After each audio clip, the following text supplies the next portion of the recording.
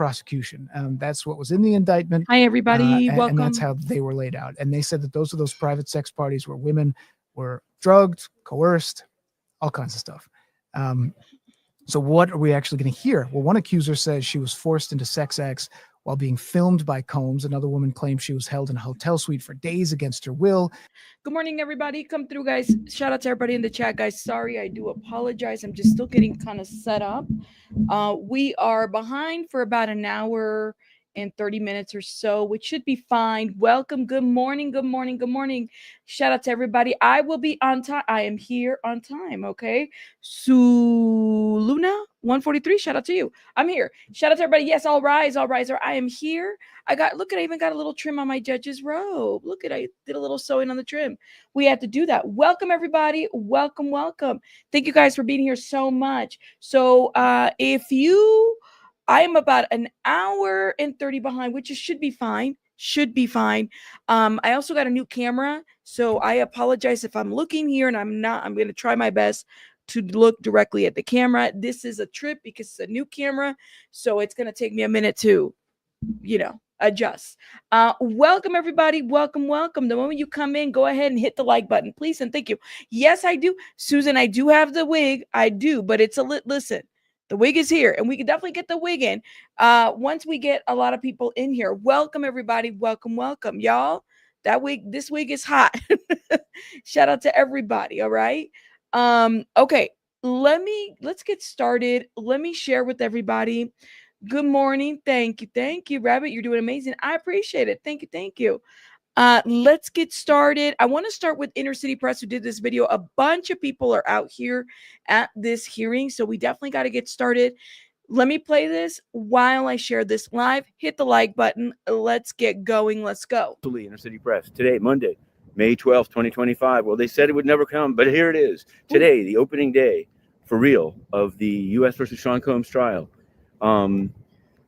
Jury selection was last week, and it was supposed to have, they were actually supposed to make the picks on Wednesday. Then it got pushed to Friday, which we also covered. And they did discuss videos and witnesses, but they did not pick the jury. Somehow it was decided to do it this morning before opening argument. So it's supposed to be at 8:30. This is being shot right around 8 a.m. And we'll just have to see. We'll begin with Diddy and we'll end with Diddy over by the courthouse in just 2 minutes from now, more or less. In any event, it should be, the trial begins after all the hoopla, after all the back and forth, after a request for delay, after a team of, I believe, 9 lawyers has been assembled for Sean Combs. And of course, there's the lineup, the so-called 6-pack of white women, as described by Mark Garagos, who's not one of the listed members of the team, but was in the courtroom during jury selection.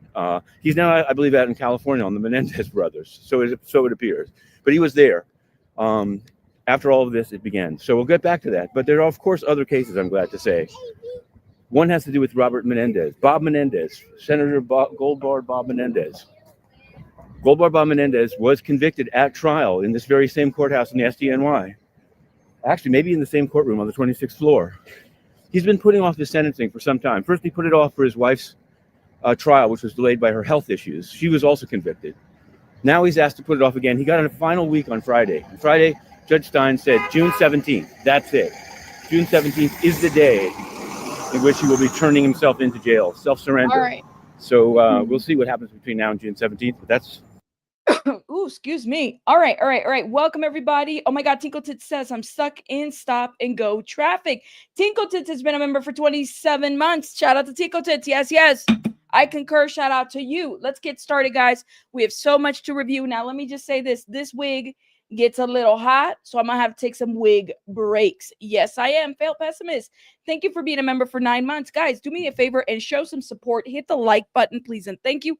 Y'all want me to wear the sweaty wig? Make sure you hit the like button. I would really appreciate it, okay? And also, do a little super chat here and there. Share. Thank you. It is a wig. That's what Petty, get it together. This is Judge Rabbit that we are on scene right now. We're about to get going. Let's go. Let's start with what is going on. I'm a little behind.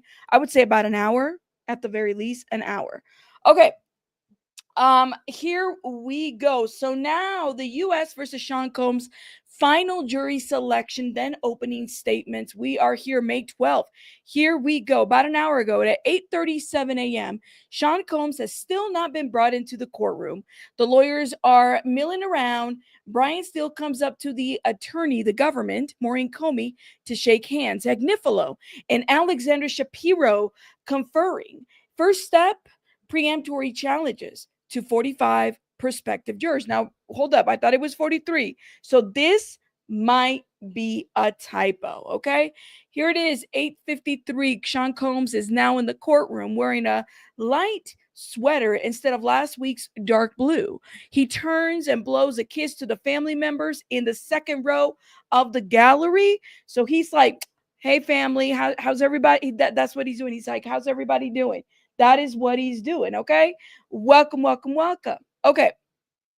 8:56 a.m. Clerk, are the parties ready? Yes. Clerk then says, Mr. Combs, were you able to get some water? We'll make arrangements for that. The judge is still not coming to the courtroom. Okay. Now it's 9:03 a.m. Agnifilo and TD Garrigos are poring over papers, presumably for preemptory challenges to prospective jurors. Remember, there is ways to be dismissed from this jury duty, preemptory challenges, and for cause. Keep that in mind, okay? Here we go. So Combs, wearing reading glasses, is also looking down at papers. 3 of 6 prosecutors are looking at or typing on their cell phones. So they're allowed to have their cell phones. They're going out, because the people, the media, all these people out there, they have to turn in their cell phones. They can't. For those that are saying out there that somebody's in the courtroom live streaming inside, not going to happen. Not going to happen. That's a federal case. It's RICO, y'all. There is no... Don't buy the hype. There's no blogger in there streaming inside the courtroom. I got a lot of messages from people saying, guys, there's bloggers in there, streaming. No, it didn't happen. Not happening. Let's keep going. Okay. 3 of the 6 prosecutors are looking at their cell phones at about 9:26 a.m. Combs' lawyer, Agnifilo, prosecutor Maureen Comey are the ones in with the judge, presumably doing the preemptory strikes to the jury pool. In the NYS court, this is all done in public in the courtroom on record. Wait for announcement of jurors. 9:34 a.m. and we're off. The judge says, good morning. We're here for preemptory challenges. The government responds, we strike juror number 51. Agnifilo responds, we strike juror number 52 and 106. Okay. Government responds, we strike juror number 216, Agnifilo. We strike juror number 157 and 112. And the government, we strike 118, Agnifilo. We strike 127 and 131. There's a lot of striking that's happening here, okay?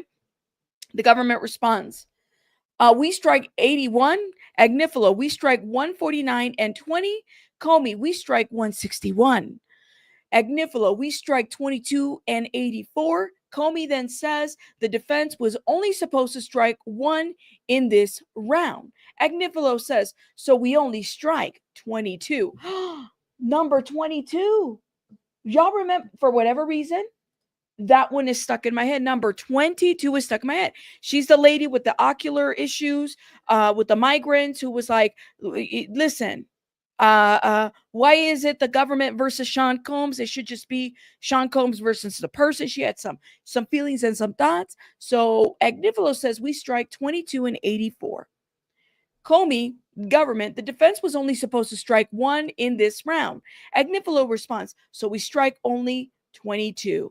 Comey responds, we strike 163. Agnifilo says we strike 84.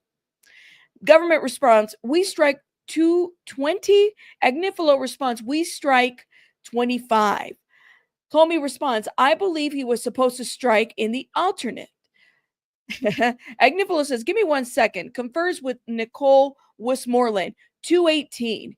Comey responds, we strike 324. Agnifilo says, we strike 240. Comey says, we strike 281. Agnifilo responds, 1 moment. Here we go. Agnifilo, I note that the government has struck 7 Black people out of the 9 strikes. Oh my God. Give me 1 second, y'all.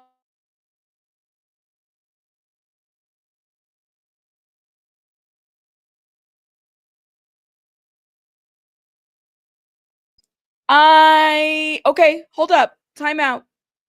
Agnifilo says very publicly, guys. Agnifilo says very publicly. He says, I know that the government has struck 7 Black people out of 9 strikes. This is interesting. Okay. The judge then says, I'll give you a chance to raise that. But let's continue. Agnifilo says, we're striking 307. The judge then says, our jurors number 2, 5, 25, 28, 55, 58, 75, 112, 160, 184, 201, 217, 230, 234, 247, 292, 321, and 330. Hold up, my friends. We have to write this in our legal pad, y'all. This is heating up. This is heat. And Agnifilo saying, you guys are striking Black people. What is going on? Legal. Let's do this. Okay, let me get this. Hold up, y'all. We got to write these numbers down. Judge says 2, 5, 25, 28, 55, 58, 75, 116. Because this is going to be interesting when we go back and look at all these numbers, guys, and kind of match what was the jury selection, what we said, what our commentary was before. 201, hold up, 217, hold up, 230. Let's see, 230. How many is that total? 234, 247, 292, 230, 221, and 230. Excuse me, 330. That's 1, 2, 3, 4, 5, 6, 7, 8, 9, 10, 11, 12, 13, 14, 15, 16, 17, 18. That's 18 people that they have so far. Agnifilo says the U.S. struck 7 Black people, which mounts to a pattern. The government struck 7 Black people, which mount to a pattern. Guys, I'm sorry. This is what Agnifilo is pointing out. We have to talk about this.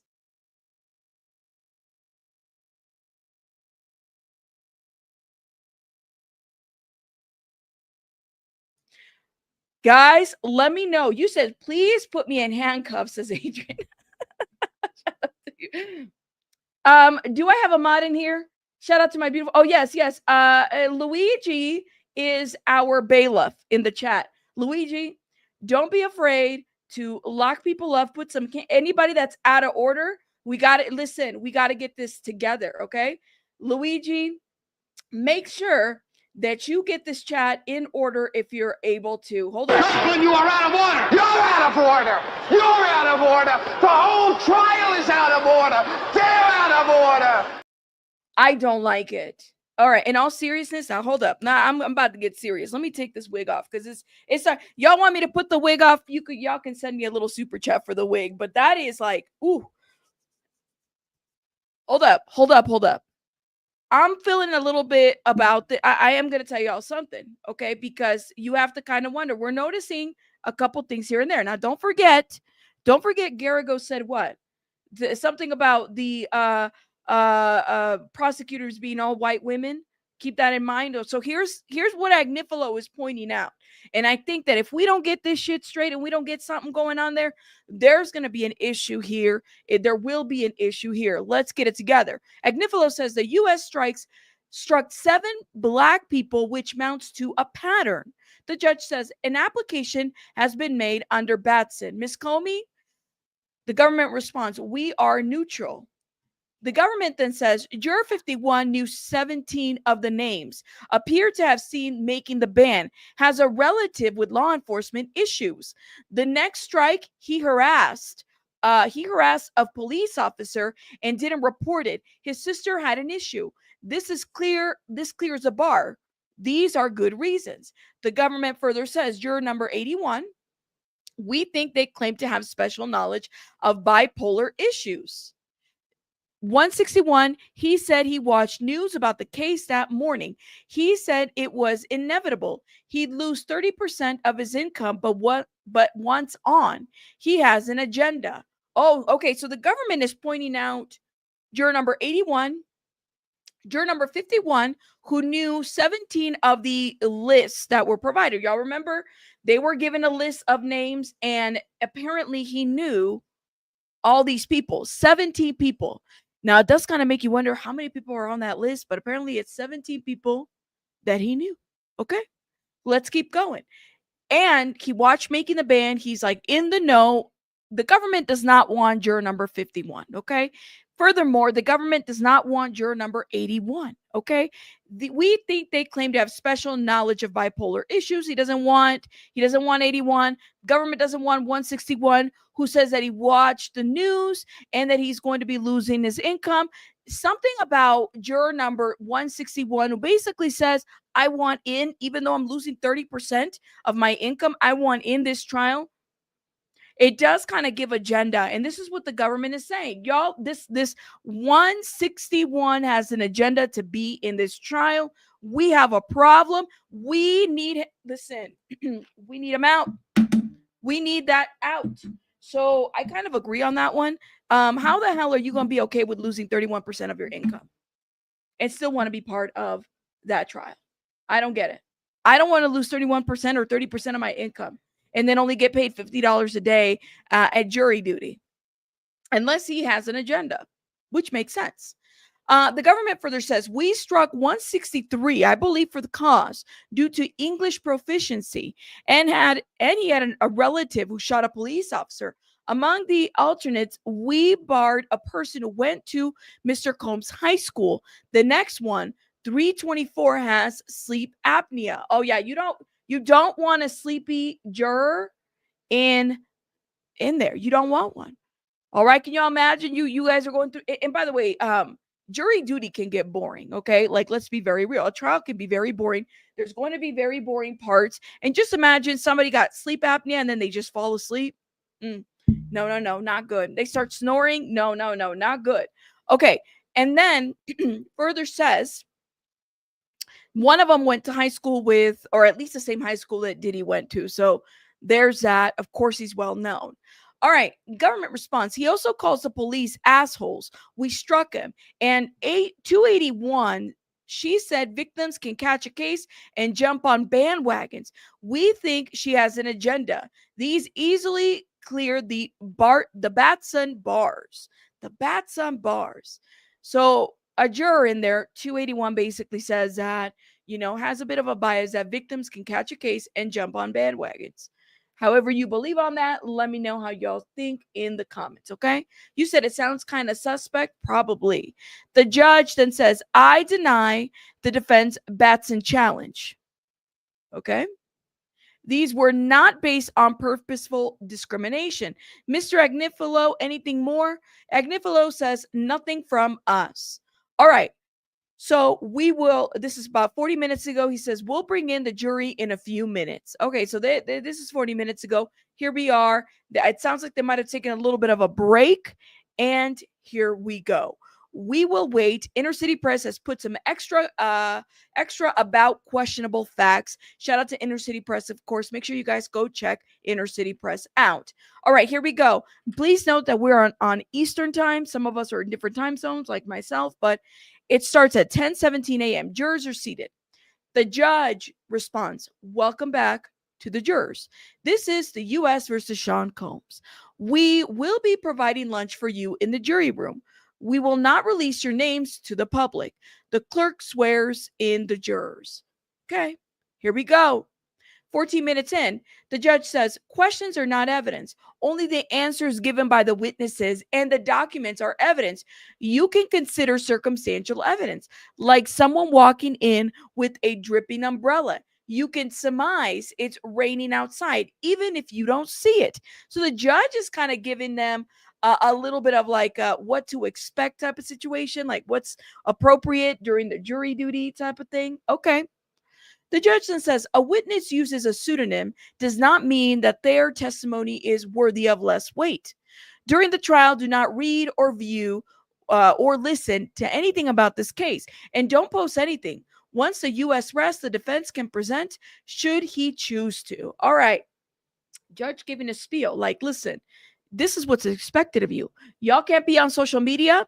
You cannot be giving your opinion on, so you cannot even tell people that you're on this jury.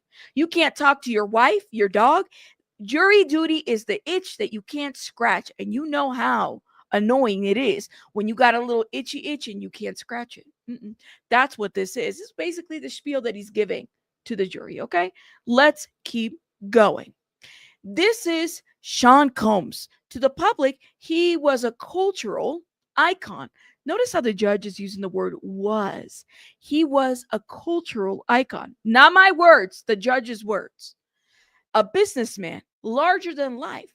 But there was another side to him. It's what the defense is saying. Here we go. The opening statements. This is Sean Combs to the public. He was a cultural icon, a business larger than life. But there was another side to him. You will hear about 20 years of the defendant's crimes. He had a team to help him. Kidnapping, arson, drugs, sex crimes. The government further goes. Let's start with one. Might. He was on the hunt for his girlfriend, Cassie. He forced her to have sex with male escorts while he watched and recorded it. He found out Cassie was seeing another man. Furious, he set out to find Cassie and another man. The government further goes in their opening statements. He woke an employee to drive to the house, but no one was there. The defendant didn't give up. He kept looking for Cassie. When he found her, he beat her brutally, kicking her in the back and flinging her around like a rag doll. But that wasn't enough. The government further goes. He told Cassie he would release videos of her having sex with male escorts. He broke into a man's house and he beat and blackmailed his girlfriend. These are not only his crimes. Cassie is not the only woman he beat and exploited. 20 years of crimes. The government further goes. He had a business, Bad Boy Records, that made him right. He relied on his bodyguards, chief of staff, who ran all aspects of his life. The group promoted his power. His bodyguards kidnapped an employee and set a car on fire. He dangled a person. Guys, remember the lawsuit? Remember the lawsuit where he was dangling the designer from 17 floors? This is what this is about. Okay? Let's keep going. This is what the government is saying.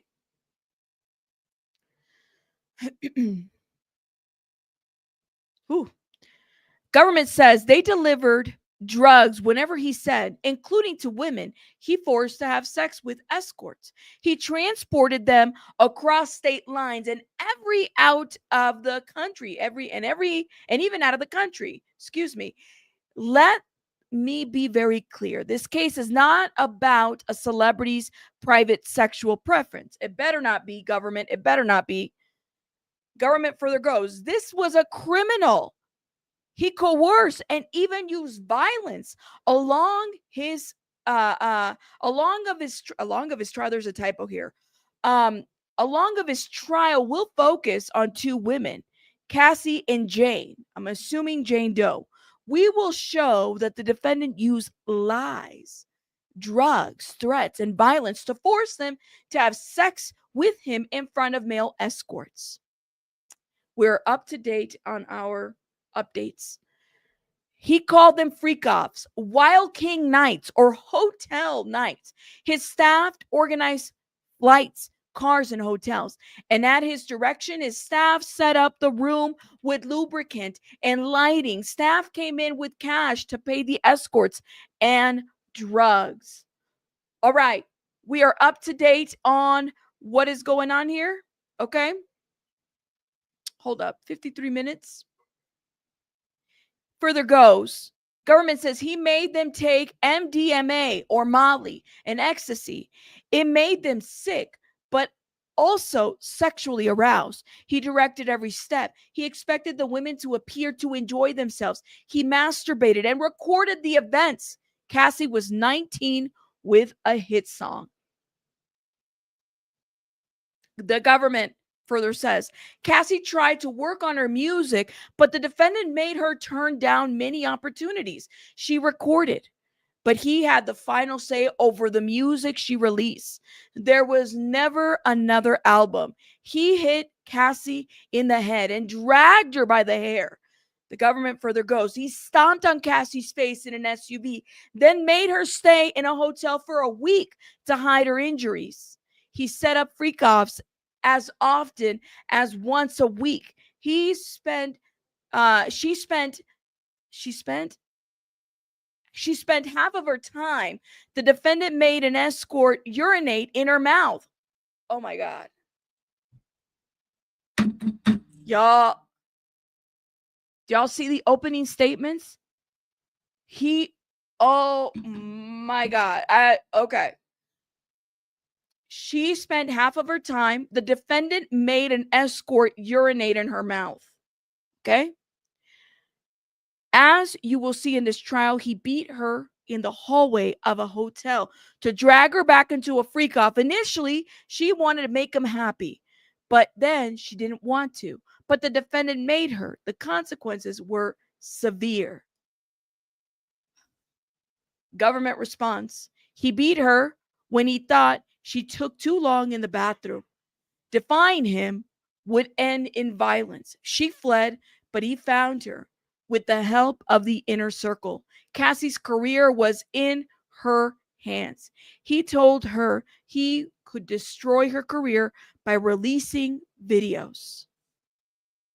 When he said to have a freak off, she knew she had no choice. He called the escorts, and put on the performance he wanted. Her safety depended on keeping him happy. The relationship was complicated. Both were unfaithful, but only one of them had the power. Y'all, okay, hold up. We're up to date. We are up to date on opening statements. Okay, let me review the opening. Since we're up to date, that should be fine. I want to review what the government is saying, okay? Government starts, this was 19 minutes ago. Government starts by saying, this is Sean Combs. To the public, he was a cultural icon. Hold up. A businessman, larger than life. But there was another side to him. You will hear about 20 years of defendant's crimes. He had a team to help him: kidnapping, arson, drugs, and sex crimes. Let's start with one night. He was on the hunt for his girlfriend, Cassie. He forced her to have sex with male escorts while he watched. Recorded it. He found out Cassie was seeing another man. Furious, he set out to find Cassie and another man. He woke an employee to drive to the house, but no one was there. The defendant didn't give up. He kept looking for Cassie. He found her. He beat her brutally, kicking her in the back, flinging her across like a rag doll. But it wasn't enough. He told Cassie he could release the video of her having sex with male escorts. He broke into a man's house. He beat and blackmailed his girlfriend. These were not his only crimes. Cassie's not his only woman he beat and sexually exploited. 20 years of crimes. He had a business, Bad Boy Records, that made him right. He relied on his bodyguard, chief of staff, who ran all aspects of his life. The group promoted his power. His bodyguards kidnapped an employee and set a car on fire, dangled a person. They delivered drugs whenever he said, including to a woman he forced to have sex and escort. He transported them across the state lines and even out of the country. Let me be very clear. This case is not about celebrity private sexual preference. This was a criminal. He coerced and even used violence along his trial. There's a typo there. We'll focus on two women, Cassie and Jane. We will show a typo. We will show that the defendant used lie, drugs, and threats and violence to force them to have sex with them in front of the male escorts. He called them freak-offs, Wild King Nights. Notice that those were part of the Wild King Nights was part of the lawsuits, guys. Keep that in mind. These are words that were used in lawsuits, okay? Or hotel nights. His staff organized flights, cars, and hotels at his direction. His staff set up the room with lubricant and lighting. Staff came in with cash to pay the escorts and drugs.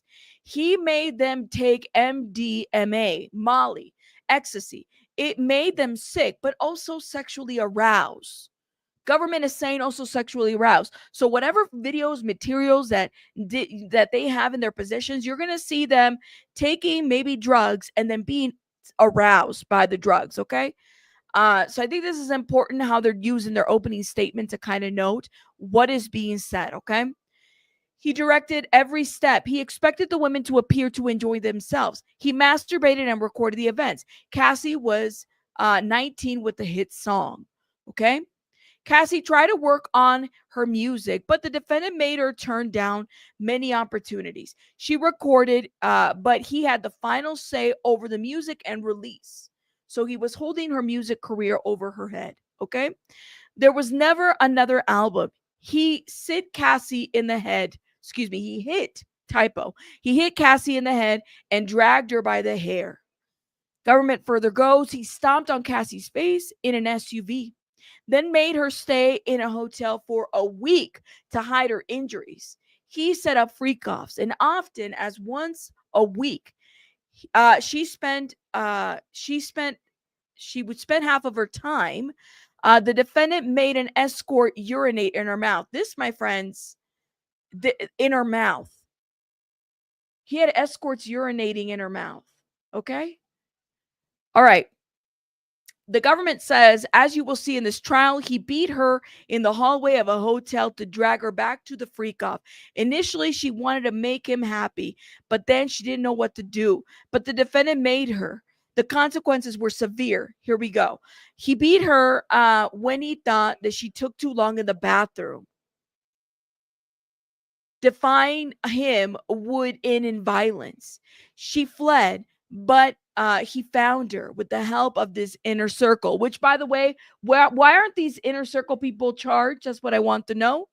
He found her with the help of the inner circle. Cassie's career was in her hands. He told her he could destroy her career by releasing a video. The government further goes, when he said to have the freak off, she knew she had no choice. She called the escort and put the performance he wanted. Her safety depended on keeping him happy. The relationship was complicated. Both were unfaithful, but only one of them had the power. Only one of them had the power. Okay, here we go. More new arguments. Let's keep going, guys. I'm going to be looking away from the chat, so I won't be paying attention. Shout out to everybody that's here. Make sure you guys are hitting the like button and supporting the channel. I would appreciate it. Okay, he made Cassie do his bidding in those dark hotel rooms. Cassie was not the only one. This was a pattern. Let me tell you about Jane. She was a single mom that started spending time with him in 2020. She fell in love with him. He was seeing other women. One night, he told Jane about freak-offs and made it happen immediately. He took her to a hotel where an escort was on the way. He directed her step by step. Jane thought it was a one-time wild night. She was wrong, he continued, offering a real relationship. Jane wanted the escort to wear condoms, but the defendant did not let them. Jane tried to make it through these nights without drugs. The first time she broke down and took ecstasy to finish. Another time she vomited, but he said, go do it again. Jane found two men and invited them to join the freak-offs so she could choose the man she'd be intimate with. The defendant discouraged her from working. He had the power to coerce her back into the hotel room. He threatened with the video. Not even a year ago, he went to her house. She was angry. She hit him. She became enraged. She tried to hide it. She locked herself in the bedroom. He kicked it open. Then the bathroom, the closet, the guest bedroom. He kicked her to the ground. Oh my God. Okay, we are up to date with the government arguments. Guys, let me see what you guys are saying in the chat.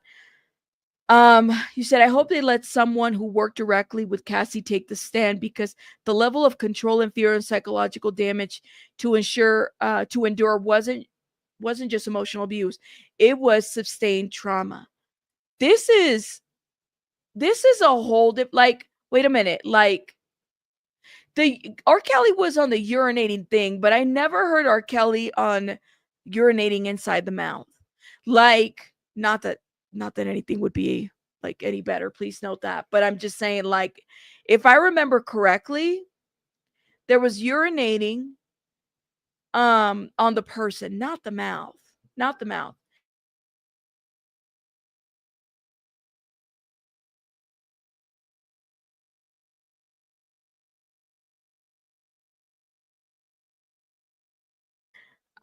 Diddy kicked those doors open years ago.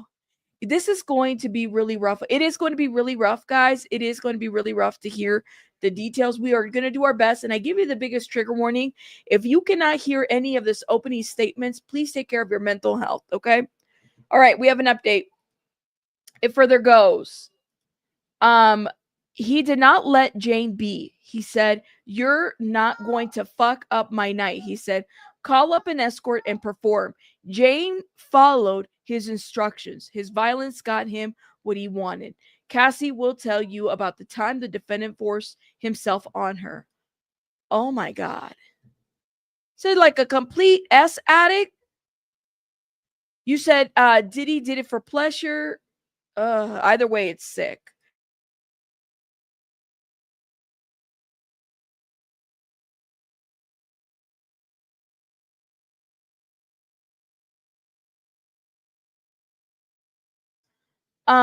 You said, "Oh no, we're gonna need a bigger bucket." It's a lot, y'all. It's a lot. It's a lot.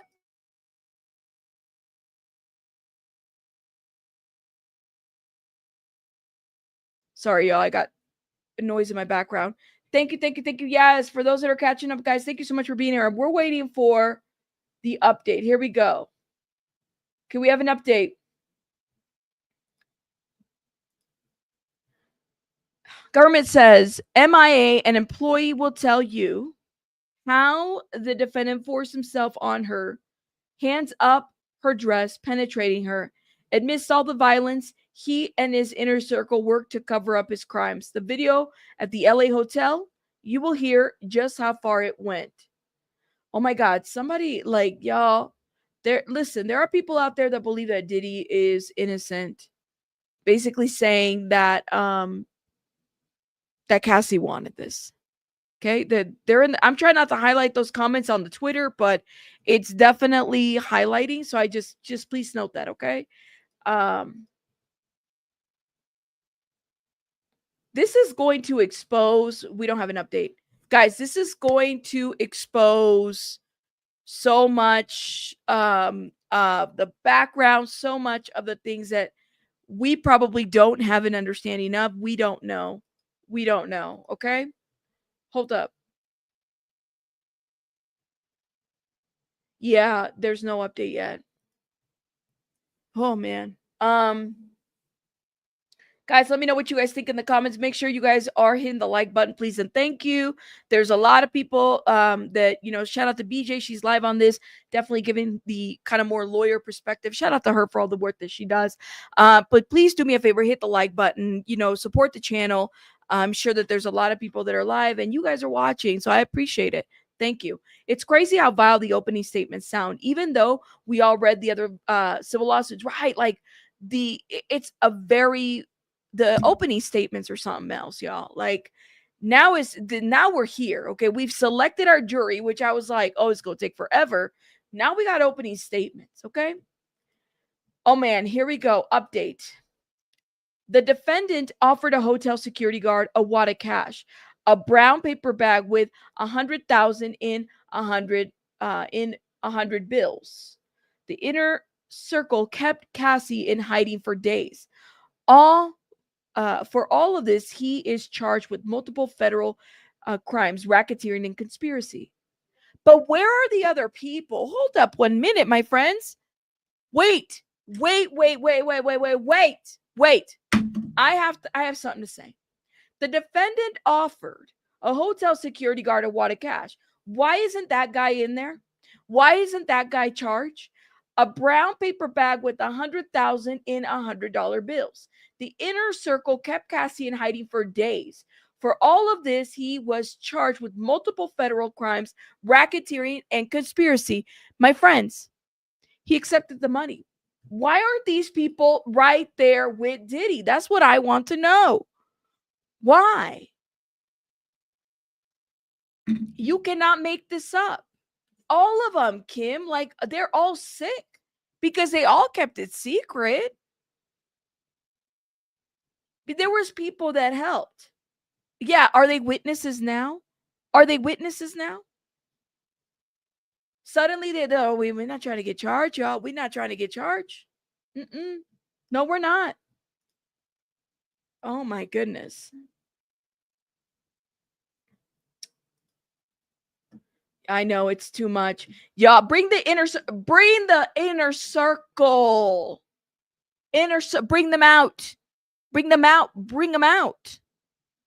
Y'all, I have to run and get my drink. Give me 1 second, okay?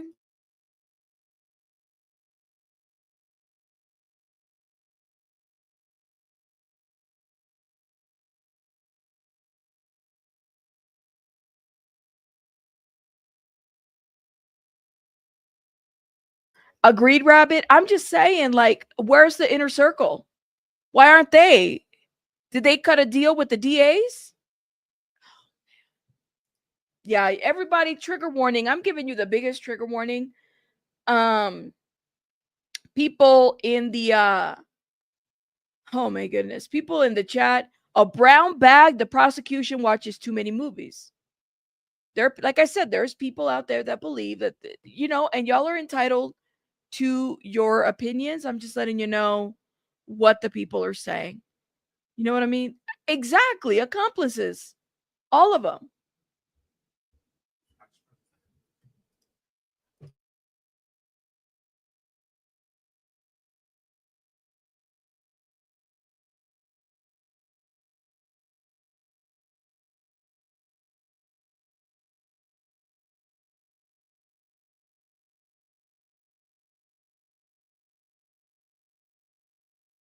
Sorry, guys. I got to get my drink and some food because I haven't had any food yet. Do you think, I don't think I'm muted now. Yes, I was muted because I didn't want you guys to hear what I was saying. Because I had somebody bring me a sandwich and a drink. I don't think Ali or Jaguar Wright are going to testify. Guys, I'm sorry. Those people are not credible. I know some of you guys believe in everything that they say. They're not. They have been proven not to be credible. Melinda, if you support Ali Carter, I completely understand. That's completely up to you. But the lady is not. Some of the things that she's put out there are not accurate. And that includes Jaguar Wright. Okay. I'm just letting y'all know. Yeah, just letting y'all know. And yes, she's not Tupac's daughter. Okay. Thank you. Give me 1 sec, guys.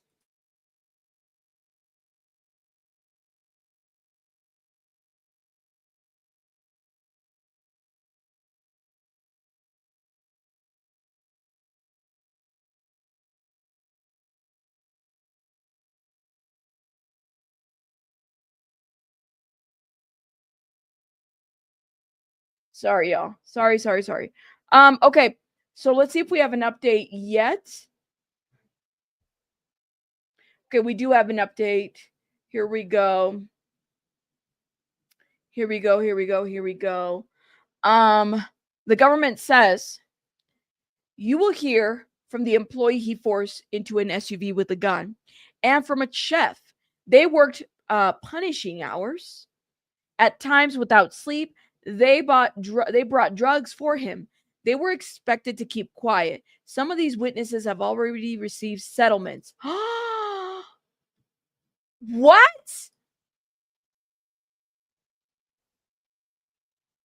Some of the witnesses have already received settlements?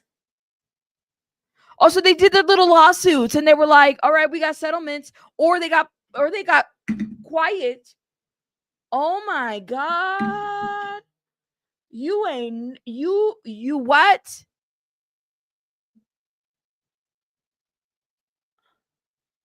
Cassie and Jane will tell you of the most painful experiences of their lives.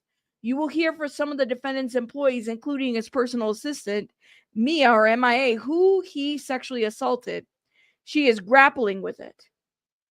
You will hear from the employee he forced into an SUV with a gun, and from a chef. They work punishing hours. What the hell are punishing hours? At times without sleep. They bought drugs for him. They were expected to keep quiet. Some of these witnesses have already received settlements.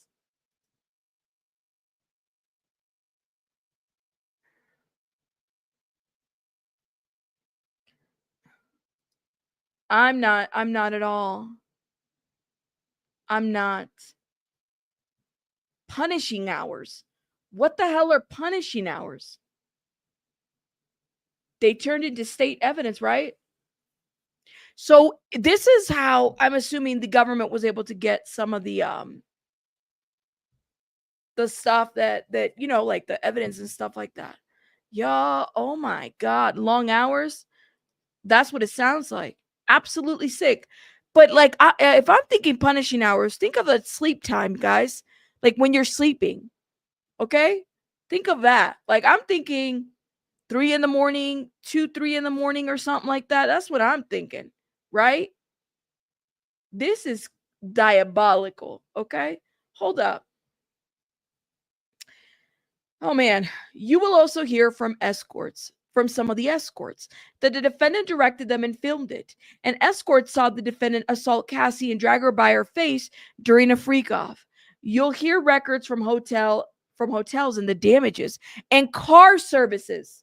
You will see text messages in which the defendant tells staff to bring cash for escorts. And by Jane saying she did not want to do a freak off, you will see evidence. In them, you will see videos. In them, you can hear the defendant provide direction to Cassie and Jane high on ecstasy. You cannot consent if you're high on ecstasy. You cannot consent if you're high on ecstasy. Oh my God. Absolutely here. You're absolutely right. And actually, the feds can use that. I mean, that whether they settled or not, they can use that, right? Right, bruh. Imagine being a valet for these motherfuckers. Imagine the issues you find in the fucking cars. You're so right. Like, can you imagine, or having to clean up after them in a hotel? Yo. Can't make this up. Can't make this up. Hold up. Again, you will see text messages in which the defendant tells staff to bring cash for escorts. And by Jane saying that she did not want to do freak offs, you will see videos. And then in them, you can hear the defendant provide direction to Cassie and Jane high on ecstasy. You will see a video of the defendant's brutally beating Cassie during a freak off in an LA hotel. You will see photos of the damages, including to 4 doors in Jane's home not even a year ago. You will see what he had in his home: guns, med bags of drugs, and lube. Mm-mm-mm. Yeah, you cannot. Y'all, hold up, y'all. I got to take a bite of my sandwich. Give me 1 sec.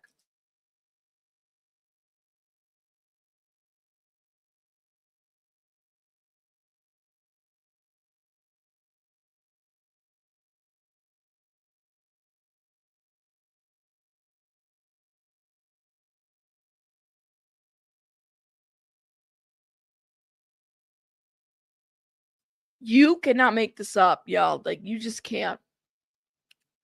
You cannot. Like, Blue Rose, shout out to you. I just, like, please note the details are very tough in the opening statement. If you are triggered, please log off. I won't be offended. It is what it is. I completely understand. Okay. You will see a video of the defendant brutally beating Cassie during a freak off in the LA hotel. Okay.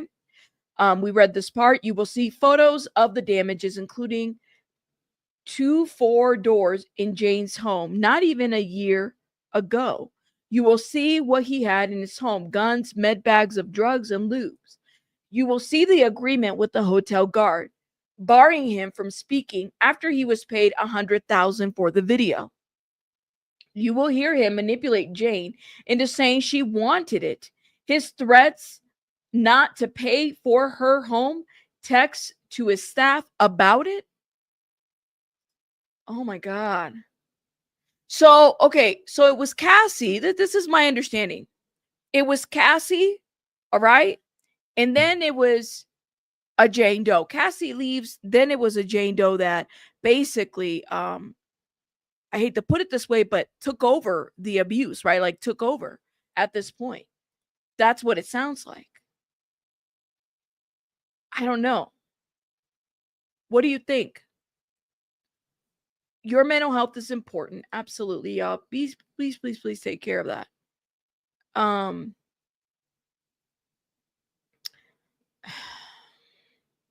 don't know, man. It's like a real house of horrors. I had coffee, Maggie. If I either that, my blood pressure gets really low if I don't, or my blood sugar gets really low if I don't eat something. It's not that I'm hungry. It's just that I had to put something in my body. For all these survivors, remember, you matter. Absolutely. Gina says she would tell her Cassie was the one and he was the bad one. Remember what he said? Thank you for holding it down, Cassie. Thank you for holding it down for all those years that I was having a hard time. Y'all remember that? He was hoping that she never speak. He was hoping that that shit would never get leaked out. And it's not like he wouldn't follow through with his threats, guys. I mean, he had the videos. He had freak off videos. Okay. Clearly, I mean, the guy, hate to put it this way, because it's like, to a certain degree, we have evidence, right? The videos. But the guy did save videos. If I was Cassie and somebody leaked an S tape of me, I wouldn't put it past Diddy. I would definitely believe those threats. I would be very worried. So yeah, like, it's low-key that's where that came from. That was low-key a threat. Like, thank you, Cassie, for holding it down. Yeah, okay, I get it. Meaning, don't you fucking say shit about anything or I'm going to release these videos. That's what that was. Honestly. That's what that was.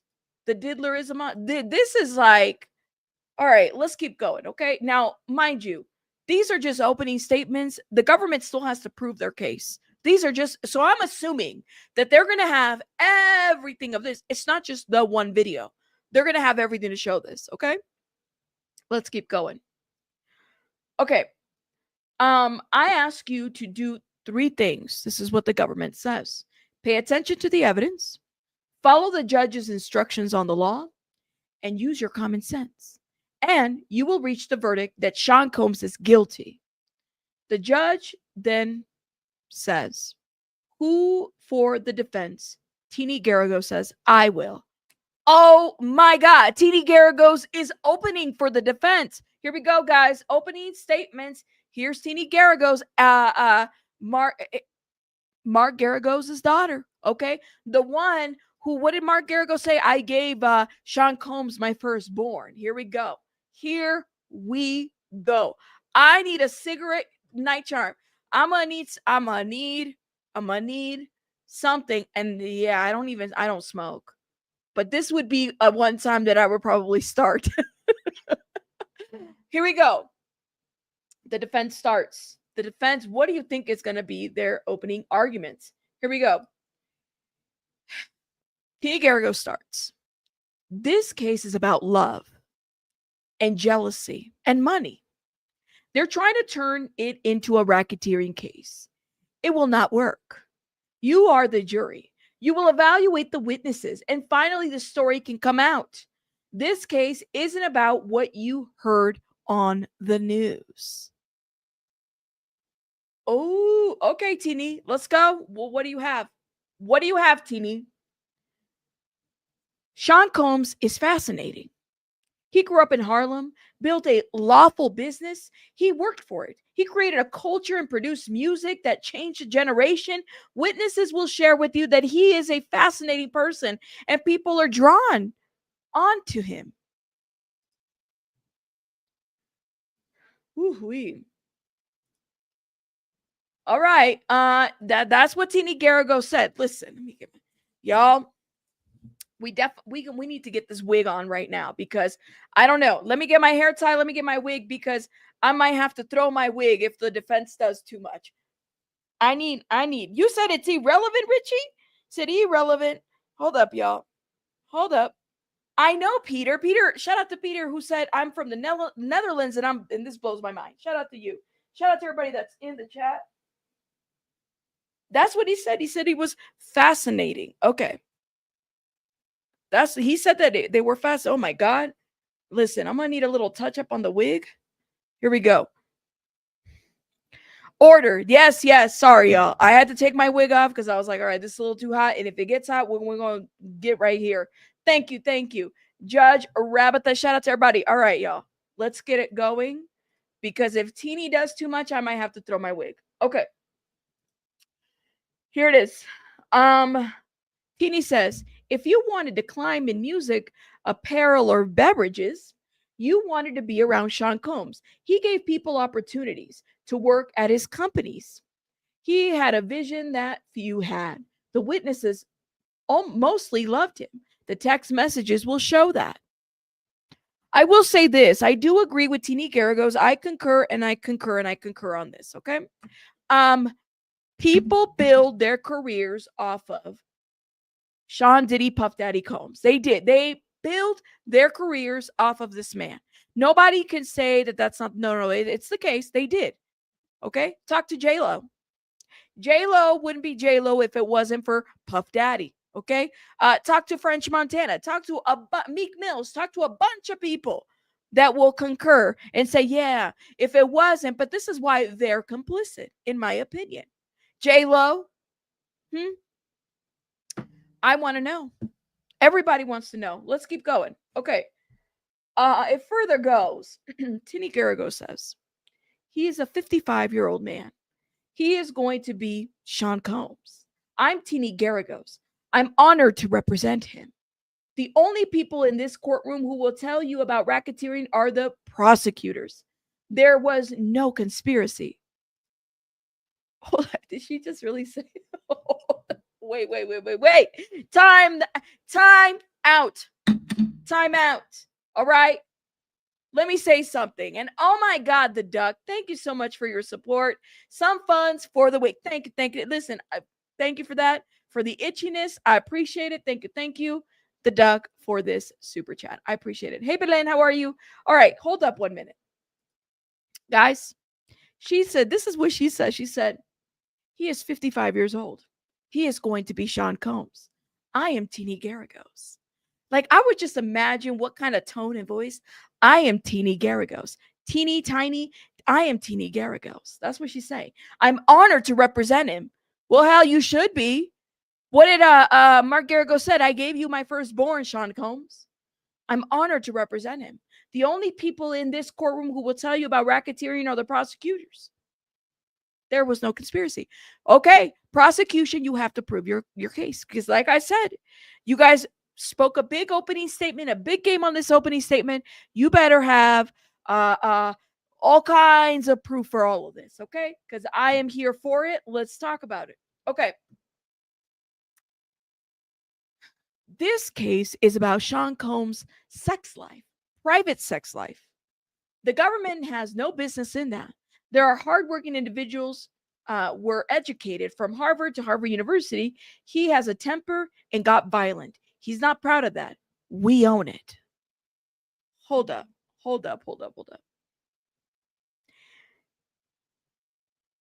This is a case about Sean Combs' private sex life. The government has no business in that, which we know. I don't want the government, no business, okay? These hardworking individuals were educated from Harvard to Harvard University. Wait. From Harvard to Howard University. I'm misreading, y'all. From Harvard to Howard University. He has a temper and got violent. He is not proud of that. He owns it. So this is about him having a temper? I don't think so. But, I mean, people will argue that it is. Okay. So he went from Harvard to Howard. I don't know, man. Let me know what you guys think. Hold up. Thank you, Sid. Thank you, Blue Rose. I need to understand. You said I sleep with who? With Zaddy 50. Oh my God, stop it, Luigi.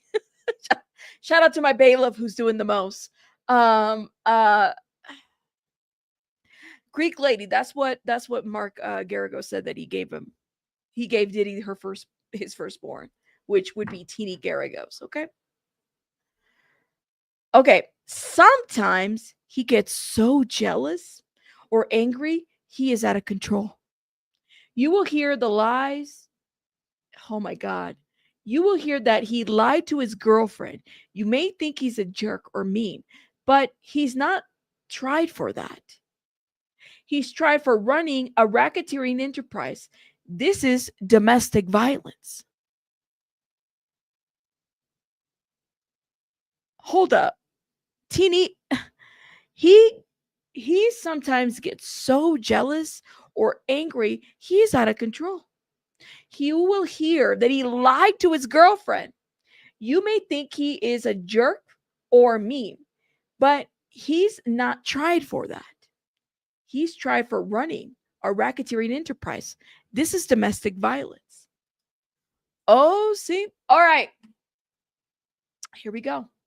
Now this is gonna tell us what the defense is really gonna say about Sean Combs, why this case is happening, and why the government got it all wrong. Okay, domestic violence is not sex trafficking. Had he been charged with domestic violence, we would not be sitting through an 8-week trial. He is not guilty of these crimes. As the trial goes on, we are going to take accountability. We will not shy away. I feel like I'm being gaslit. Objection. Don't be gaslighting us. Don't be gaslighting us. Okay? Hold up. It's almost like we're going to take accountability for the DV that you might see on the videos. We're going to take accountability for the DV that you might see on the videos.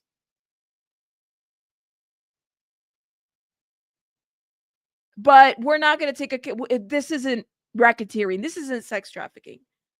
I cannot. Oh my God. Okay. All right, Teeny Garrigos. Look at you. Better go, Teeny.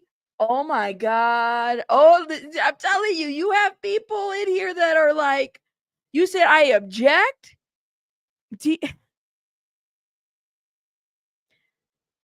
Listen. All right, Chico, my other bailiff is in here. Shout out to Chico. Okay. Good morning. You said there has to be more. Exactly. The racketeering is not DV, guys. What? But I'm here for this. Okay. Hold up. Here we go. TD Garrigos. Not the government. Sean Combs had a bit of a different sex life. The alleged victims were all getting something from him. They are adults. They too must take responsibility for their lives, as he does for his.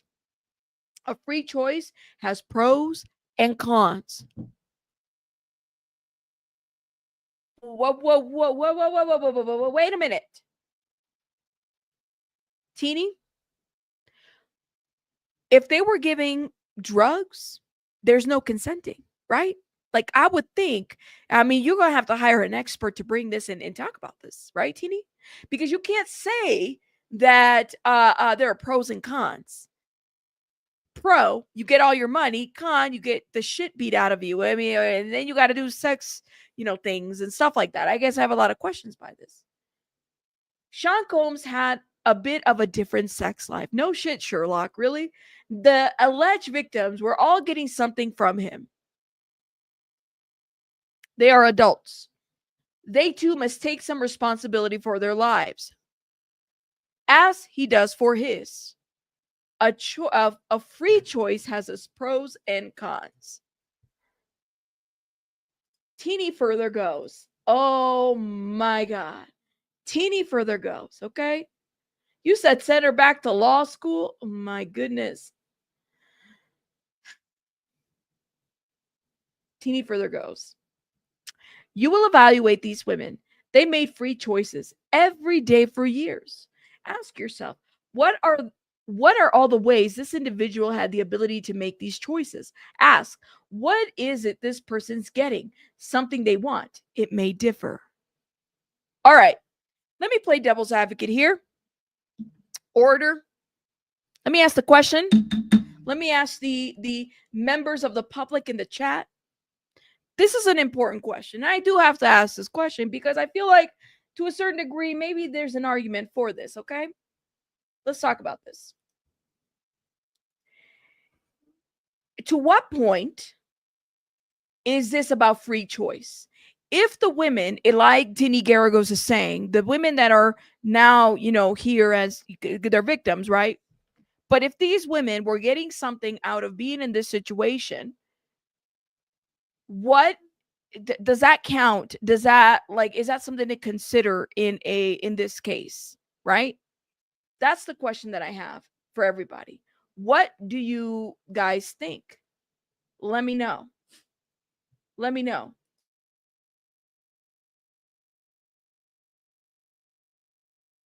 You say you love doubles up. Well, I mean, what are they? Because this is what they're saying. When there's drugs, you can't consent. That we can agree with. You cannot consent when there's drugs, okay? But I do have a question. She's doing her job. A crime is a crime. So no. Okay. Is a crime even though you're getting something out of it? Even if you're a victim, you could this is kind of where this is going, if you know what I mean. You know what I mean? You said teeny maybe in the Illuminati world for us normal humans. This is abuse and a crime. Abuse is abuse. It's not a crime. Huh. It's an important point. Important point.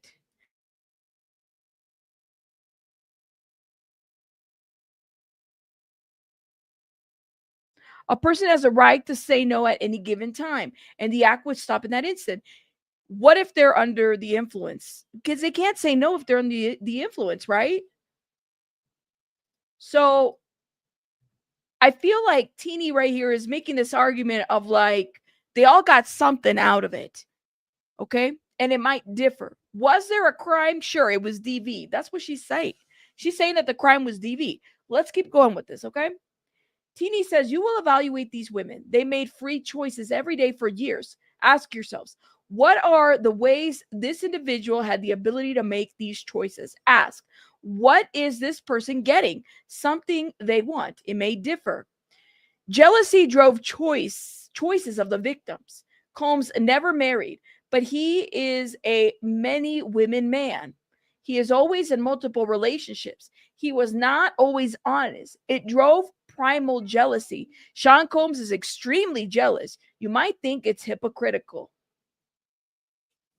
Huh? Okay. Yeah, Sean Combs has never been married. He's had multiple women. Okay. Okay, I'm trying to understand what she's saying here, all right? Because listen, I'm trying to understand. Her argument is jealousy drove choices of the victims. So the victims were jealous when they were in this quote unquote relationship. And I'm assuming since she's calling it domestic violence, she's going to be saying that they were in a relationship, right? Because in order for there to be DV, there would have to be a relationship or a familial ship or some kind of ship, right? There would have to be something. Jealousy drove choices of the victims. Okay.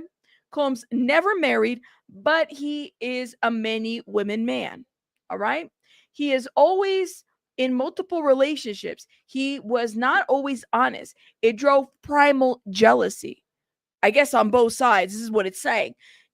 Combs is extremely jealous. You might think it's hypocritical. Okay, so his extreme jealousy made him get physical with everybody. Keeps going.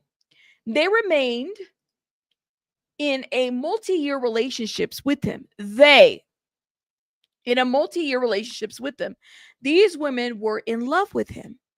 And infidelity and jealousy drove the violence. Alcohol and drugs drove things. But he is not racketeer.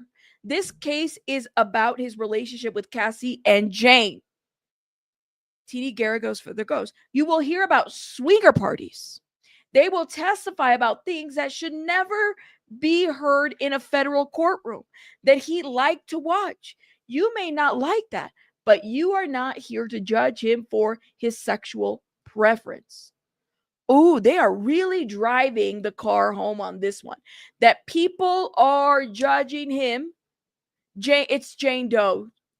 So it's Cassie and Jane Doe.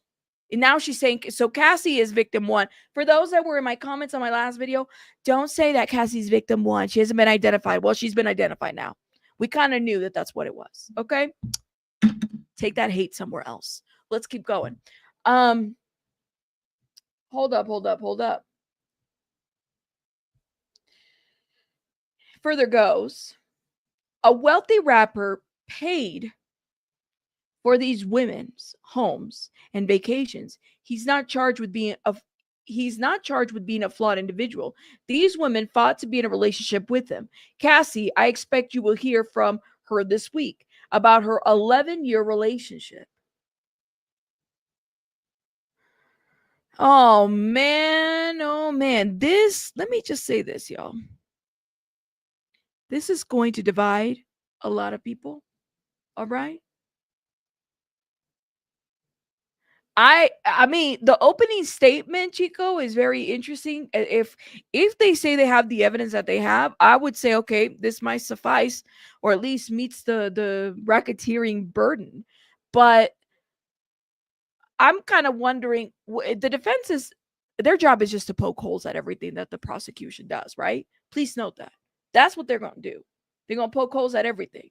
So yeah, I wonder about this. Let's see. I wish I could take my abuser to court. He fled the state and changed names. I'm sorry, Luigi. Of Cassie had a record contract and he had the power over her releases. Yes, she got something out of it. It may be her music out of it, maybe not get great photos published, consent. Well, she got something out of it, but I'm sure she didn't sign anything that said that you can release footage of her having sex with S workers or anything like that. I don't know. So does the same apply for the men involved herein? That's a great question, Yvette. That's a great question. Hold up. Let me update this. Okay, here we go. We got an update. Teeny says Combs with Kim Porter, the mother of 4 of his children. He continued with her until her death from pneumonia in 2018. His fights with Cassie were about cheating. It was a toxic relationship. They loved each other. All right. Let me time out and play devil's advocate again, okay? Teeny's saying, like, listen, y'all. Cassie was in a relationship with Combs, okay? Kim Porter was in a relationship with Combs. Around the same time, at the same time. One thing about Sean Diddy Combs is that he does date women at the same time. Like, he dates multiple women. He does that. That's his thing.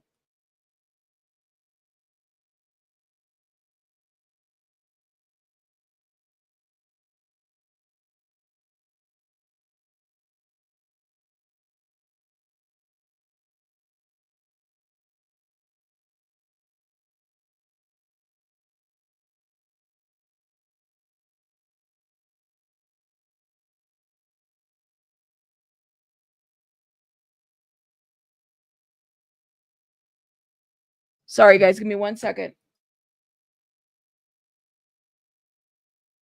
A serial dater. So, sorry, I had to step out a little bit. when Diddy was with J-Lo, he was also with Kim Porter. Okay. Matter of fact, I think Kim Porter had a was pregnant at the time that he was with J-Lo. So keep that in mind. Hold up. You're gonna send me a message. Yes, James. I'll post it again. When I get a little break, I'll post the link again. And it expires within 24 hours for the members, just so people are aware. Okay. Shout out to everybody. Hold up now. Let's see if we can update this. Okay, so we do have an update. Okay, 1 second. Give me 1 minute.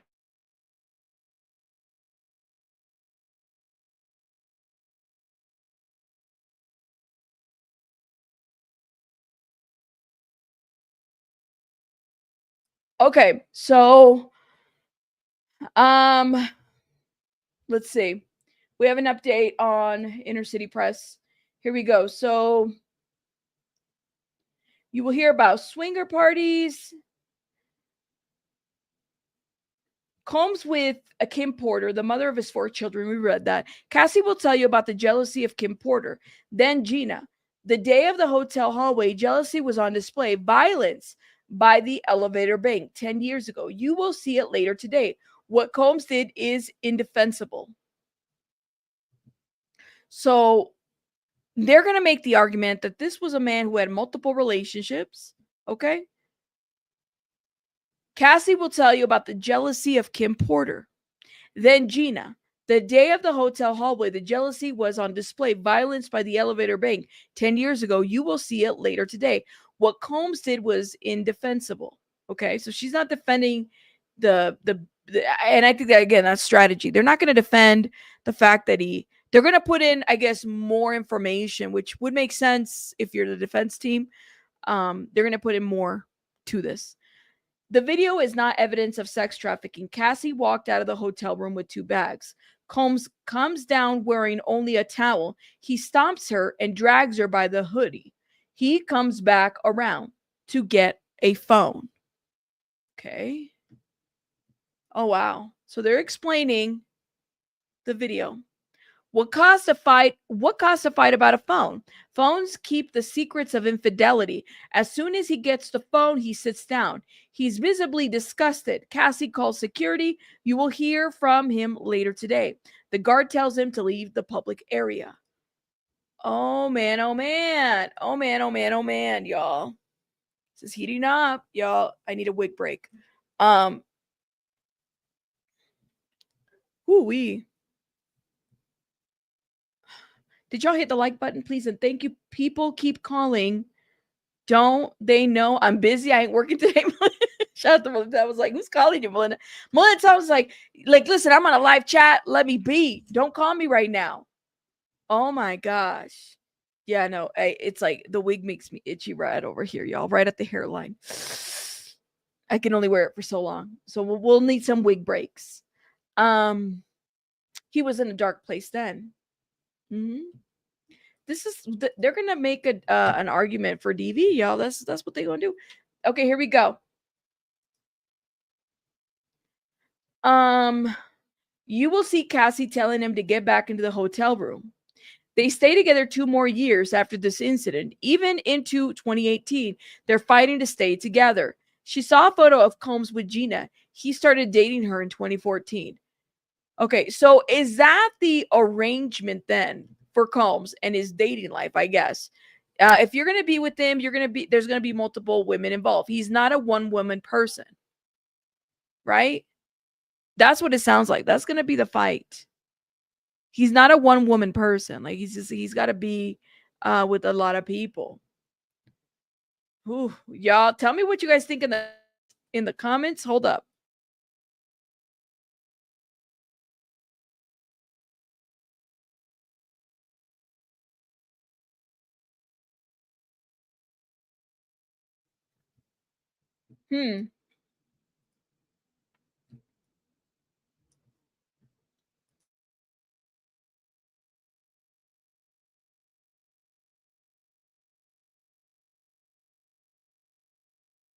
Sorry, guys. I gotta need a little drink. Okay. Hold up. Let me see. Up to date. Teeny Garrigo says Cassie had a choice every single day to stay with him. That was her better choice until she broke up with him. She was not coerced. When she left him, there was no repercussions. She ran into the arms of a physical trainer Combs had hired to train her. Oh, shit. Okay, this is what Teeny is saying, y'all. Cassie had a choice every single today, every single time. I think that's what he meant to write. Every single time to stay with him. That was her better choice until she broke up with him. She was not coerced. When she left, there was no repercussions. She ran into the arms of a physical trainer Combs had hired to train her. Well, okay, let me stop right here. What about the guy with the blow up, Kid Cudi? Or what about when she was talking to other people? Like, are they going to act like these people weren't threatened? Okay. All right. So she had a choice to leave. That's what Diddy's saying. I don't know about that. The only freak offs you will see at this trial were on her phone, not his. In November of 2018, Kim Porter passes away from pneumonia. Cassie did everything to be there for him. She flew to Georgia amidst the breakup. She flew to be with him. Oh my goodness.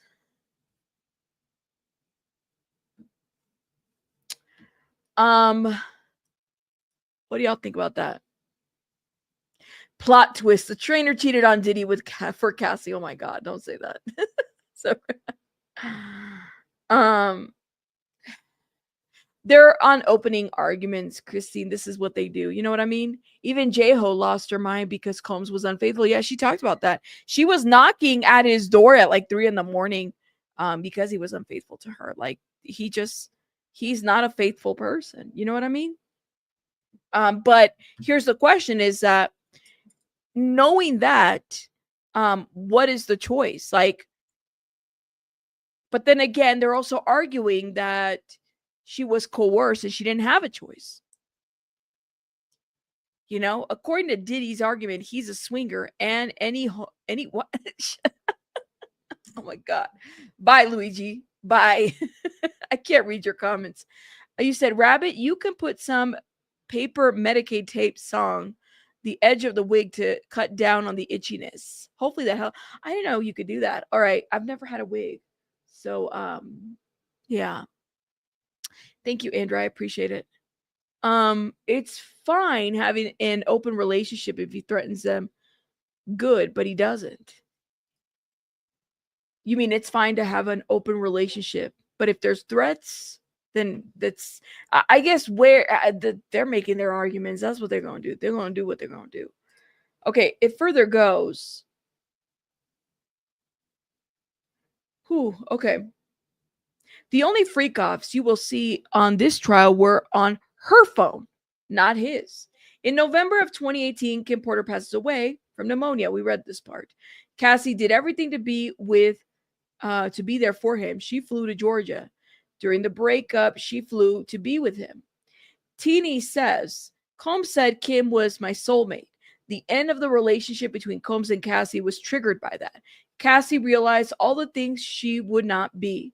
She wanted to be Combs' wife, the love of his life. She spent 11 years trying to get that. I didn't even know they were together for 11 years. I thought they were only together for like 10, but I mean, I guess it's the same time frame wise, only a year difference. Oh my God. What do you guys think? Pussycat, that's what people say. Mm-hmm. They're hoping that no one will be able to debunk the consequences of DV against Cassie. Yeah. He's got what is it? Did we count 8? He's got 8, and they're all high profile. He's got the Young Thug, Brian Steele, the Agnifilo, Teeny Garagos, 2 other ones, and another one. So yeah, like, and then 2, like 9 or 8. Pretty sure it's like 8, I think. We reviewed them, and then he added 1 lawyer as well. That's it. You said, "Oh, good luck putting it." Well, that's the thing is this is what we were talking about yesterday. It's like I wonder how much money he is spending on all of this, because none of those lawyers come cheap, right? None of them. So yeah, let's keep going. Okay. Cassie married the trainer and is pregnant with her third. Evaluate Combs' intent at the time for those 11 years. The messages will show that she was a willing participant in their sex life. Cassie's testimony this week can't change that. Oh, shit. Oh, yeah, there's Mel in the... Oh, hell nah. Mel's in the tweets commenting. Cassie married the trainer and is pregnant with their third. Evaluate Combs' intent at the time for those 11 years. The messages will show that she was a willing participant in their sex life. Cassie's testimony this week will change that. So her testimony this week about the text messages will change that. You say Steele's a goat. He does fuck shit, but he is a goat. I give him that. I didn't know. So in one of his cases, Chico, Steele actually like spent the night in jail with a person that he was representing, because the person that he was represented had like some disabilities or whatever, and he got him off charges too. Like he is very connected with his with his clients and stuff. Like he'll do things like that. It's federal. They won't televise it. We'll have like the nice little arts. Now, let me say this. I did talk to another blogger and we want to get the transcripts. But y'all, the transcripts are, I think I put it on the Discord. They're like $1,312. So I'm trying to go in so we can get the transcripts at least for this week, at the very least. And I think we split it. It's like $400 and some dollars. So I mean, if we can all come together, that'd be amazing. But I'll let you guys know kind of where I go from that, because I need to call her, and I'm pretty sure she's probably busy right now. She's actually in New York, covering this too. Yeah. You said, I have a feeling that Cassie is going to be a great testifying, powerful, and emotional. Well, and I hope that like she's pregnant too. I don't know how far along she is. And I hope that, she takes care of herself, because this can't be good for, testifying. The whole pressure of that can't be good for the baby, if you know what I mean. Hold up, y'all. Give me 1 second.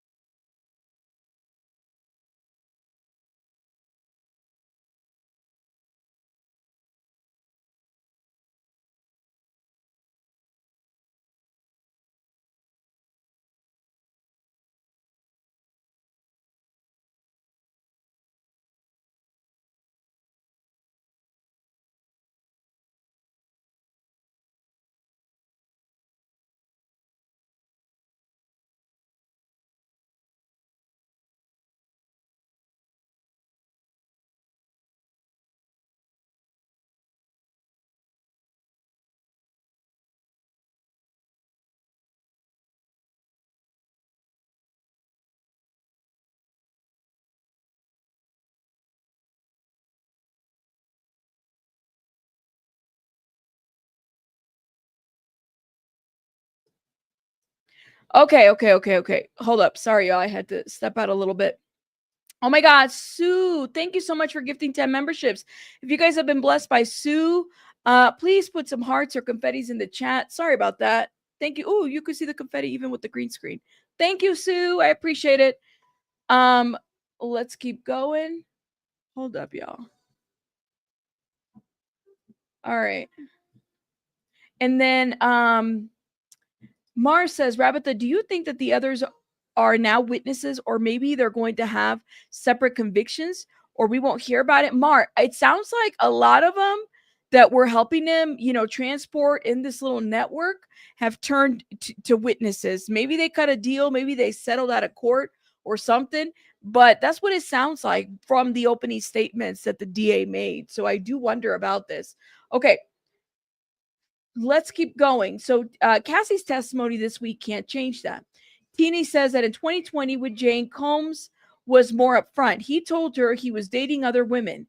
She was still jealous. Jane wanted it public. He proposed a consensual threesome. They went to a private hotel. I expect her to say she enjoyed it. Okay, give me 1 sec, y'all.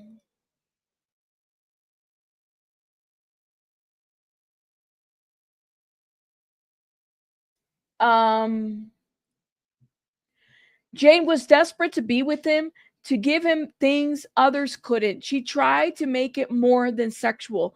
I'm not sure how she will put it, but it always came back to parties in the hotel rooms. This was their time together. Teeny says Jane did it for the cuddle. She wanted to make him happy. She was unable to resist him emotionally. There was a phone call in November of 2023. Even after it, she flew out to see him many more times. It was toxic, but she was willing. So, okay. Being a willing participant in your sex life is not sex trafficking. If she'd walked away, she would have lost him. You will see her jealousy. She would see him on social media with another woman, and she would send him messages of regret. It's not coerced. She was driven to try to be first place. This was the way to get him to get there. This was not a crime. There was a night a year ago when Jane hit Combs. It was born out of jealousy. He hit her back. She was overcome by jealousy. She slammed his head. Huh? So, like I said, they're going to make the argument that this was all a threesome or something, all consensual. That's what their argument is going to be. So I do wonder more about this. Like, if those that were around this network just made settlements, and basically that's what they did, made a bunch of settlements and whatnot. You said, of course they took deals. When they're facing football numbers, people will fold fast. Why do 5 when you can give 10 friends? Thank you, Whitney. All this TV defense will not hold water when it comes to the men violated in the same and or similar cases in this trial, says Yvette. If all the guards testified against him, I think he's cooked. They saw everything. You said, okay, but ain't no hotel video of her swinging him around like a rag doll. Right. Like, you can't say it was like, that would be a little bit different if it was like a DV video of like she's actually putting hands on him, unless there is, I don't know, or swinging him or something. Okay. Teeny says she slammed his head onto her kitchen counter. Okay. So this Jane Doe who was like in this relationship, it got kind of, she's saying that there was jealousy. She was overcome by jealousy and she got physical with Diddy. She slammed his head. She slammed his head onto her kitchen counter.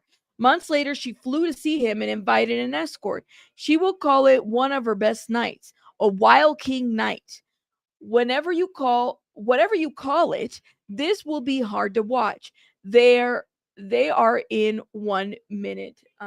They're in 1 minute intimate. That's what it says. There's a typo there. 1 minute intimate. Okay. Yeah. And that violence was mutual between them. But believe you me, to fight back after you come so close to no longer being here, right? Right. Listen, that whole situation where he was dangling a woman off the like that right there, where you're gonna call that DV too? You're gonna say that's DV? You're gonna say that that's the anger problem? He said only that's what I think Adrian's saying, that they only lasted like a minute in that situation. That's why you can't stand the defense. Well, the defense is doing their job. You know what I mean? Search for you. Like, they do have 8 or 9 lawyers, the best of the best. I don't know if y'all seen. I was watching Rotten Mango and she did a breakdown of all the lawyers. I was like, wow. Wow, my friends. These lawyers are like top of the notch of the notch of the notch, if you know what I mean. Yeah, that's what it is. Okay, let's keep going. Teeny says, the government told you about someone named Mia. Why are they making these allegations now? You will conclude that everyone has a motive. With Mia, she never said it before, nor when she first started cooperating with the government. Oh man, oh man. Who is Mia? MIA, who's Mia? Let's see if I can Google this real quick while we wait, my friends. While we wait.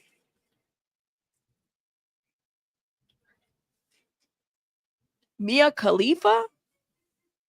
Who's Mia? MIA?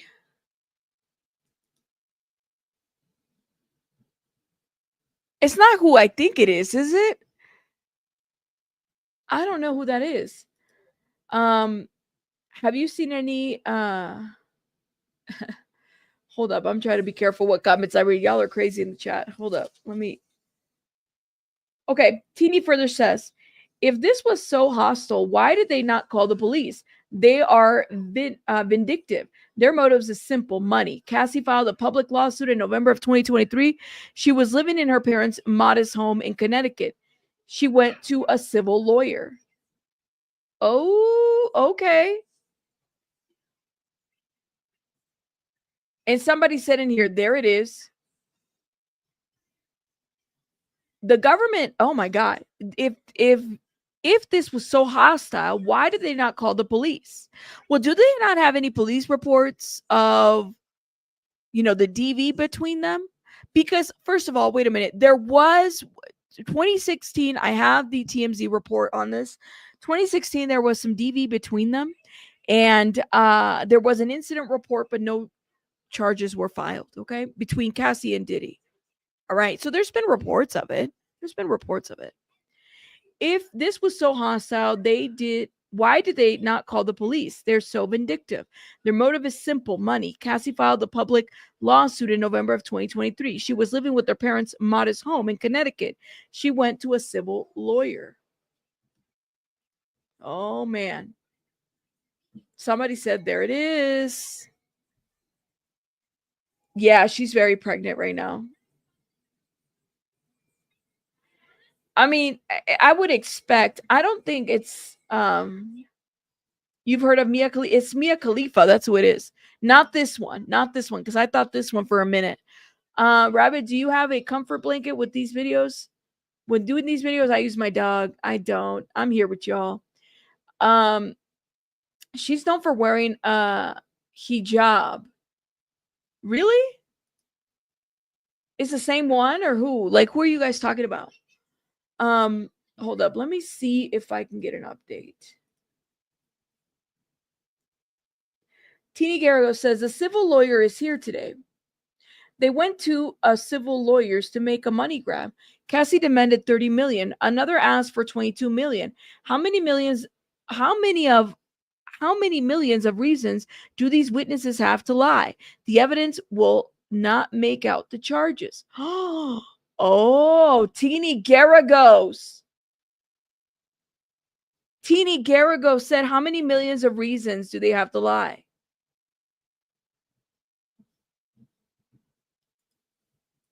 Oh, hold up.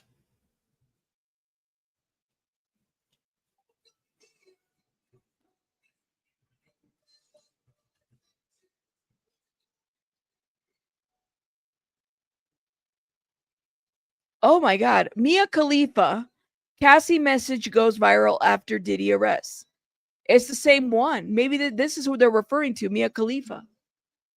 It's disgusting. I mean, this is what they're writing. This is what the defense is saying, guys. For those that are not aware, just so you guys are aware. Another ask for 22 million. Okay. So we read that part. Teeny further says on bribery, this is about the Intercontinental Hotel. He paid a security guard to make the footage go away. This was solely to prevent bad publicity for Combs and for Cassie. There was no law enforcement investigation. Oh my God.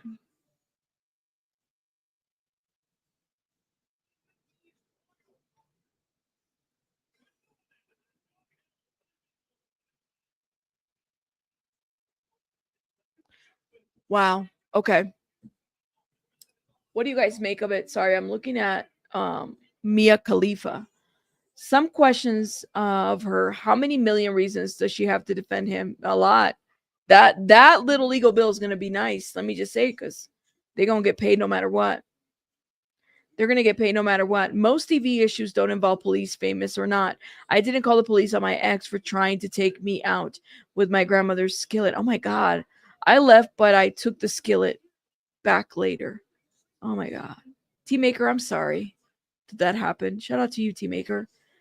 I don't need to Google MIA. I think my son has her videos homework. I Googled it and she's somebody in that circle. I was like, who is that? But I guess it's somebody in that circle. Just like somebody was saying she's like controversial or something. We'll look into her in a minute. Okay, Teeny further says the kidnapping related to an employee. She worked for him for 10 years. She asked to work for him again. Drug trafficking, it was personal use. They worked hard. They were there to do something great, a novel, and it was free choice. Okay. The kidnapping related to an employee. She worked for him for 10 years. She asked to work for him again. Drug trafficking. It was personal use. They worked hard. They were there to do something great and novel. It was a free choice. You said, I bet she's the one that does cross on Cassie and she's going to be nasty. Who, Teeny Garagos? I have a feeling that it's going to be a very interesting cross examination. Okay. I definitely feel that. It's going to be interesting.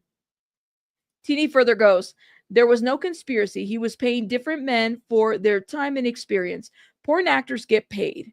Hulkmania, cowboys for angels. You can pay money for time and experience. This is what Sean Combs was doing. But why are you mentioning Hulkmania? What's Hulkmania have to do with any of this? Hulkmania? This is her argument. Hulkmania.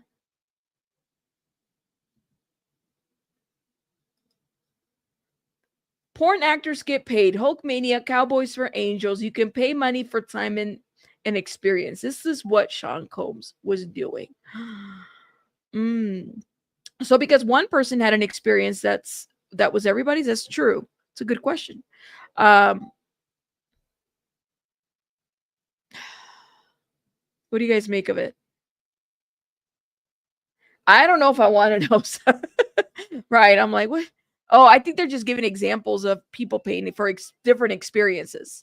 TD further goes, you are not here to impose your morality on this man. If you listen, you'll find him not guilty of these crimes. Thank you. That's it. Okay. Here we go. All right, here we go. So opening arguments are done. All right, everybody. Opening arguments are done, my friends. They're done. They're done. Hoo-wee, that was hold up, y'all. Hold up.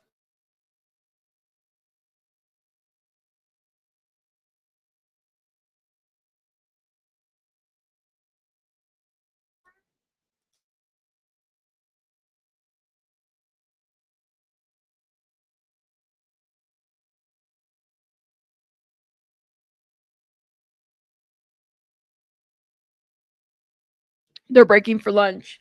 They're breaking for lunch. Okay. Can you imagine what's coming up? I can't wait. That's it. We are caught up. They're breaking for lunch. Now hold up, y'all. We gonna still keep this streaming and going. I kind of want to see what everybody's doing. I saw Mims make it make sense. He could tell you. Hold up. Let me go to Mims' page real quick because make it make sense. Mims was live. Make sure you guys check out. Y'all have me in this line. Tells you No, I mean, the line. here now. Hey. Yeah. It's okay though. Yeah, Night Charm, we reported on that. They haven't said anything. They haven't said anything. It's one of the victim 3, I believe. Okay, victim 3, I believe, and they have not said whether they have found him or what happened or anything. We don't know anything yet. And not only victim 3, but victim 3 and the lawyer. She's not he or she. I'm assuming it's a she. I'm gonna say she because that's what I've heard. She's not wanting to cooperate with the government. She's not wanting to cooperate with anybody. Look at Mims. I need to know if the Diddy trial is worth all. It is. It's worth it. I have been in line for an hour and a half at this point.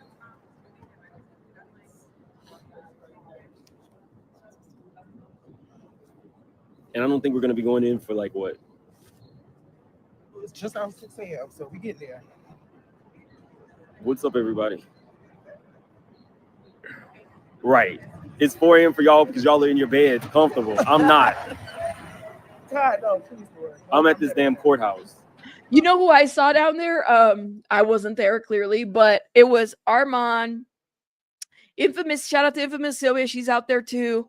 Mims is out there. Now Jaguar Wright, I heard, was out there too. I was like, lady, don't get in the court. Don't you got like some warrants or something? Or yes, go to the court. Go to the court and fuck around and find out about those warrants that you got. They will extradite you. Go to the court. Go to the court. That's what you got to do. Mm-hmm. Mm-hmm. You see this? These people were in line at 5 p.m. yesterday. Not we appreciate it. How's it going? All I know is this nigga better go to jail. What case? This is the Diddy trial. Oh, California. What time is it? Why are you up so Oh my early? God. You said that standing outside like it. Yeah, isn't it giving millennial Black Friday sale? Oh my God. Oh my God. Service animals, Night Charm, service animals. Interesting. Oh my God. Let me hit play. You guys are so messy in my chat. I don't like it. Say what? Yes. So now I've made friends. You want to say hi to everybody? Hola, what's going on, YouTube? How's everybody doing? We out here. Y'all, let's manifest. Let's get into that courtroom. Into the courtroom. We don't want to be. This is really B's good friend. I don't think they're gonna get it. I don't even know if they got in. But let me just say this: there's only room for like 200 people in that courtroom. You're talking about Diddy's family, some of the prosecutors, the media. I think the media only gets like 40 seats or anything like that. Yeah. I'm the T Lounge. Okay. Oh, Europe is here. I have my own European. Hi, Hans from London. People are coming from London. Oh my God. People are coming from London. I would have loved to have been there. I would have been there like right out just for the hell of it. Why not? And just interview people outside just to figure out what's going on, what their thoughts are about the situation, where they stand and everything. Anyway, we're going to see. I'm not going to be able to bring my phone inside the courtroom. So what I'll do is go live. Rotten Mango did a video, and amazing video. I definitely recommend you guys watch it. Rotten Mango did a breakdown. That video got like over 2 million. It's on like 2 or 3 million at this point views, because she showed pictures of like what it looked inside. I don't want to play her video because I don't want to get strike or anything like that. But she got an actual media. Her and her researchers got a media pass to go inside. After we're done. It's a lot of press here. Like, it's a lot of press. It's 6 a.m. Yeah, it's 6. I'm in New York. Right. I can't wait. I thought we were line buddies. You went to Starbucks and didn't say anything. Armand just passed Line by. buddies are over. No longer line buddies. Get us the tea. Yeah, I'm not here to. I'm not leaving empty-handed. I told you I got $20 to donate. Hey everybody. He's a new straight shooter. He's trying to donate so I can get to the front of the I'm line. trying to add to the cause. Trying to add to the I'm cause. to one of my mother's moves. There's been no. I've been telling everybody you got to use what you got to get what you want to get to the front of the line. Now the wind will start blowing. Oh no, Reddit is stable. I don't really want to get into her health today because I'm mad that I'm here and not there. Do they? Some people do, but you know, y'all see how I do. You got to dress in all black like the Omen every time you go to court. Oh my God. Where is Armand now? I think Armand is trying to get further up. Armand is Armand was a little bit ahead of me, but I think Armand might be like 30 people ahead of me by now. We're gonna make it. Yes, the line is long. Not as my subs are saying it's gonna be Diddy's funeral. No, I would go. Don't believe that one for a second. I'll come back. Here, so sorry. I'm number 42. Armand is definitely, and if Armand gets up there, then hopefully he'll hook a brother up. What's up, Danielle? I brought everything, y'all. I was told I needed to dress appropriate for court, at least for the first day, but I brought everything. I got shoes, Rice Krispie treats, everything I'm not supposed to bring inside the court. Oh my God. So BJ Becky's like, the last time I stood in line for a game, it was Nintendo 64 for my kid and I got it. Oh my God. And how many years was that, BJ Becky? That was a long time. Nintendo 64 is a long time ago because I remember Nintendo 64 and I think I was a child. Yeah, you got to be careful. Remember, is he wearing a shine? I think he's wearing all black. That's what he's wearing. Welcome everybody. Hit the like button, please, and thank you for those that are coming through. I'd appreciate it. Thank you. When do they open the gates? Probably not for like another hour. I have a poncho. I have a water suit for tomorrow. Jersey girl, it might happen. It depends. All of them are sold out for now. But even if I had a line holder, it's no guarantee I would get inside the courtroom today because the family's coming. 40 jurors are coming. They're going to be allowing attorneys for the victims to come. Mark is going to be here.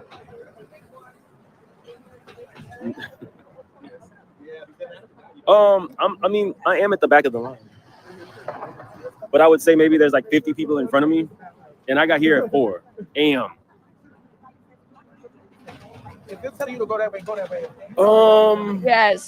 They're saying specifically the court capacity. Mims is a very good looking man. Let me just say that much. Mims is I love his smile. Yeah. Very, he's just a very humble, good looking guy. That's what I got to say about Mims. Shout out to Mims. Won't matter today because of all the jurors and all of the people.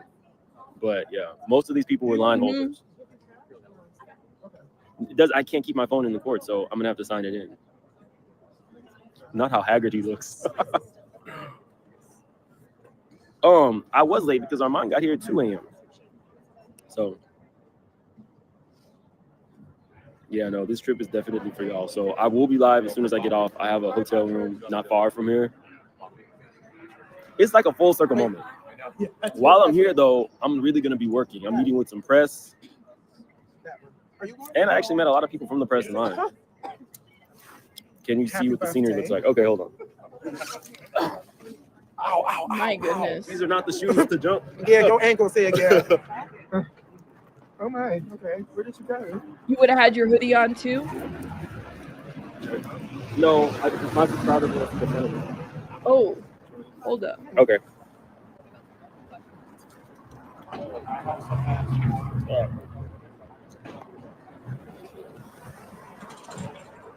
Okay, hold up. I think we got a little bit of an update here. So when they went on break, and it says, with jury out, Brian Steele then says, we will be objecting to 2 exhibits. The judge responds, in the future, I'd like to hear this the day before. The government responds, we only learned they objected. This is about an incident report about the hotel hallway, the broken vase. The report has an addendum. Brian Steele responds. Brian Steele, by the way, for those that don't know, is the Diddy lawyer, okay? In the third paragraph, he writes that he did not want Mr. Combs to see Cassie out in front. He talks about co-worked a day that Mr. Combs is about to yell. That is speculation and should not go in. Okay, so the judge says, Ms. Slavic, please pass up the exhibits, adjourn. Okay, so now that's where they end. That was 9 seconds ago. Make sure you guys are supporting Inner City Press, who's providing us all the information right there for us to view. So now they're on break officially. And I believe the break is about an hour of a lunch break or something. Let's go back to here. And I'm going to be looking for updates as we're waiting for them to start. I have my food here that I've kind of bitten in pieces, but I'm going to try to eat and finish before we start. So remember, guys, a lot of people are like placeholders. So that's what they're paid to do. But then there are a lot of members of the press as well.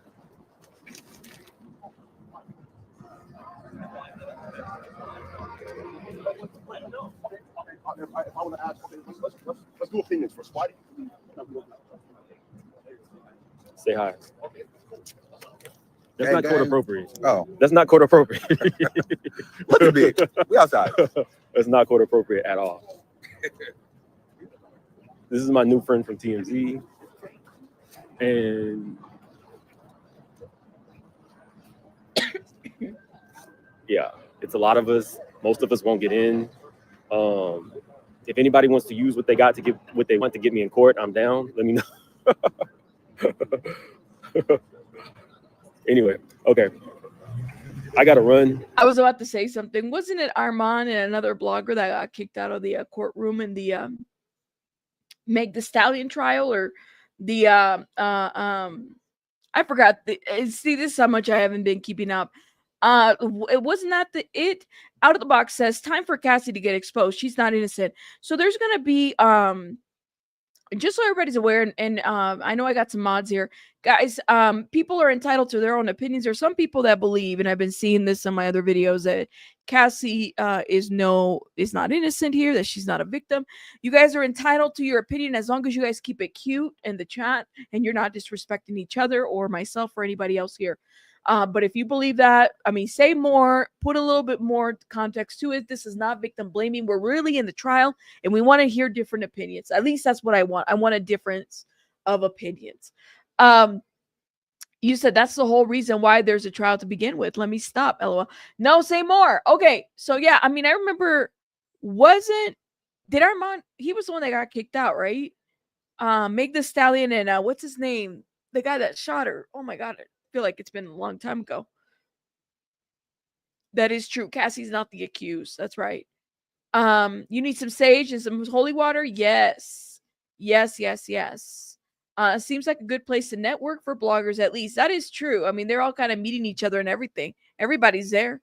A lot of people are bloggers or, content creators there. But like I said, I'm gonna keep you guys posted.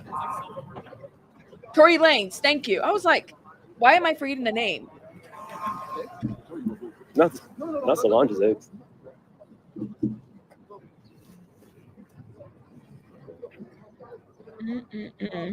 All right. I think that's what he shows us. So, I mean, we're going to see, I think, different things or not. There are people that really believe that Cassie is in trouble here. There are people that believe that, that this is going to be a thing where Cassie gets exposed. Everybody's feeling a little bit different and whatnot. Hold up. Let me show you guys. This is what the media looks like outside that courtroom area, man. Look at this.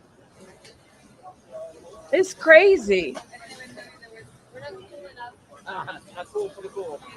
Okay, you know that these are all the bloggers. Is that Armand?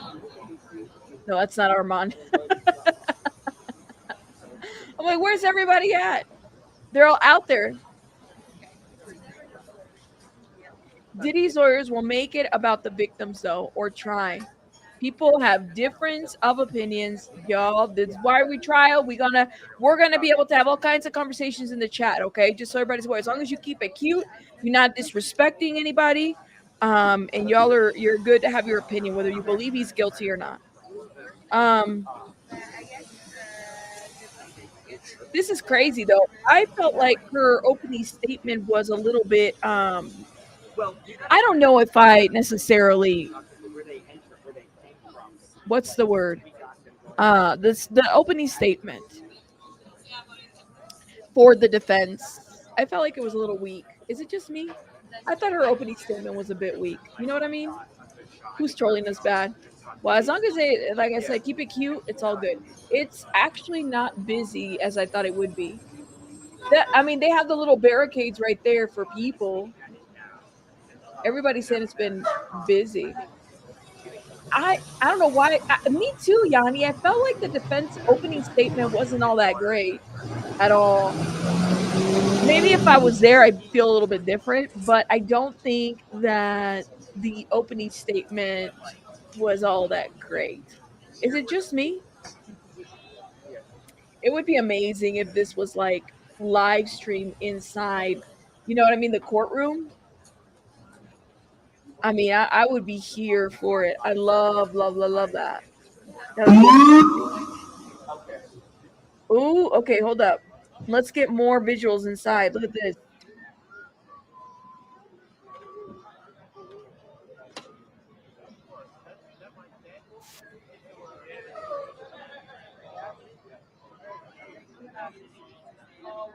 And then what I heard, Rotten Mango said that the pews are like wooden pews. Can you imagine sitting on those pews for like 8 hours? Apparemment peut-être. It's crazy, man. Ouais, ouais, ouais. Merci. I don't know. Hold up. I'm going to bring some other clips here.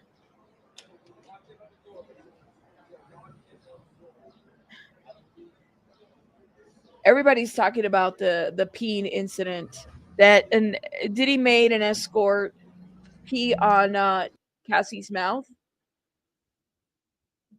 Everybody's on that right now. They're all talking about that right now. I'm like, yeah, that's what was said. He said that an escort had to pee on her mouth or something like that. It's horrible that happened to her. You know what I mean? Like, Lord Jesus, have You said, I heard the opening statements and wow, the defense was rough. Yeah, I thought the defense would have done better. I don't think that the opening statements for the defense were that great. Is it just me? Let me know. Cassie and Diddy were definitely toxic, but let's not forget how young she was when she met the diddler. Well, she was like 18 or 19, right? The missus, let me know. I don't know. What that was it from the defense. That was it. It was like a buildup. I thought, I don't know. It just felt like the defense kind of fell short on that. I thought that the opening statement for the prosecutor was like well and done. But I don't know about the I just felt like the defense felt short. Is it just me? Didn't seem like they did a whole lot there. So their argument is going to be, my understanding is that it's going to be that this was DV. That's what this was. This was nothing but a DV situation. And MIA or Mia Khalifa, Cassie message goes viral after Diddy arrests. So this is an article from 2024 last year. Model Mia Khalifa praised Cassie after her ex Sean Diddy Combs was indicted on federal sex trafficking and racketeering charges. Singer Ventura had an on and off relationship with hip hop mogul from 2007 to 2018. She sued him in November of 2023, accusing him of RSA and physical abuse. The case was settled a little more than a day after Ventura filed the lawsuit. Ventura has been credited for opening the door for others to file their lawsuits. Actually, her lawsuit has been definitely the one that has kind of taken it for other lawsuits, right? We always see that in the other civil lawsuits. Ventura has been credited. Okay, so he was arrested on Monday following a grand jury indictment. Representatives for Ventura sent a note to a media on Tuesday saying that she would not be commenting on the indictment. Following Combs' arrest, Khalifa took to X, formerly known as Twitter, to praise Ventura for speaking up on the alleged abuse. All glory to Cassie for unwavering bravery and vulnerability cracking this case open. She may have spent the rest, excuse me, she spent the rest of her days being loved tenderly and healing in peace, knowing her voice has saved scores of young women and validated countless of other experiences. So Newsweek contacted Khalifa and Ventura's representatives, but there's no comment yet. All glory. So this was the Twitter post, okay, on that indictment and everything. But is Mia Khalifa a witness? Because she's being mentioned in this opening statements for the prosecution. Is she a witness?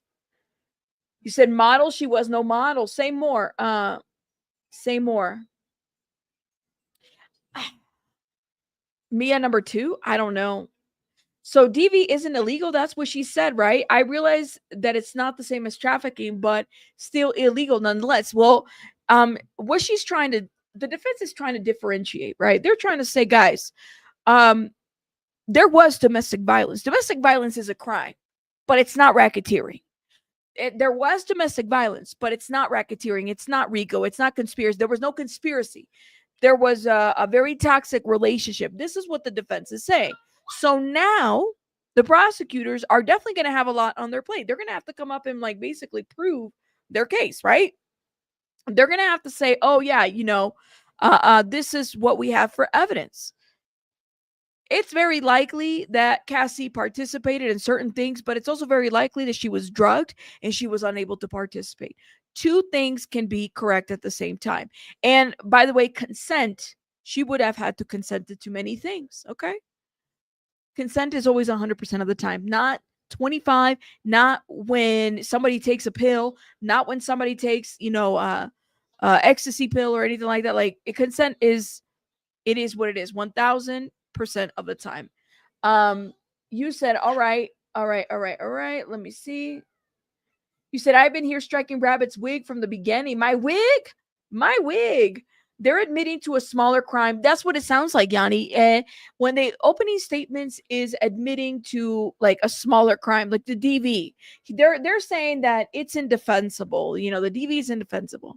They're admitting to a smaller crime. That's what they're doing. The racketeering is for the exchange of money and the coercion. That's right. The wads of cash, the paper bag with the cash that was given to a security person. Okay. Government says even if the women were willing participants, doesn't mean that he didn't transport them for the purposes of sexual pleasure. So there's that. And that's why they feel like they have a case. Yeah, you said rotten mango is amazing. Yeah, I was like, oh my god, intrigued by that, her experience as she talked about, the things that she opened up with and everything. So yeah, there is that. Hold up. Now, let's see. Is this, I think this is infamous Sylvia here. Intros. You got a press pass in there. Look at that. I want to give you guys. Oh, is it going down? Thank you. Here we go. Is that main? Out to infamous Sylvia. Make sure you guys are checking out her channel. Hold up. Let me share it. Go out. Yeah, I want to go out. She's inside. Thank you. Okay. Is this the way to get out? Okay, thank you. All right, appreciate you. All right, thank you. All right, y'all. Look, I had to get my press pass. But anyway, opening argument started. Okay, let me tell you what did. All the time that I stood out there, y'all, from 12 to now, guess what? I'm in the overflow. There's some dirty stuff that was done on the line, but we're not going to even talk about that. But I'm in the overflow. I'm not in the courtroom with Diddy, but the monitor is working. I get to see him on the. So I think she was standing outside since like 1 a.m. She was standing outside for like 1 a.m. to get in there, and she didn't even make it in. Monitor. He's sitting next to Steele, and the other attorney is Tiny, whatever her name is. Tiny Greco. Is that her name? And then the other lady is sitting on the other side of Steele, Shapiro. So sitting on the other side of Steele. Well, I want to tell you guys that Gloria Allred and Lisa Bloom is in an overflow with us, and some of Diddy people is there. Okay, where am I going? Where am I going, y'all? Some of Diddy people is there, and I'm glad I'm in that room because I got the publicist, Diddy's publicist number and everything. I took him. You know me. I don't meet a stranger. The opening argument has started, and the state is up. I mean, the government is up, and they said it was basically two witnesses, Jane and Cassie. So I don't know what happened to the third witness and the fourth witness and the fifth witness, but they basically said it was basically two witnesses. Yeah, Gloria's there. And let me tell you, the opening argument sounds just like R. Kelly case, y'all. Sounds just like R. Kelly. Oh my God. It's a spitting image of R. Kelly's case. The only thing with the arson, the only difference is that, but they talk the same wording. Why don't I stay still? Because I'm walking back to the courthouse. I just wanted to go pick up my credentials. That's what I wanted to go pick up. My press pass. I wanted to go pick that up. It's the same, y'all. I'm telling you, it reminded me of the R. Kelly case. I was like, it was a carbon copy of R. Kelly's case. The wording and everything. Wait till y'all hear it. That's why we got to get the transcript, y'all. Transcript. His mom, his children are there. His mom is sitting behind him. Okay, the way it's set up, it's like the government's in the front, all six men. Then it's Nicole Westmoreland and Mr. Xavier Donaldson and some other attorneys. Then behind him is the Greco guy. Adolfino, that one. I don't know how to say his name. Agnello? And there's I couldn't say his name either. Tiny, and then there's Diddy, and then there's Steele. That's the way it's set up. They're sitting next to each other like that, but it's like in a row, right? Wow, bad connection, damn. Oh man, I didn't know it was a bad connection. I'm sorry, y'all. I'm trying to find where I'm supposed to be going. Oh my God. Yeah. Okay, I'm trying to find where I'm supposed to be going. I get lost around here. Okay. I apologize. My connection's no good. Oh man, this sucks. I didn't know my connection was bad. I'm good. Okay. What was I saying? Yeah, I'm going back to the court now. Going back to court. I just had to pick up my credential because folks were saying I didn't have credentials, and you see it right here. You got her official pass. Look at this. Shout out this infamous Sylvia. She got her official pass. Infamous Celia, independent, U.S. versus Sean Combs. She got the official pass right there. See? Good job, Sylvia. I'm gonna have to come after lunch and do my live. Lunch is only gonna be 30 minutes, y'all. 30 minutes. 30 minutes. Ooh, we gonna get started. Yeah, I got the publicist's number and her email. And then also his people. I've been talking to his people. Diddy's people. So I got favor, even though N-word license. Oh, block Mizu. Please block that person. Oh my God. Because he's saying the N-word license. I hate doing this type of thing. Y'all, anybody that's talking racist stuff, block them, please. All that nonsense. Don't do that. Don't do that. Did you see Cassie yet? No, but I saw Jack. I think she still is, Vicky. I think she's still. There's a group of people that support R. Kelly. I don't, but I mean, she's out there doing the work. Shout out to her for at least going to the court and doing the work. Well, right. Jaguar Wright is in there. What's a good? Did y'all hear that? Don't they run warrants on people? Like, don't they check on that? The day to come, not time. Man, I will never not sleep again. I will never not sleep again. Because that's baby not bunny. Sleeping and going into that courtroom and still standing out there all day, all morning, and then not get inside the main courtroom, I was pissed. I was pissed because people was cutting the line, and we could have been in there. I could have been in there, but because people cut the line, I'm gonna have to do a special live on that one. I gotta tell y'all, Why Jaguar's? I don't know why Jaguar's there. She's there. She got inside the courtroom. She got inside the main courtroom. She got inside the main courtroom. She got warrants. It's crazy. But you can still get in the overflow, Khadijah. You can come in. I'm gonna just come in regular time, y'all, and get in the overflow. Yeah, can Brian McKnight? The lady told me that the transcripts are gonna be ready. Those who want to contribute, wants to do the transcript, y'all, it would be nice for us to get them. It would be nice for us to get them. I already placed order. I just need replenished. Wait. Rosa from Jersey, thank you for being a member for 5 months. Listen, this is, if I was there, I would have brought my little snacks. There's no way I would have been able to have like a lunch meal or anything like that. You know, just get your water, your snacks and everything, and you should be good. Yeah, you should be good to go. That sounds really good right now. Shout out to you, Melinda. But Rosa from Jersey, thank you for supporting my channel for 5 months. Guys, do me a favor, hit the like button, support the channel, do all those good things so we can get in the algorithm and people can join us during this live. So if you don't... But Diddy had on like a beige or tan sweater with a shirt underneath it. His mom was sitting behind her. His daughters was wearing black and some gold around like their collar somewhere like that. And they looked like, I'm trying to say, but it looked like they were coming to a funeral. That's the way they look. It was kind of like, oh my God, eerie, you know? Looked like they were coming to a funeral. I'm not gonna lie, I'm still laughing at the comment about getting her served. Can Brian McKnight serve Dazzler? I don't know why this comment made me laugh, man. This was everything. That's my opinion.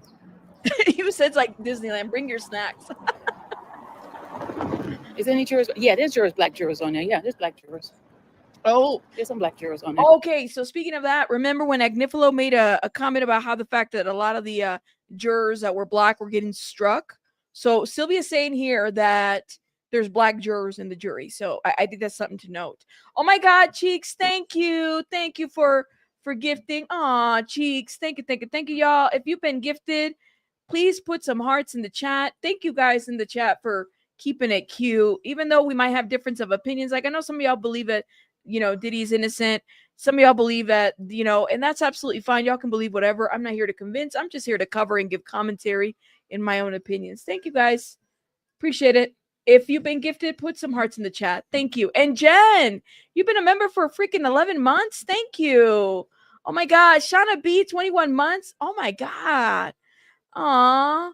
Thank you for y'all are amazing. Thank you, Jen and Shauna B. Thank you guys. You said y'all know Janice looks a mess. That's an ugly amount. No, stop, Night Charm. Did they even see her? They saw her there, right? Oh my God. Yeah, it's not just white, it's black jurors on it. Okay. Okay, y'all.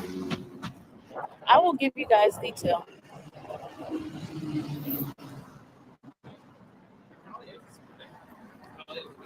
Oh my God.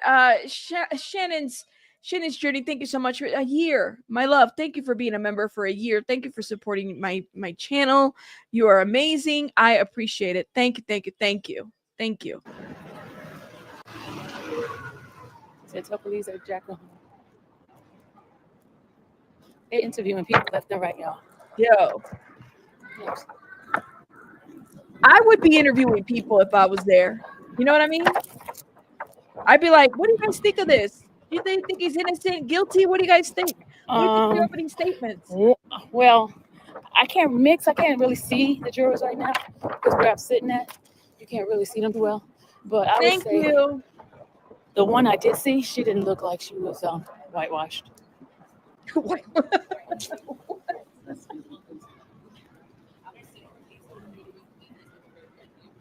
Oh man. Okay. Here go my people. Oh Lord. Turtleneck is here, y'all. Who's Turtleneck? Turtleneck is right here. Who's that? Turtleneck is here. Shout out to Sylvia. I'm gonna go inside, y'all. I'll see y'all later. All right, bye. Can you do a poll and see how many people are feeling about the opening statement? That's a great great suggestion. Let me see. Hold on a second. Let me see. That's a great suggestion. I like that. I This like idiot's that. trying to take a picture of me, y'all. Turtleneck is trying to take a picture of me. Okay, I don't know who that is, but I'm gonna move on. I don't want to be near that dude. Okay. Hold up, y'all.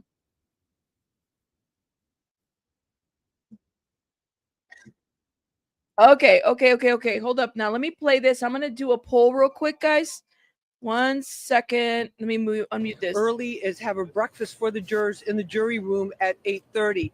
So after he finished with the instructions, they went right away to I'm just looking for the time in my notes here.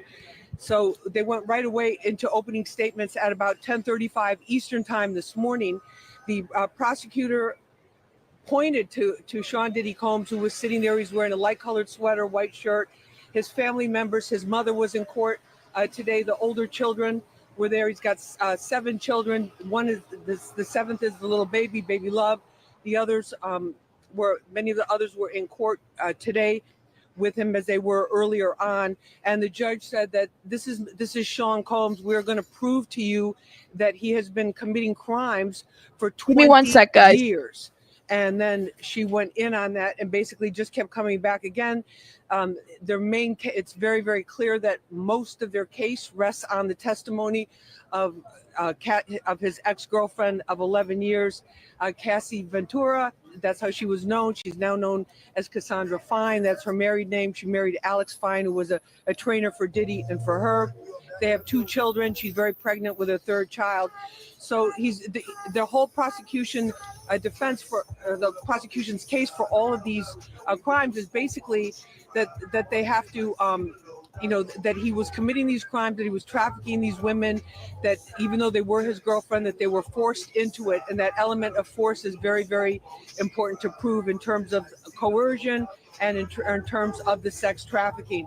So basically, they just kept coming back. They went through item by item, and the prosecution is very clear where the line is going to be drawn here. The prosecutor is saying this is not a case about a celebrity's private sex life. This is a case about 20 years of committing felony crimes, and the crimes of course, sex trafficking, including assault and lots of other things, and basically how he was allegedly forced women to do what he wanted to do and then resorted to beating. So that would be. Oh my God, BJ's in the chat. Shout out to BJ. BJ, aren't you still live? Shout out to BJ. Oh my God, BJ. Are you on a lunch break? You're going back on, right? Shout out to BJ, y'all. Make sure you guys drop some hearts for BJ in the chat. Guys, go vote and do me a favor. Hit the like button. Thank you. I know the plainest Jane. Oh my God, listen, y'all know I love me, my plainest Jane. I love her. She did amazing coverage with the R. Kelly trial. I still remember it, man. Yeah, she was one of the only ones that, in my opinion, that I felt like owned the R. Kelly trial. Shout out to her. Hopefully she might, do a live or something and, let us know. It just depends on kind of where she's at. I know she's been busy and, doing stuff. So shout out to her. Jane's got a wrench here. So she probably, you never know. She might pop in. You never know. We love you, Jane. We love you. You sitting on your hands? Can you imagine sitting on those wooden pews? Susan, I appreciate it. Thank you. I just hated the defense blaming Cassie and not Diddy, says Linda. Yeah, people feel, there's some, like I said, there's another person here who feels like Cassie is not innocent, that there's probably more to this. What qualifications do you need to be in a press pass? That's a great question. I think it goes by state. That is on my bucket list once Baby Bunny gets a little bit older. I would love to go to a trial that I can cover on the channel like that. You think the defense was weak? I'm gonna be honest with you. I don't. The defense opening statements was pretty weak. I don't know. I felt like I needed more. Maybe that's what it is. I felt like I needed more. I could be wrong, but let me know. What do y'all think? I just hated the defense blaming Cassie. Yes, absolutely. Okay, let me see what you guys are saying. Let's see what this poll is saying. All right, so I got 57 votes. Go vote, please, and hit the like button, please, and thank you. I appreciate it. You think Jazzy Jazz says that the defense screwed up? Yeah, I don't know about the defense opening statements. Defense had convincing statements. Government had convincing statements. Well, the statement is convincing. Now, do they have the evidence to show? Are the witnesses being honest, truthful? Are they going to fumble when they're up there talking? You know, that's the hardest thing for any victim, is to truly, you know, be cross-examined by these attorneys, because you know they got to do, they have a job to do. That's what they do. You said you accidentally hit the wrong one. Like, oh man, I hit the wrong one. No worries, Susan. Shout out to you. You might be a little bit behind. A lot of people are. It's okay. I believe that I think lunch was only going to be 30 minutes. That's what I was told. I think that's what we heard. Now hold up. Let me unmute lady over here. Okay, we have 72 votes. Can we get to 100 votes? I would appreciate it. Now hold up. Let me give something for Baby Bunny. Real sick. 1 sec right now.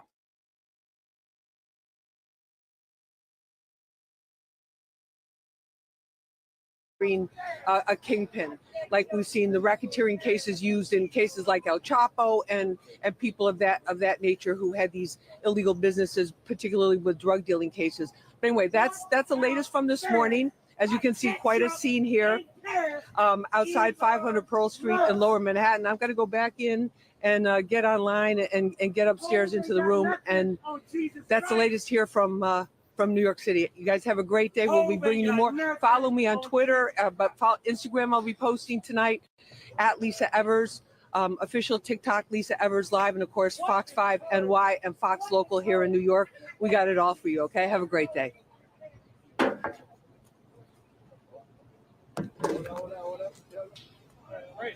Okay.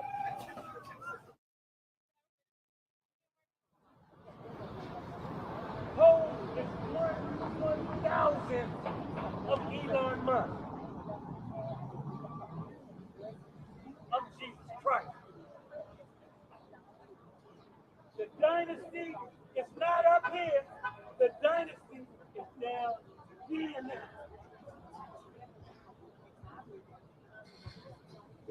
Ooh-wee. Look at all those people in the media. The dynasty is not up here anymore. The dynasty is down here now.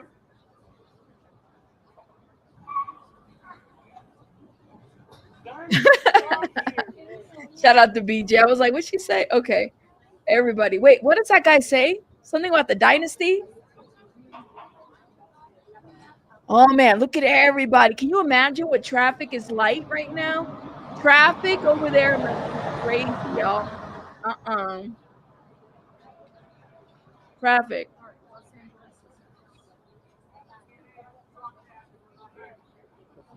Oh my God. You said Kanye's in the background screaming? Oh my God. Oh.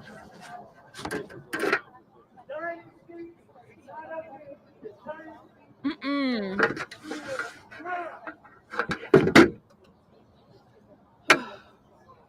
when Sean Combs walks out of that courtroom, we going to war. Oh shit. What? He said they're going to war. They muted him. Oh my God. I'm gonna need that soundbite. Yeah, they are. How old are they? Aren't they like they're in their teens, right? You said night. Is Kanye outside? Watch Kanye make an appearance outside, you guys. Watch Kanye make an appearance. I don't want to hear it. Kanye's gonna make an appearance. He's gonna just say, "Hey, what's up?" He's gonna go down there. You wish he could say, "Me too," but I wouldn't be able to do it with Baby Bunny. I'd have to be by myself, y'all. Preachers are saying, "Forget about the trial. We're all gonna be gone tomorrow." That's what they said. Oh my God. Who's that? Oh my God, Ronnie. Isn't that what's her name's man? Oh my goodness. Melinda, I would die laughing. He's off his rocker, not yay. Oh my God. No, anyone but him. You never know, man. Everybody's out there. Look.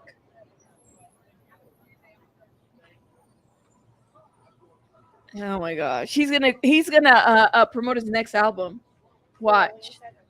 Oh, sorry. You can't make this up, my friends. That's right. Jury selection finished up early this You can't morning, make and this now up. Hold up. Now, where are we at, my friends? As well. 12 jurors and 6 alternate jurors will now decide if rap mogul Sean Diddy Combs Ooh-wee. is guilty of sex trafficking. Shout out to everybody. Make sure you guys support Inner City Press. Inner City Press is over here doing the work. Shout out to Inner City Press. Hold up. Let me see. Shout out to Sylvia, too, who's out there doing the work. Shout out to Sylvia. Let's see who else. My goodness. Let me see if I can find other.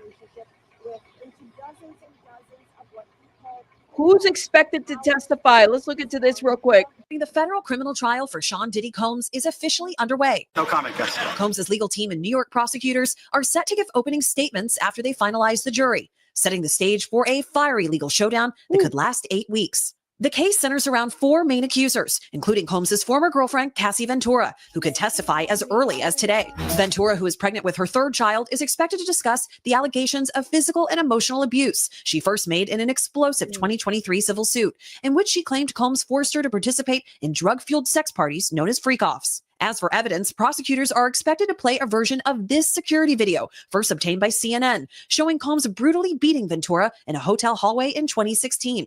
Before Ventura testifies, prosecutors say they will call 2 additional witnesses, including an escort. Combs, who was arrested last September, is charged with sex trafficking, racketeering conspiracy, and transportation to engage in prostitution, and he faces up to life in prison.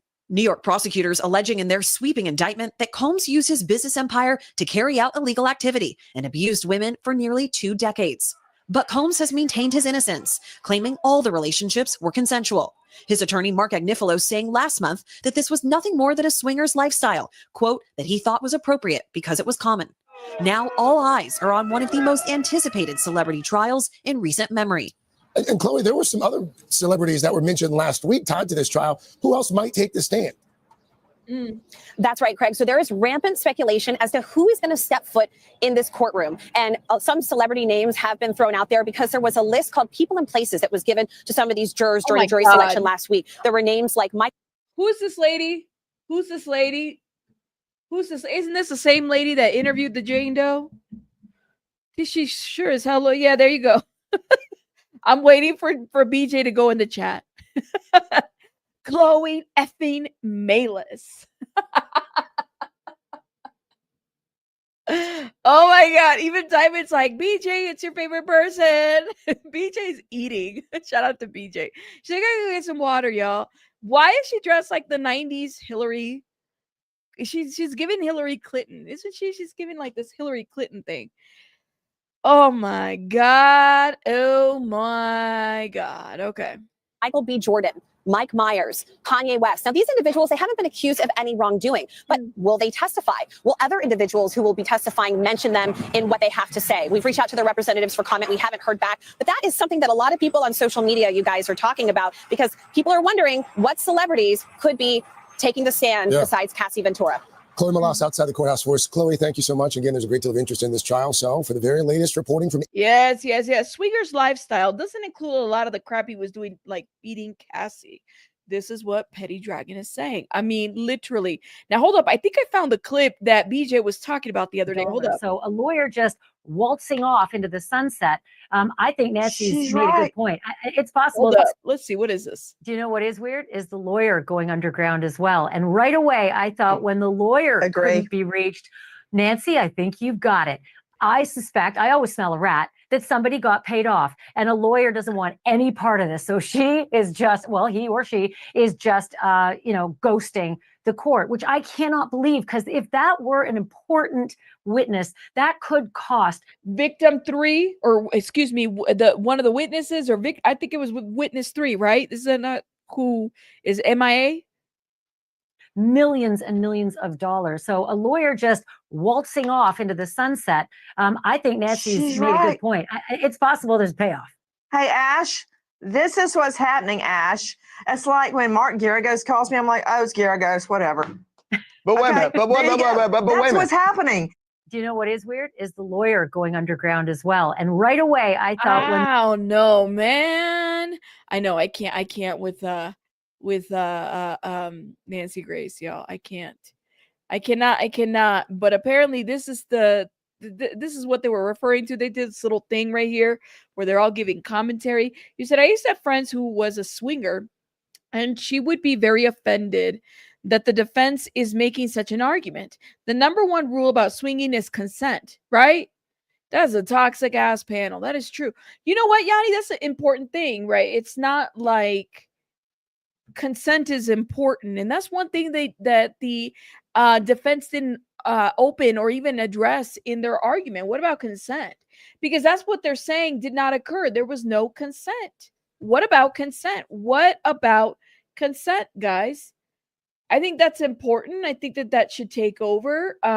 If anything, this isn't about whether, Diddy had sex with whoever, or if he liked to watch. As long as everybody's consenting, then what is the issue? There's a lot of swingers out there. However y'all like to swing whatever way you want to swing. But was it consensual 100% of the time?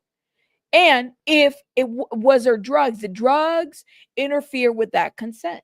That's the biggest thing, which it sounds like there was a lot of drug use during this time, right?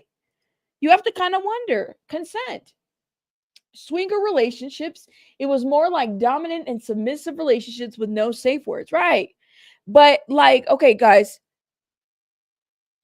I know people get into some freaky shit, but I have never. The urinating in her mouth? An S worker had to urinate in her mouth? Are you kidding me? I don't know, man.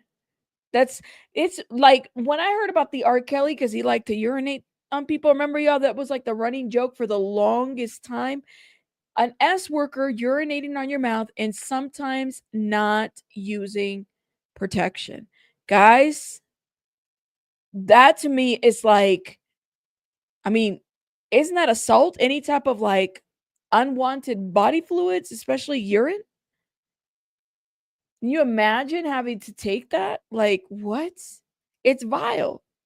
And I mean, even if you were to bring that in the swinger community, not that I would know, because shout out to the swinger community, however y'all want to swing it. Just like Yanni said, people have to consent. Diddy was peeing on Young Miami. Still fine as long as there's consent, right? But it's not fine if there's no consent. Then there's assault. Yeah, Dave Chappelle did a whole skit on that when it came to I'll never forget when it came to R. Kelly. Nancy has always been problematic. Don't forget, I told you guys that like some people just tolerate Nancy. They don't really like her like that. Some people just tolerate her. Yeah, this is outside of the courtroom, which is like, I think there's two different entryways to the courtroom, right? Because this cannot be just, one way to only get in. Yes, you said, yeah, we saw what happened to Cassie when she did not give consent. You said, not my kink, but I'm not going to rule on it as long as there's consent. If Diddy was into golden showers, then there are S workers that are into that, and he could pay what he did. Then he could pay, but what he did was about humiliation, power, and control. This reminds me of oh my God, let me make a reference to Sex and the City. Yeah, I remember there's an episode of Sex and the City where Carrie Bradshaw was dating the politician, and the politician liked the golden showers. And Sex and the City, Carrie Bradshaw is like a sex columnist, right? So she's writing all these things. So they're picking up on this, that he likes taking golden showers, to pee or not to pee. I'm like, that must be hard if you're not into that. A politician that is into golden showers. It wouldn't surprise me. Some of these politicians be doing too much. They just think they're never going to get caught. That's the thing. They think they'll never get caught, but eventually they do. They do. Shout out to everybody in the chat. It is what it is. The Princess and the Pea. Oh my God. You did? I just watched that on Sex and the City. I feel like Sex and the City covered a lot of stuff that we didn't really want to talk about. But I'm not into the new show. I really am not. Like, I don't know, y'all. The new show, the new Sex and the City is just like, I don't know. I don't know. Hold up. Here's another clip. Let me see this. Come on. I just know it. I mean, look, there are no celebrity sex tapes that are going to be. Now, I heard you say that. Why do you think that? Because I know it. Come on.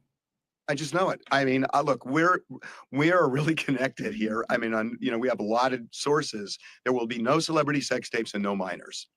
And in a way, I got to say, it benefits the defense. Look, before you go there, I agree with you on the minors. Otherwise, we'd have a charge. No celebrity sex tapes. No, I agree with you on the minors because we'd have a charge that would. I know, but I'm telling you, no celebrity sex tapes in this case. How? None. That's the whole story that's been, percolating. I know, and that's why it benefits the defense. Wait.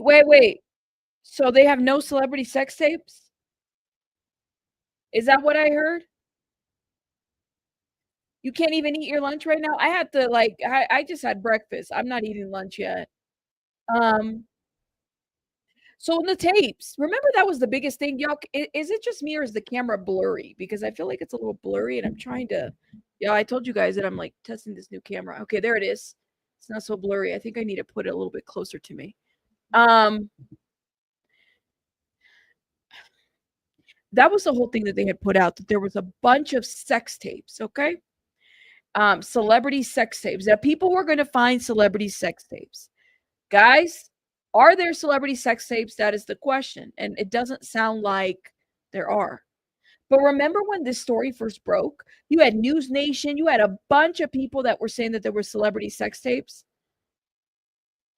Yeah, here for the show. That's what we were talking about yesterday, that there's like a whole little podcast that they have going on, which is, totally weird. I cannot stand TMZ, especially Harvey. Yeah. Yep. No sex tapes, which I don't know, man. I don't know. That's all that they kept talking about. Ooh, the celebrities. There were people that said that they knew that there were celebrities in there, in these sex tapes. So I'm thinking that they're going to be showing celebrities in the sex tapes. There's no celebrity sex tapes here. The celebrity sex tape story came from lawyers, not part of this case. Are you talking about Ariel Mitchell Kidd? Ariel Mitchell Kidd? Yes, D-Das. That's what we're actually talking about, that, covering each part of that. They're on lunch right now, so we're going to get to it in a minute. Yeah, how does Harvey Levin know that? That's the question, because he's got the insider scoop. Also, Cassie's a celebrity, so there would be a celebrity sex tape. Thank you, Napshul. See, I knew. I was like, how is that? Cassie's a celebrity. I'm assuming they're going to be watching her tapes. Oh my God, can you imagine? That must be really, really hard to do. Well, Melinda, I consider Cassie a celebrity, so I would think that Cassie would be in this bucket. Is Nebulous in the chat? Guys, make sure you guys, Nebulous, I'm gonna put this comment up. Yesterday was Nebby's birthday. If you guys can drop some hearts, birthday cakes for Nebulous. It was Mother's Day, but yesterday was Nebulous' birthday. Nebulous has been a huge supporter of our channel for like many years now, I think. And shout out to Nebulous. Happy birthday, Nebulous. If you guys are in the chat, please put some cakes and some hearts and some balloons and some champagne bottles for Nebby. Nebby's amazing. Thank you, Nebby, for being a supporter. And happy birthday to you, my love. Shout out to you, Nebby. Okay. Hold up. You said, yes, Ariel, I believe. I never thought the prosecutor said anything about celebrity sex tapes. They never said anything. They said about baby oil. Okay. But they never said anything about sex tapes. You're absolutely right. Let me put this on mute. They never said anything about sex tapes. So, I have a lot of questions about that. What do they have? Let me play this clip again, because she's saying Harvey Levin acts like he's got the insider scoop, and maybe he does, because Agnifalo's friends with them. They're all friends, okay? Let's play this one more time. There are no celebrity sex tapes that are going to be. Now, I heard you say that. Why do you think that? Because I know it. Come on. I just know it. I mean, look, we are really connected here. I mean, we have a lot of sources. There will be no celebrity sex tapes and no minors. And in a way, I got to say, it benefits the defense. Look, before you go there, I agree with you on the minors. Otherwise, we'd have a charge. No celebrity sex tapes. No, I agree with you on the minors because we'd have a charge. If we don't have a tape, look, thank you for saying this. Don't forget Courtney Lyon Burgess. Courtney Lyon Burgess. Y'all remember that? The man lied. He lied. He said he was sitting on sex tapes and some of them were children. Okay? He lied. Don't you think that would have been turned out? That would have been a federal crime. Such a bad liar. You said TD Jakes Jr. Oh my God. Oh my God. Yeah, where Jaguar Wright, maybe Jaguar Wright's got the videos. Listen, can somebody let somebody know that the lady's got like 2 warrants? She's in a courtroom. Somebody need to check on her stuff. That would be a conversation. That would be interesting if there's an arrest around that time. I am here for it. I know that sounds horrible, but I'm just telling y'all the truth. I cannot hide it. Yeah, how does Harvey Levin know that there are no S tapes? That's what I want to know. A lot of bad actors and a lot of people that fell for that shit, and a lot of platforms that promoted that. A lot of platforms that promoted the lies. There was a lot of liars that were promoted. Yeah, that's happened. That's what happened. Okay, so this is Fox, and they say during opening statements, prosecutors claim Diddy used his business to coerce women into drug-fueled S encounters, employing violence and blackmail. Diddy's lawyers argue that the case misrepresents consensual and relationships as a S trafficking, asserting his lifestyle was indulgent but not criminal. Cassie's, Diddy's former girlfriend, will testify early in the trial about alleged abuse. Okay, do y'all think that this trial is really going to last 8 weeks? Now, let me see where the poll is at. Do you guys really think that this trial is going to last 8 weeks? Because, first of all, I think today there's going to be a setback or something, okay? But I'm going to say this. I agree with the numbers of this poll. I definitely believe that, like, the government had convincing statements. Now, do they have the evidence that they say that they have, okay, to say that this was a racketeering case? To me, the defense opening statements was a little bland, was not enough. I don't know. Like, I feel like, but then again, the defense hasn't, it's the government that has to make the case, right? And the defense just has to basically respond. So there is that. Now, let me do a little poll, okay? Let's see. Do you believe, like Harvey said, that there are sex tapes, SEX tapes of celebrities on this trial? Yes or no? I mean, literally, let me know. Go vote. Hit the like button. I'd appreciate it. Thank you, thank you, thank you. Maybe digital forensics and bank records will take a lot of time. And I'm curious how many witnesses will be called in. We know that, do we have a number? Of a fine number? I know we have at least 3 or 4. You know what I mean? The Honorable Rabitha on 2X is unhinged. I do watch myself on 2X because I talk very slow. I do. Y'all, I recommend if you're going to watch me on 2X, and you're going to notice a difference. You'll be like, damn, see, if I can recognize that I talk very slow and I process things a little bit different, and, I'm still hooked on phonics since I was like in, I don't know, 3rd, 4th grade. Y'all, it's okay. I'm hooked on phonics. I talk very slow. I get confused, and that's life. That it is what it is. Okay. That is just how God made me. All right. He made me that way, and I have embraced it ever since. I mean, I still got through grad school, didn't I? Still got a high GPA, didn't I? My job when I worked in government paid for my degree, didn't it? Yes, it did. Okay. Let's keep going. Hold up, y'all. Thank you. I'm just saying. But it's the truth though. But I do like myself in 2X. I do, because I really do. Thank you. I love 2X when I hear myself. And I actually sometimes like to play myself in 2X. Anything, I like the speed up. I do. Thank you. Maybe the background, but not of the celebrities in the act. You believe that there were? Harvey Levin says that there's no celebrities in the S tapes. So yeah. That's right. God made you hooked on phonics. That's right. He said, you're going to be doing this hooked on phonics shit. And I'm like, why? I hate hooked on phonics. I remember, y'all, that's just a lot of, what's the word?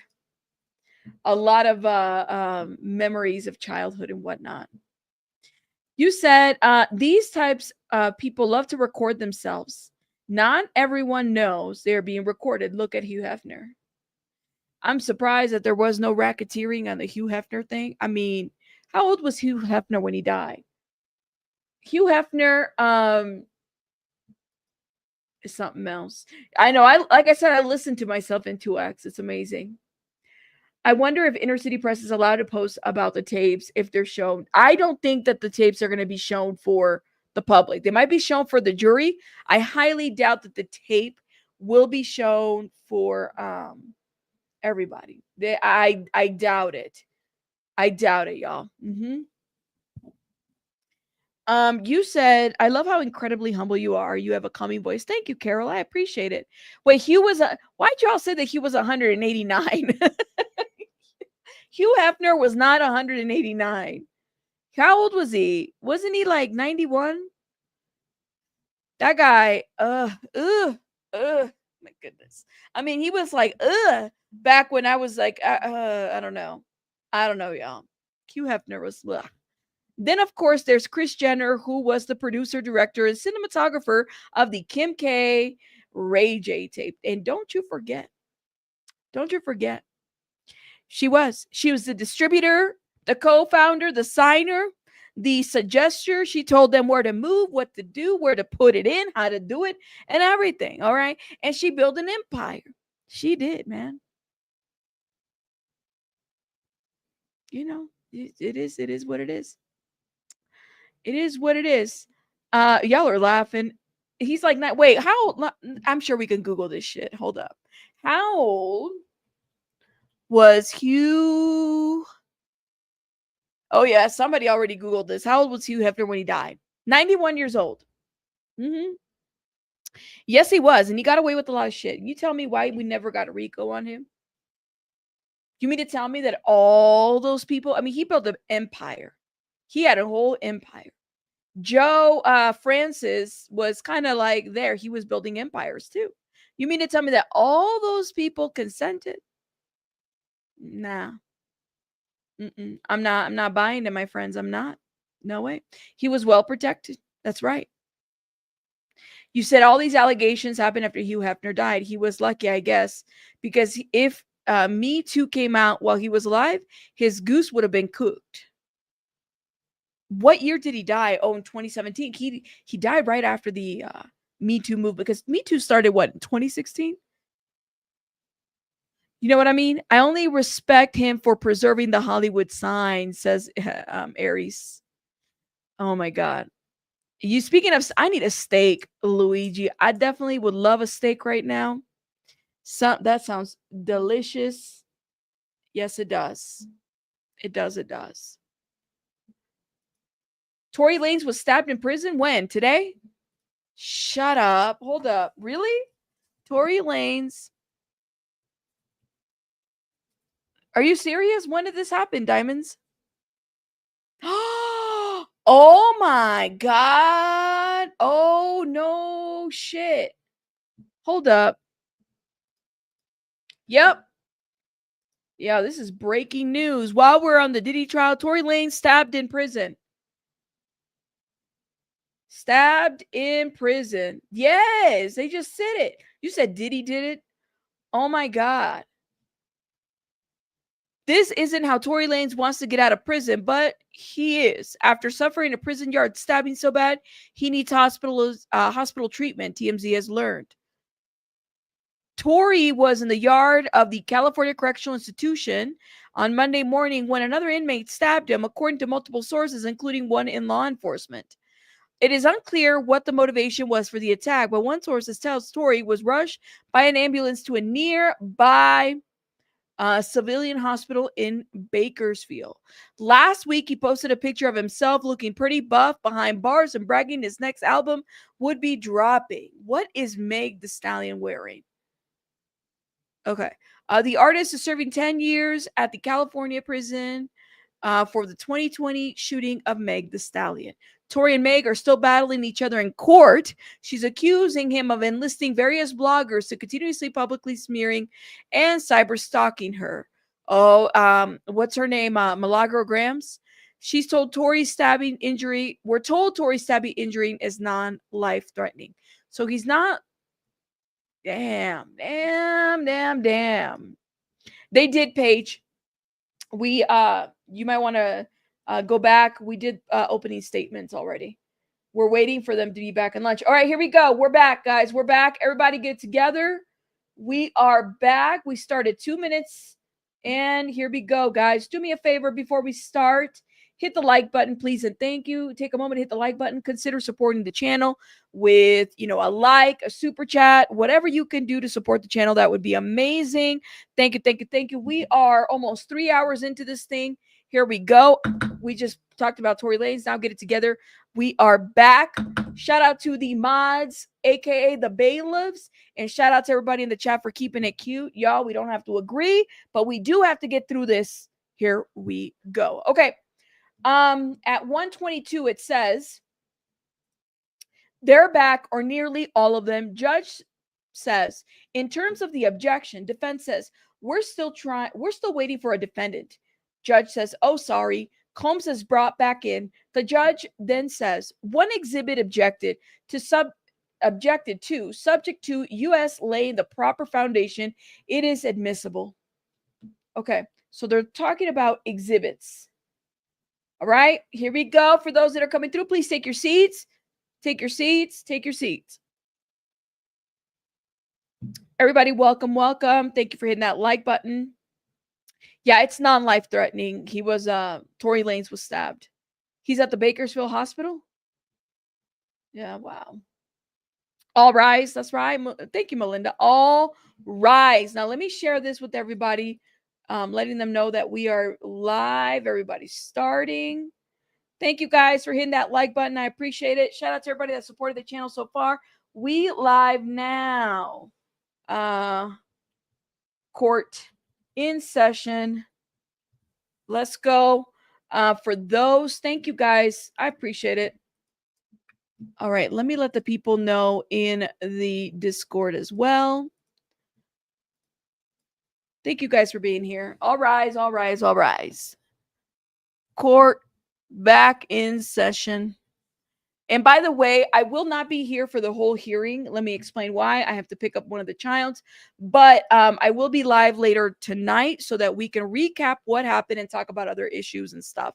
We can definitely do a little quick recap. So we will do our best. But I don't know how much action besides the opening statements there really is going to be today, but we will do our best. Okay.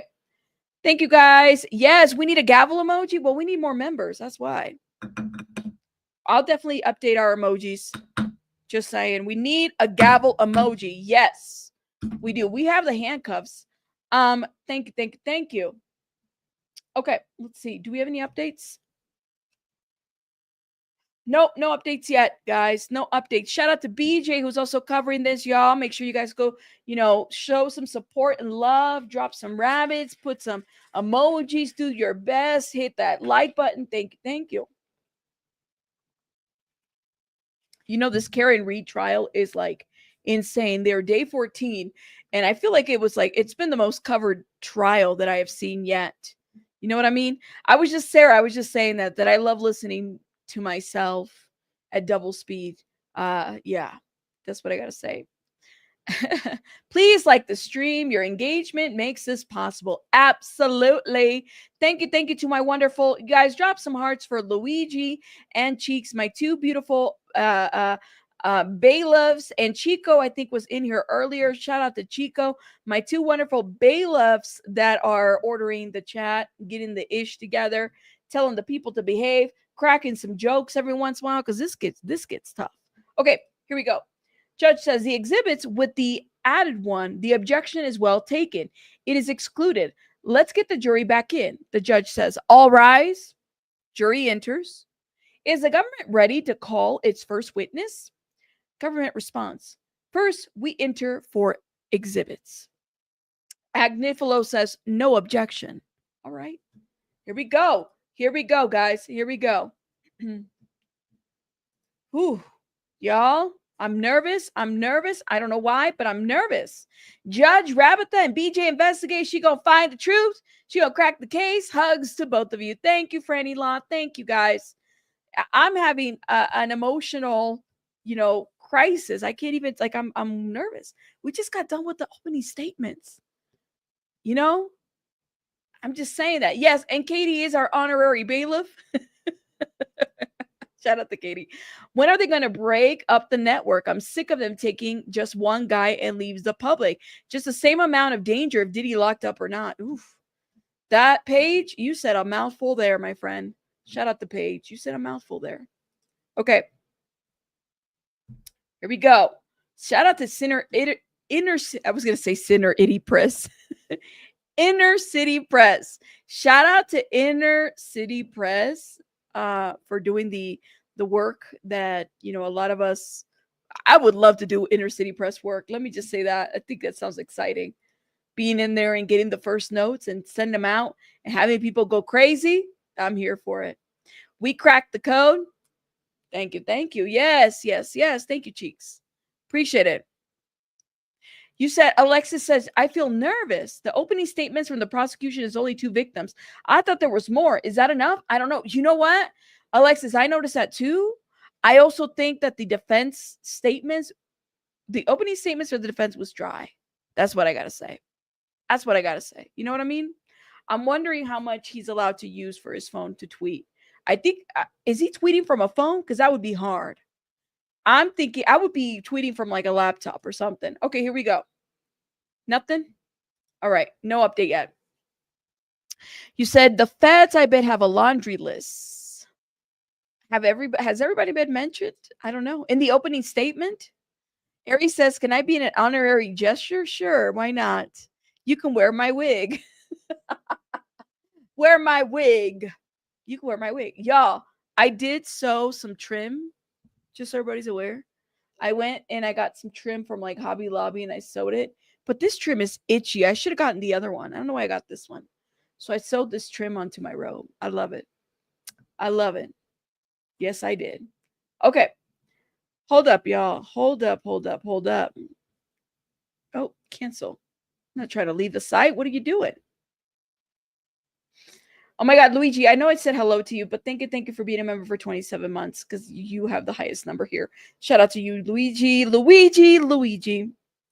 I'm sure you probably already arrived at work. Okay, let's see if we have an update. Here we go.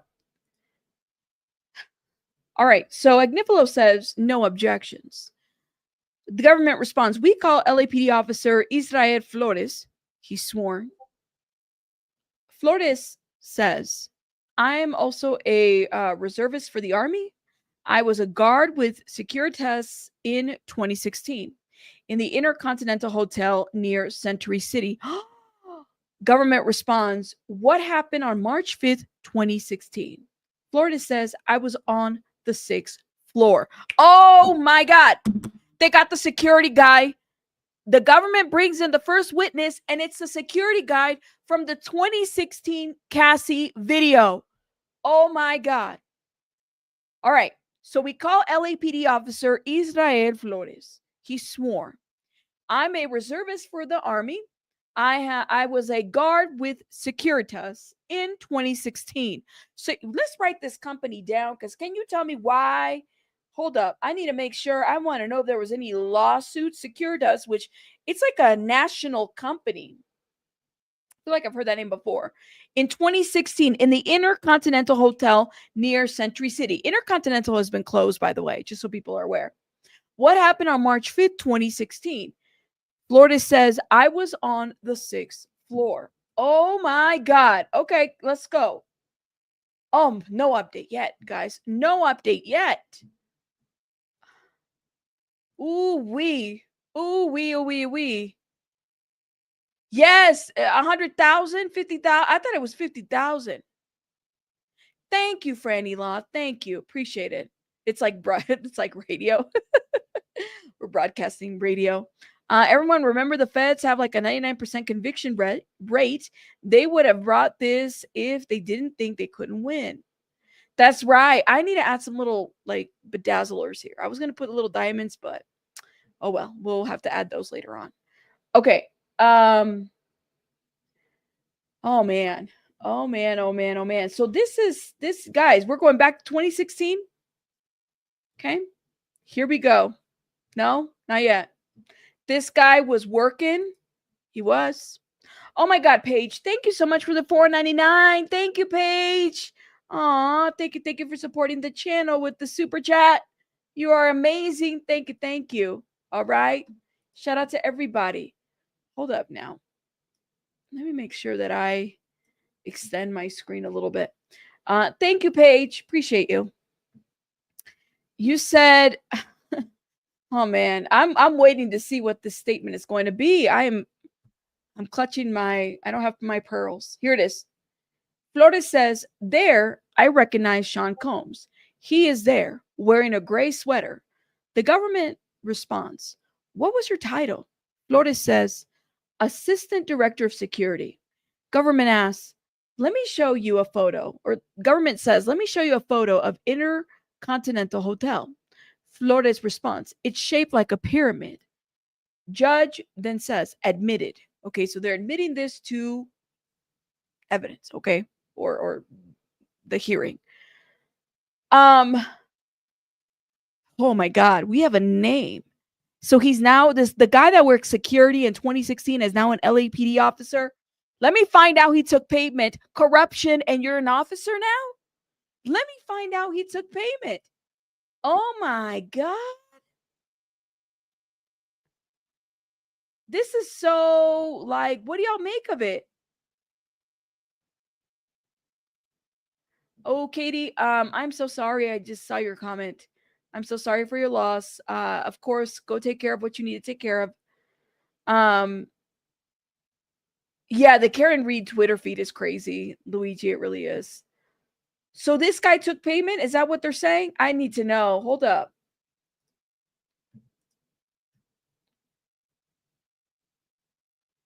Yep. Somebody said in the comments, I'm assuming the guard who Diddy bribed for 100,000 to get the video. Is this the same who's now an LAPD officer? I know you're joking, right? I know you're joking. The government says we call LAPD officer. His name is Israel Flores. Let me write his name down. He is now an LAPD officer. And is this the guy who Diddy bribed for the video? I got to write this down. You can't make this shit up. But I mean, you went from security to being an officer. Like, I guess that works. I guess that's what I'm saying. I'm trying to understand. That's true. Is it the same person? It could be a different person. You are right. Could be a different person. Maybe this is just a guy that worked for the company. That would be some shit, though. I'm just saying. He better not be on the Hollywood division. If so, we know it's sus. You said, I bet. I know. Benson and Stabler, please. Ice-T, come in. What's Ice-T's name? I forgot his name. Tutuola. Detective Tutuola, because it's got like a Samoan name. Yeah. I think it's Tutuola or Tupuola. Okay. Somebody said a freaking pyramid, of course. Oh my God. Oh my God. Mar, thank you for the $4.99. This is juicy and interesting to some of us, but triggering to the other of us. Please listen with your body and brain. Take a break if needed. Absolutely, guys. I'm asking my people here to a lot of the topics here, of course, I try to be a little lighthearted because it's so heavy, but there is a lot of, heavy topics here. If you are easily triggered, I ask you to, it's okay to log off, take care of you. That's what you have to do. But please note that biggest trigger warning on that. Yeah, it's Tutuola. So I appreciate, thank you so much, Mar, for this. I appreciate the $4.99. I won't be offended if you log off or anything. You have to do what you have to do. Take care of your own. Okay. But please note, I do bust a couple jokes here and there because it's so heavy that it's it helps me get with it as well. Hey, Jay Bootsy, how are you? You said that works. That works at Intercontinental. Don't jump into conclusions. That's the witness. It's the one who accepts the money. See, that's a good point. Let's figure out. I'm waiting. Because let me just, wouldn't that be some shit though? If he was the one that accepted the money? Wouldn't that be some ish? I don't know, D-Das. I'm waiting for it. But this is a good point. Is it, how do you say your name? You got to let me know how you say your name in the chat. Hey, Jay Bootsy, how are you, my love? Oh my God, Susan P just gifted 10 memberships. Oh my God, y'all, if you've been blessed by Susan P and others, please put some hearts in the chat. I really appreciate this. Thank you so much for supporting the channel. Let me put some hearts. Thank you. And some confettis. Thank you, my love. I appreciate it. Thank you for showing some love. I appreciate it. Hold up. Let's refresh this, you guys. I'm waiting. I think we're all waiting. Oh man, I'm at my seat for this. Oh my God, Coco's mom, thank you so much for this. Thank you for the 10. We need a joke every now and then. I agree. Like I said, a lot of this is very heavy, so I will bust a joke. I will say different things to kind of keep this as for me too, y'all, because it gets so heavy. Like even thinking, I'm gonna be honest with you. The idea of a man urinating on a woman in her mouth, it's kind of hard to even talk about it. I just, it's triggering. So I have to figure out how to make a joke here and there about it. But you're right. We're waiting for an update, guys. We're waiting for an update. You said more than one people who worked at the Intercontinental knew what was going on. You're right. You're absolutely right. Coco's mom, thank you so much for this $10. I appreciate it. Thank you. I agree with you on that. So I do wonder if it's the guy. It's what we're waiting to figure out. Is this the guy? It may not be the guy. Yeah, it's high, man. Can you imagine? I was watching Rotten Mango and she was talking about how they had like the little wooden pews. Imagine sitting 8 hours in a wooden pew. That's too much. 8 hours for every day for 8 weeks. I mean, I don't even think I would probably feel my backside after that. I'd be like, oh my God. And you can't get up and it's like this small in a pew. No, my friends. No. Sylvia, how are you? She said, Diddy be staring down people. He does. Rotten Mango said that Diddy should be given that stare. And there's pictures of him actually looking back. Melinda, they won't let you. You probably won't be able to bring a pillow or anything. You can't bring if you have a donut, you know how people have those little donuts, pillows? You wouldn't be able to do that. Okay, hold up. We got an update here, my friends. Here we go. This is the Israel Flores. Did he work? What did he do? Okay. Judge says admitted. Government response. What kind of incident did you respond to? Flores says all kinds. We had a couple of suicides there.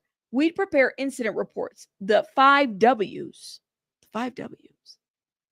Government asks, would you attach photos to the reports? Flores says yes, but not video. We did not have the password. Okay. So officer LAPD officer Israel Flores was working security in 2016. He wasn't an officer then, okay? Now, Israel Flores could be one of the many people that work there. I'm in my mind concluding that he's the one that took payment. We don't know, but we're waiting to hear more information, y'all. I am at my seat for this one. So he's saying here that he's asked, what kind of incidents did you respond to? He's saying, all kinds. All right. They had a couple of suicides in the Intercontinental. They had to prepare incident reports, which I think would be kind of like a common thing. You know what I mean? Hold up. Sorry, I got a text message. In a hotel, people kind of will check in a room. So he had to kind of respond to suicides and he had to do reports for them. And then he said, would you attach photos to the reports? Yes, but not video. We did not have the password. So every time there was an incident, he'd have to take photos of that incident. Okay. Now let's see. I'm waiting for there to be a clear understanding of what role LAPD officer Israel Flores played here. Okay. You know what I mean? Thank you. Oh my God, my wits end. Thank you so much for being here. I got you going in my background. Can't really comment too much. Just wanted to say you're doing a great job covering this. Thank you. Oh my God. Thank you. Y'all are amazing. I appreciate everybody. Thank you. What did you think of Rotten Mango? Let me know. I know we had some gifters. Shout out to our beautiful, wonderful gifters, you guys. Thank you so guys for supporting my channel. I got a lot of work to do, and I'm talking for those who have experienced bad situations. Absolutely, Mar. Thank you again for supporting my channel, Mar Lugo. Let's see. The Saw says Diddy, she saw Diddy in person years ago and his eyes were black. Shout out to the Saw. Oh my God. The Saw is an amazing channel, y'all. Shout out to the Saws. I love the Saws. Shout out to them. They do really great breakdowns and commentary breakdowns on a lot of things. And then they have like this little, they're humorous. I love the Saws. I mean, you watch one of their videos, you're going to laugh because their commentary is right on point. And they always have a joke or something. Shout out to them. Thank you. I try my best. I don't have 1,000 people, so it's a little bit easier for me now. When I've had a lot of people, it's very hard, but I do my best. And like I said, there are people out there like right now, there's people out there that feel like, and I have a feeling that there's going to be a turn. Believe it or not, it is predictable. Guys, it is predictable in every case. There's always a turn where people support Cassie and suddenly they don't. Then they go back to supporting Cassie. Like, that's just how it is, y'all. It's how it is. Every case, it's like the Karen Reed case. Got a lot of people that support Karen Reed and then suddenly they see something. They're like, no, I don't support. Then that's what they do. Hold up.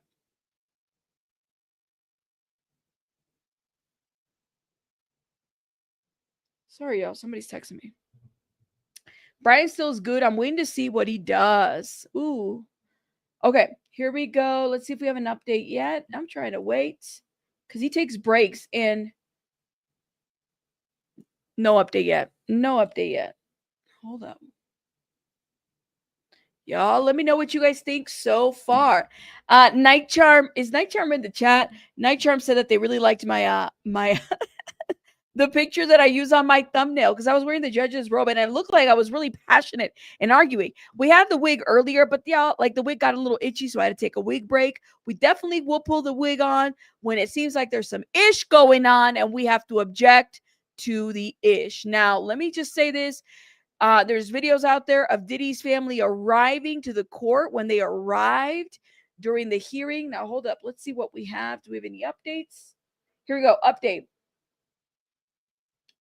So, would you attach photos to the report? This is what the government asked. Yes, but not video. We did not have the password. Government then asked, when did this incident take place? Flores response, 11 a.m. I got a report of a woman in distress on the 6th floor. I closed the security base and checked the camera. There was an African-American man pacing back and forth. I didn't see the female. I rushed there. He's detailing the events. Oh my God. Mama Empath Jenny G, did you just become a member? You have been here forever. Thank you for becoming a member. You know what, Mar? I'm waiting for them to say, like you said, I feel like one that took payment, but then wouldn't that cost him to his job now if he didn't disclose it? The LAPD, we don't know if it's the LAPD guy or somebody else. We don't know. Mama Empath Jenny G, thank you so much for becoming a member. Shout out to you, my love. Welcome to the membership. All right, hold up. Before I forget, let me do this now because I'll be forgetting and then you guys get mad at me. I'm going for the members. I'm going to post the membership link in the community wall of the channel so you guys can get into the Discord there if you want to join the Discord. Hold up. Let's see while we wait for posts for channel members only. All the channel members, because it was requested and I forgot to write it in there. Discord link, channel members. Please email me if it expires. If it expires. If you're not a member, you cannot get in. You have to be a member, which means you have to pay for the membership, which means you have to become a member of the channel, okay? Just so people are aware. All channel members, there it is. The link is there for all the channel members, the new ones. All right, here we go. We have an update. Let's see. Okay, is this it? All right, no update yet. So again, Flores' last statement was that there was an incident that took place. It was 11 in the morning, 11 a.m. I got a report of a woman in distress on the 6th floor. I closed the security base and checked the camera. There was an African-American man pacing back and forth. I didn't see a female. I rushed there. Was he wearing a white towel? Israel Flores, was he wearing a white towel? That's the question that I have. Okay. That is the question that we have. That's what we need to know. I don't even know how to set mines to receive a membership. Is some well, Melinda, you have to be a member. You have to pay for the membership on the channel. You said I'd be eating popcorn. Let's see. Thank you. I love that you and that surprise Whitney BJ always covers the right topics. Thank you so much. I appreciate you for saying that. Thank you. I don't know, Paige. I don't think those stunts are why Diddy wanted him so bad. Ooh. All right, hold up. See, do we have an update? Here it is. Update. So Flores rushes to the 6th floor because he sees this woman in distress, or at least he's hearing that a woman was in distress and there was a man pacing back and forth. Government asks, what did you see on the 6th floor? Flores responds, Mr. Combs in a towel and some like colored socks. He's a rapper, producer, and Cassie on the floor. The government responds, let me show you photos. Combs in a tuxedo, in a separate photo, Cassie Ventura smiling. Okay, so this is what Israel Flores, who's now an LAPD officer, responds. In 2016, he was working security, and he's responding at about 11 a.m. He's hearing that there's a woman in distress, but all he sees there is a man in a towel, which is pretty much the thing that we saw in that CNN 2016 video, right? A man in a towel. Okay. And he's got colored socks. Okay. And then he realizes, oh, he's a rapper and Cassie's on the floor when he arrives. And then the government's like, let me show you these photos.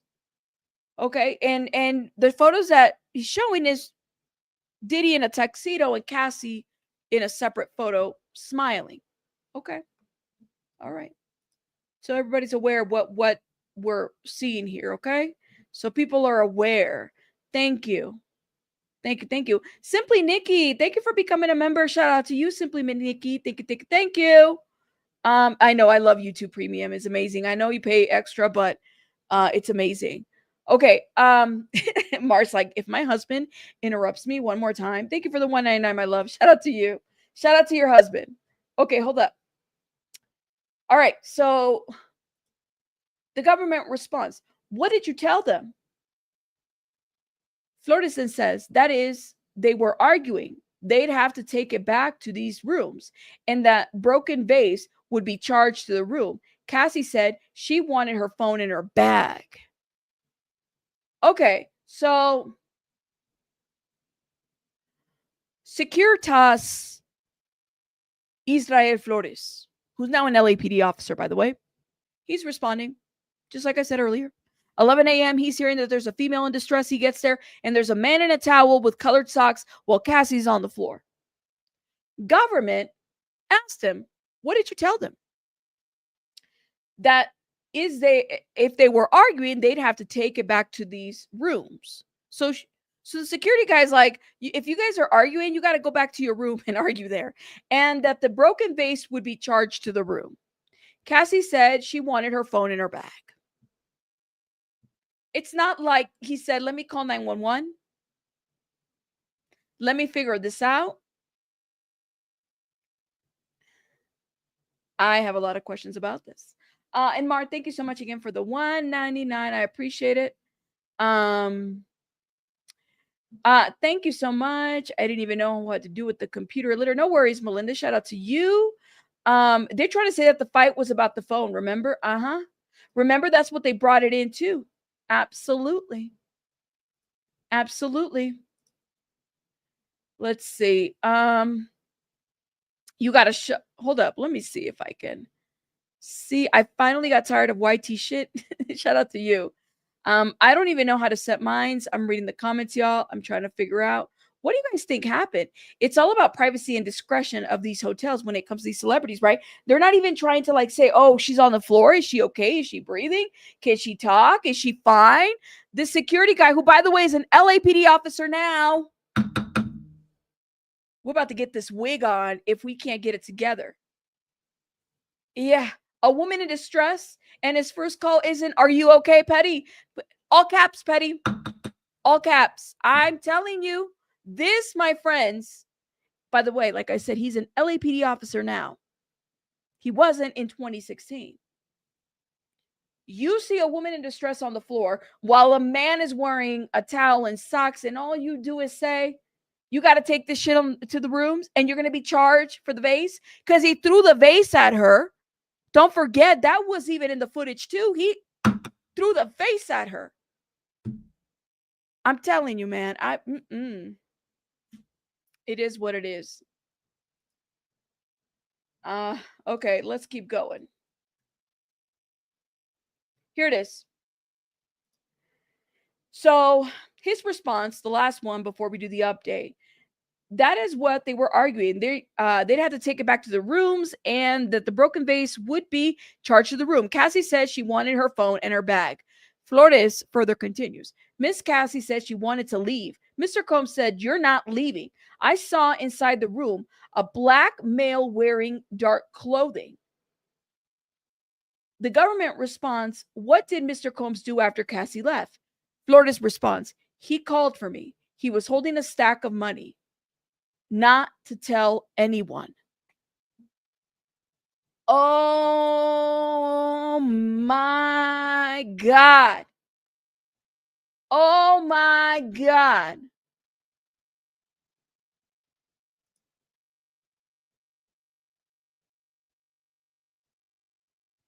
Hold up.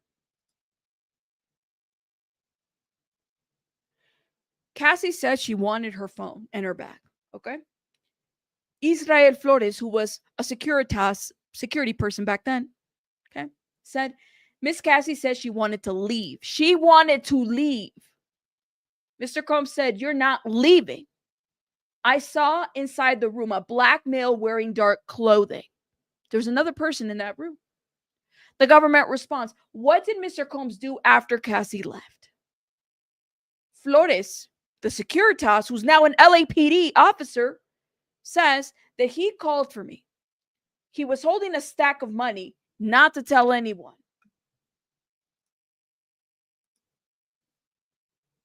Not to tell anyone.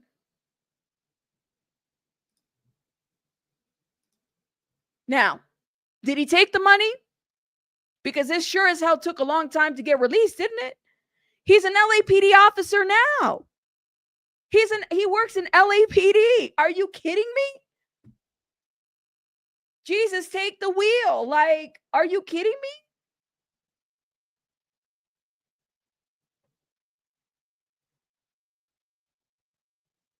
That's the 2016 video, guys. He definitely took it. No, it doesn't.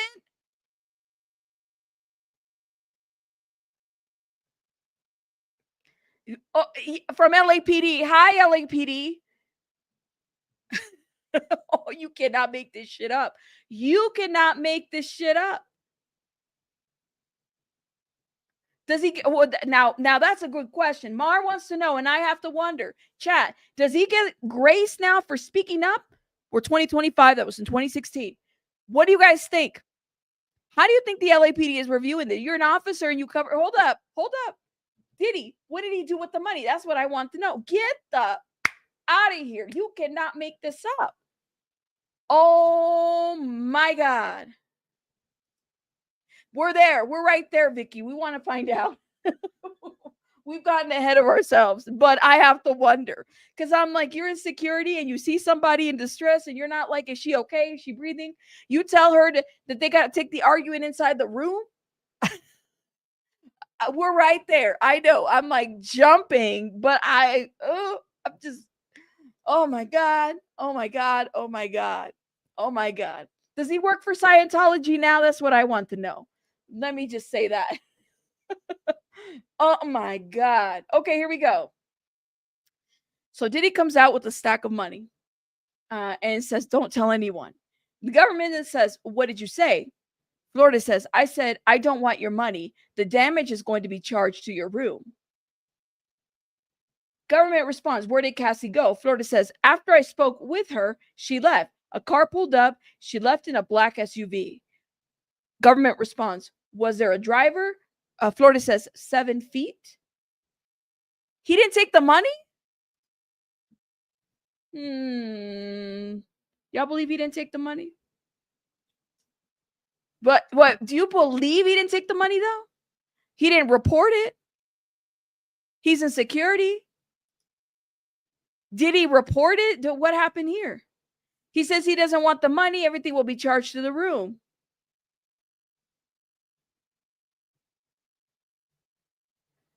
I don't know, man. You said he took it. Y'all, he could have taken the money. Why didn't he call the police, though? That's what I want to know. You're in security.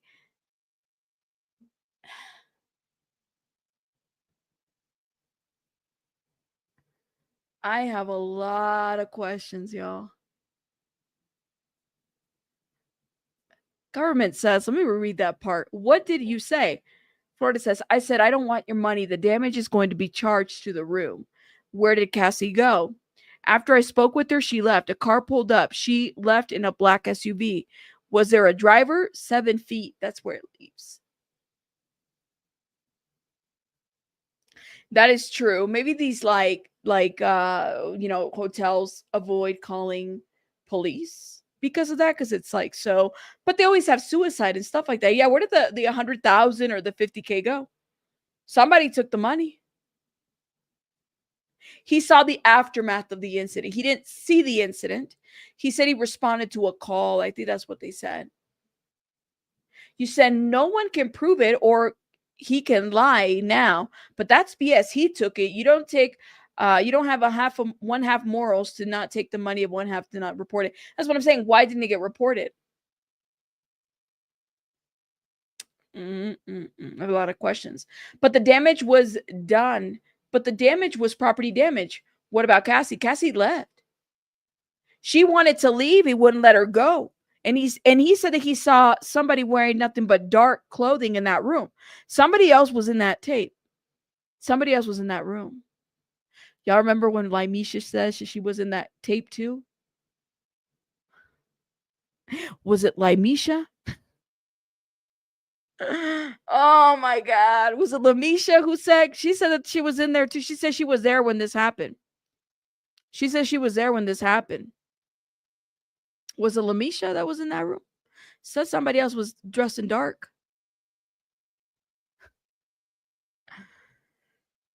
If you're in security, you're reporting everything, right? He said you take pictures. You report it or not?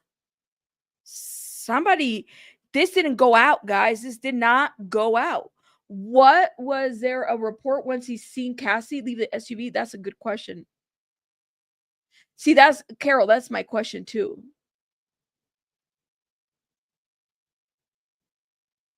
Did Mustard Mama, the question then would become, did he report that Diddy try to give him money? Right? Oh my God. You said it was Kevin Hart? Oh my God. Okay, hold up. We have an update. He said she wants to leave him. I said, I'm talking to her, not you. They left. Hold up. Okay, there's we're missing a narrative here. So government then says, where was there a driver? Florida's response, 7 feet. Florida then says, he says she wants to leave. I said, I'm talking to her, not you. They left. Government then says, then what? Florida's response, we went to Mr. Combs' room to remind him of the hotel rooms. He opens the door and grabs the phone and says, are you recording me? I pinned him to the wall. You pinned who to the wall? Who did he pin to the wall? Hold up. Did he pin the rules to the wall, or who did he pin to the wall? This is weird.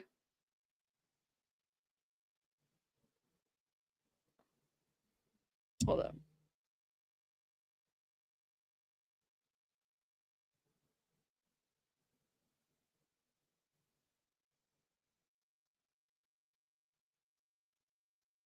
Give me one sec. Sorry, y'all. Who did he pin to the wall? Did he pin the rules to the wall, or did he pin Diddy to the wall? Did he get physical with Diddy?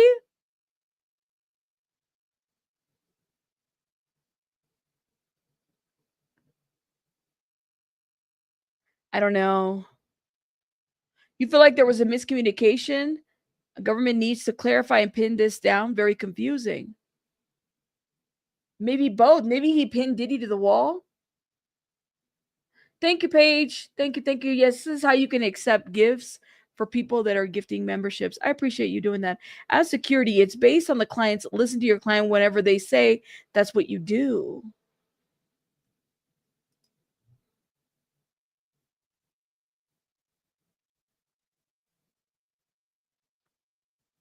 Yeah, he says pinned him to the wall. Hold up.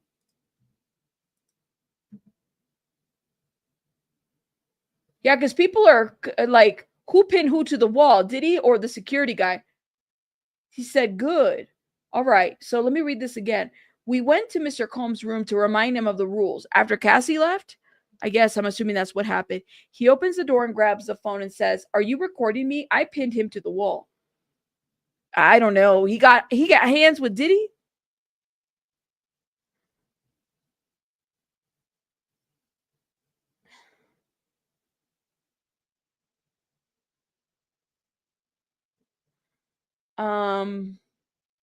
Sounds like he pinned Diddy to the wall from the reading. That's what it sounds like. So like the security person got physical with Diddy too? Like at least trying to stop him? Damn. Now, was this reported? Did they write a report on this?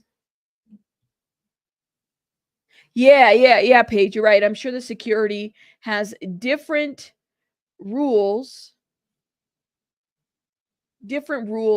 for celebrities, for famous people. And they're not trying, I mean, the client is the hotel, right? The property.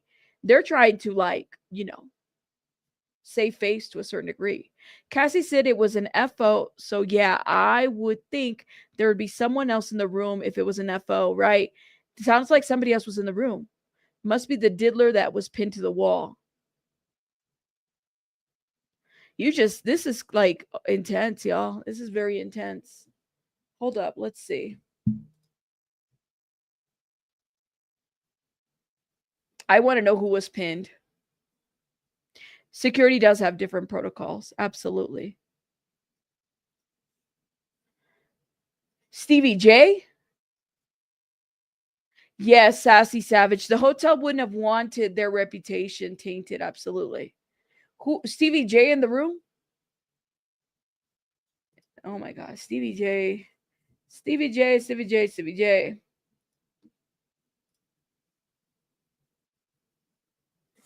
You said security took a lube job instead of a casual. Oh my God. Stevie J and the with the Creep Squad. I would check on the Creep Squad. How are they doing, by the way? Not that anybody cares about the Creep Squad. Is Peter Guns at the courtroom too, trying to support his man? Is the other Creep Squad guy in the courtroom too, trying to support? What happened? You said Ray J. Kevin Hart or Stevie J. Too bad it's too late probably for Cassie to sue the hotel.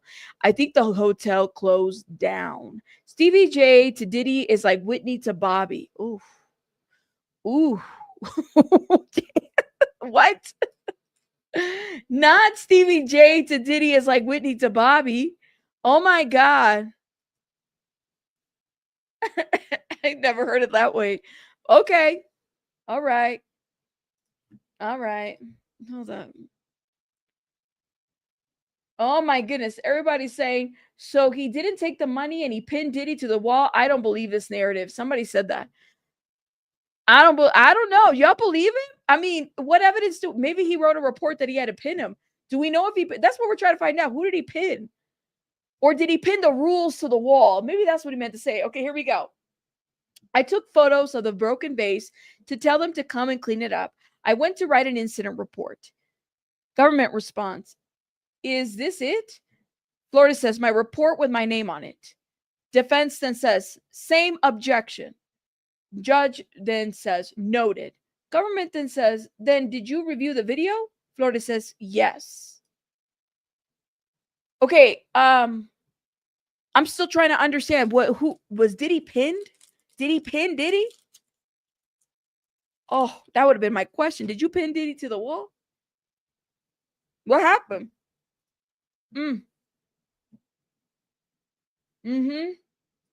Absolutely.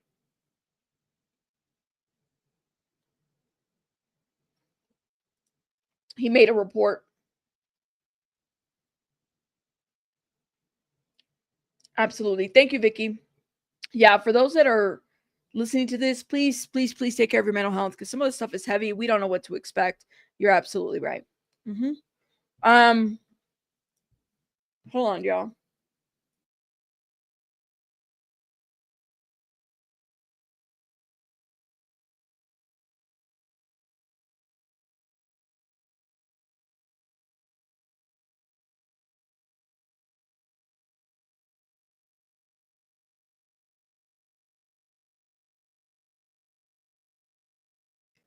Sorry, I was muted. Oh my God. LOL. Do you remember that last year when Rabbit watched I think it was a Diddy documentary on Tubi and she kept making fun of Stevie J? I still laugh about it. Oh, Ratatouille Stevie J. That guy. Okay, we're waiting. Did he review the video? Yes. Somebody said in the comments, this is not making sense. I don't know what's going on. Yeah. Diddy probably liked it. Yeah, Diddy. We were making fun of Stevie J Ratatouille J. That's who it was. Well, you said he put him in a prone position. Stop, Joe. I just want to know. I'm curious. So he pinned Diddy, then he wrote a report. I just have a hard time believing that he would have gotten physical with Diddy. You know what I mean? Okay, Danny Lee, thank you so much for saying this. Flores pinned Combs to the wall. He testified and told him to let go of the phones. So he did pin him to the wall? That's interesting. It's interesting.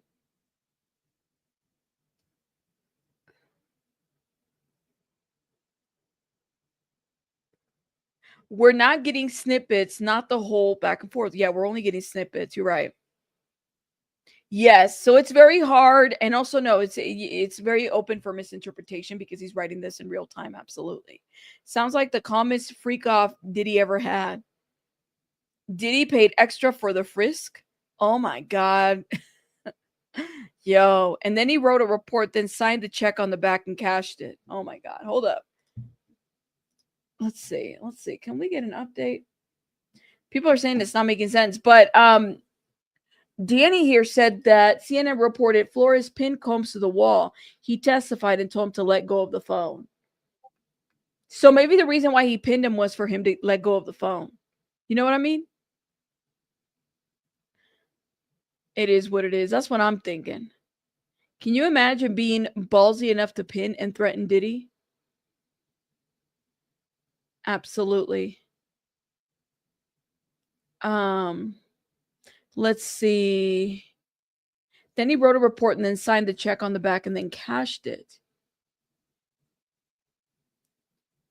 Hold up. Understandably, the inner city press is writing this in real time to fly, so X wording isn't at least going to be the same as what was actually being said. Yep. Okay.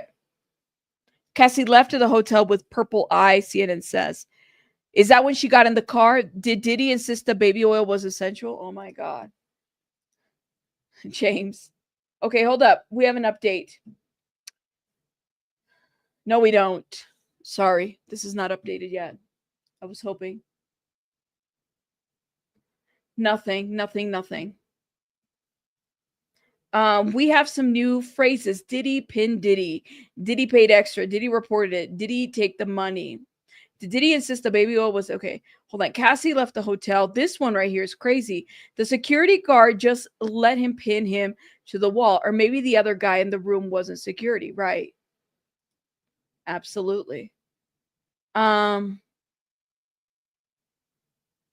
This isn't even, it's more wild than you expected. It's a lot of information, guys.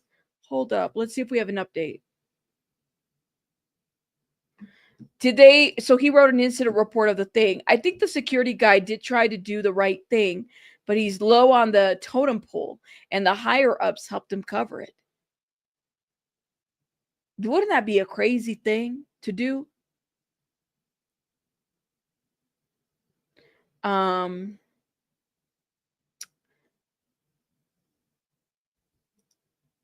Hold up. Nothing. No update yet. No update yet.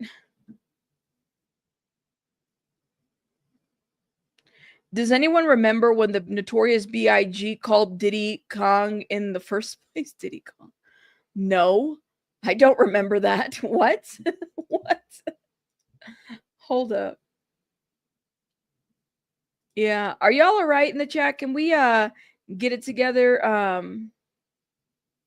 Please and thank you. Yes. If you guys are triggered in the chat, it's okay to log off, but let's keep it cute in the chat. Please and thank you. I really try to keep it cute.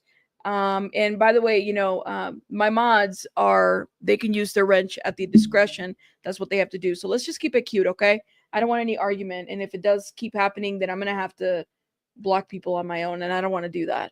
So let's keep it cute. Thank you. A guard doesn't care if someone is a celebrity when it comes to a critical situation. And someone grabbing the guard's phone is critical. I would have acted firmly at once to not allow escalation. Interesting. I think the defense open statements was something we were all expecting them to say. Yeah, shiny, but it was pretty dry, I would say. What if the RICO charges included in the hotel? Mustard Mama, that's a great question. This right here. Everyone take a deep breath. This stuff is heavy. Yes, it is. Thank you. All right, I'm serious. Let's keep it cute. Okay. All right, Melinda, can we keep it cute? Can we move on, guys? We got to move on. I don't want to see the chat this way. Please and thank you. Or otherwise you will be blocked by me. Okay. Okay, next part. Okay, so he took photos of the broken vase to tell them to come clean it up. I went to write the incident report. Is this it? My report with my name on it. A defense says same objection. Judge says noted. Government then says, then did you review the video? Flores says yes. Government then says, I'm handing you a thumb drive with videos. Video shown. Government responds, did it have audio? Florida says no. Government responds, let's walk through it. Who is this? Florida says Cassie. Government responds, and this?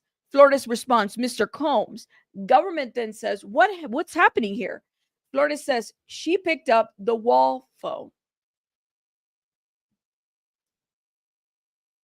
Okay. So they're going by showing, government shows them a thumb drive with videos. The video is shown. Government asks, did it have audio? Florida says there's no audio. They're walking through it. Government says, let's walk through it. Who is this? Cassie says, Florida says, Cassie. Government responds, and this? Florida's response, Mr. Combs. What's happening here? This is what the government is asking. She picked up the wall phone. That's what is being said. Yeah. You said, as a former security guard of that company, we could not touch a person. We had to contact the police. Phenomenal, Scorpion. So that's what I'm saying. So you work for Securitas? I didn't know that security got physical. I didn't think that you can. So let me share a little something. Back in the day, I went to trade school and I took a security. I actually took a security class. I did security for a couple of events. Believe it or not, I did security for a couple of events. I don't really talk about that. You can't get physical with people. You can't. A security officer is somebody who's supposed to be visible. Okay. And you're there to protect whatever asset, property, or you're there to assign, but you report, and you're right. You're just like, you're the observer of a lot of things, but you're not supposed to get physical. You're not supposed to touch a person. You can't be pinning people. That's why I wonder about this. So I'm glad that Phenomenal Scorpio, you said this, because I don't think now, are there armed? I was not an armed security. So are there armed security? Yes. But I've never heard of security getting physical. And I also did security work for a store at one point, and we couldn't get physical as well. We can only report what was going on, but you can't be getting physical. So I guess it just depends where this is at. You said security and subdue is not, I guess it depends on the company. Sassy says, Florida didn't mention that the other man seen in Sean Diddy Combs' hotel. He says the man wasn't involved in the elevator lobby incident and didn't engage with Combs and Cassie Ventura. The other man in the room, is that what you're talking about? Huh. I'm expecting the defense to have better opening arguments instead of the same old victim blaming. They need 6 attorneys for that? That's what I'm saying, Yanni. I'm not impressed. Yeah, I used to work for them. We could not get physical. I'm wondering about this. Yeah, security rabbit, long time ago. If you're physically threatened or physically attacked, are they citizens? Yes, you can put hands on one another. I've been doing it for 15 years. Sylvia, so does it depend on the company though? Let me know. You can see, some people are saying you can subdue, like Sylvia's saying, like, yeah, like if you're physically threatened or physically attacked, like you can pin people, but I guess it depends on the company. I wonder about this. And did they change their policies? Is it the same?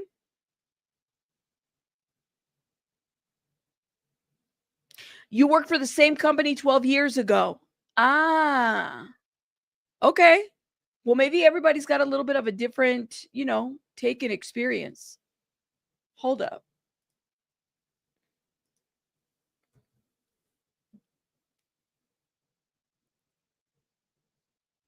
She picked up the wall phone. That's actually self-defense. This is wild. Y'all, I'm going to have to leave in 30 minutes. Just so people are aware, I got to leave in 30 minutes. Diddy seemed to get physical first. The security didn't have a chance not to interrupt the situation, right? You wonder if the camera caught the guard getting physical. You said, like, what about the security for Hollywood stars? Can they not get physical? I don't know. I mean, you have armed security. I guess it just depends. Yeah, I know. I'm going to hire Sylvia. Hire Sylvia to take somebody out. Take them out. Yeah, I did security for a couple of events and I would get paid, but I mean, I took a security course, but it was never, you wouldn't put hands on people. Not back then. I mean, but I didn't work for Securitas. Every company's different. My dad is head of security for the Hyatt Regency in Austin. Used to be there for one in Detroit as well. He has to fight with people and subdue people plenty of times. So maybe you can. I don't know. Many times I wanted to get physical, but I couldn't due to the company protocols. This phenomenal Scorpion. Could it be like every state has different laws over it? Could that be a thing? You know what I mean? Like every state could be like, because this Securitas company is like national. So I don't know. Maybe it's like it varies from different states to states. You said, I think it's called the Constitution and Basic Human Rights. I get the feeling that this whole thing is staged. Really? Do I know martial arts? No, I don't. No, I don't. You said I've done private security for some celebrities and I used to work for the Oscars and I've worked for the Michael Jackson funeral. So it all depends on what duties you're doing. Because it's cheaper. Is it cheaper to hire? Well, I mean, some securities are ex-cops too. So keep that in mind. Wow. Imagine doing like security work for the Michael Jackson funeral. That was huge. That was a huge thing when that happened. Sylvia is the boss. Oh, okay. Hold up. Do we have an update? Sorry, I'm looking at my phone, but my phone is also delayed.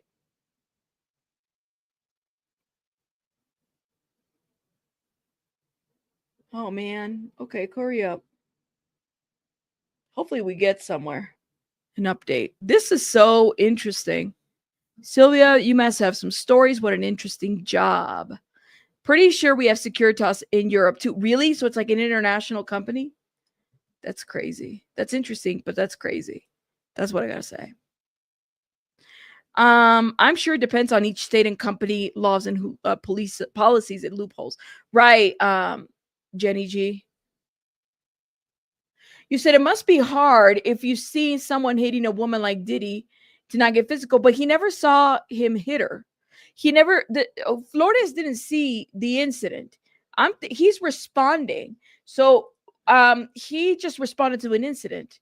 She's on the floor and he's like pacing back and forth with the towel. Now, security camera shows, because I remember this, security camera shows that he threw a vase at her. And maybe that's the broken vase. Surveillance footage from the hotel altercation played out in court. The full one, the one that isn't edited, guys, hold up. Let me send a text message.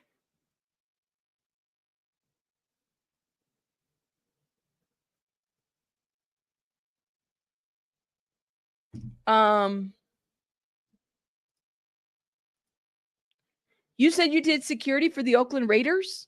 We couldn't touch anyone until they did something to us, but we could escort them out in the group. Yeah. So like if they got physical, back when it was the Oakland Raiders, didn't they change up? How long ago was that?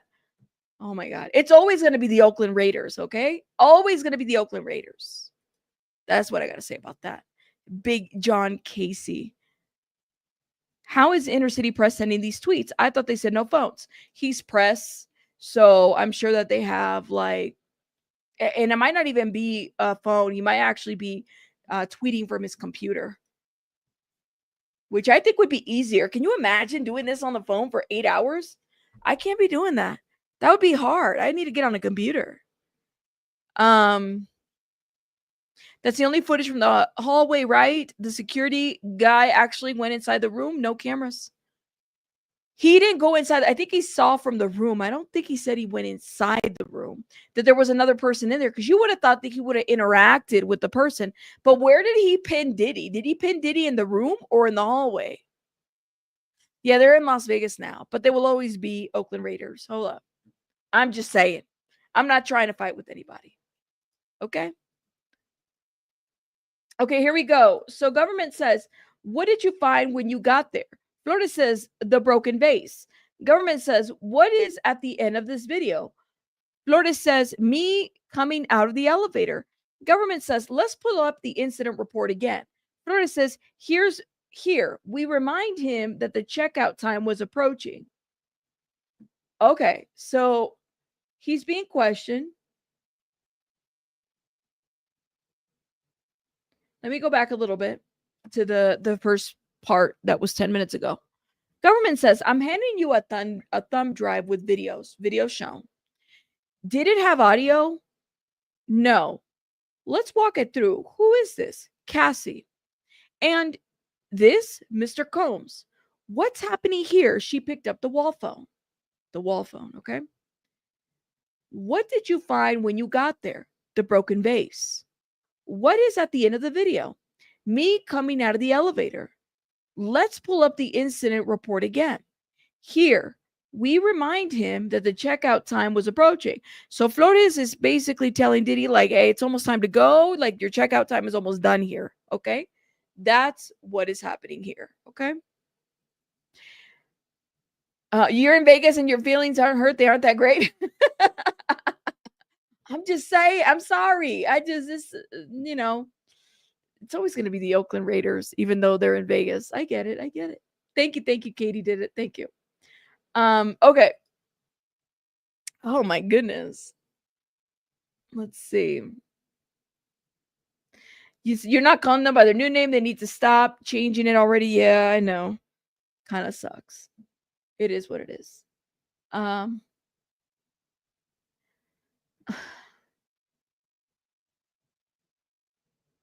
Let's see.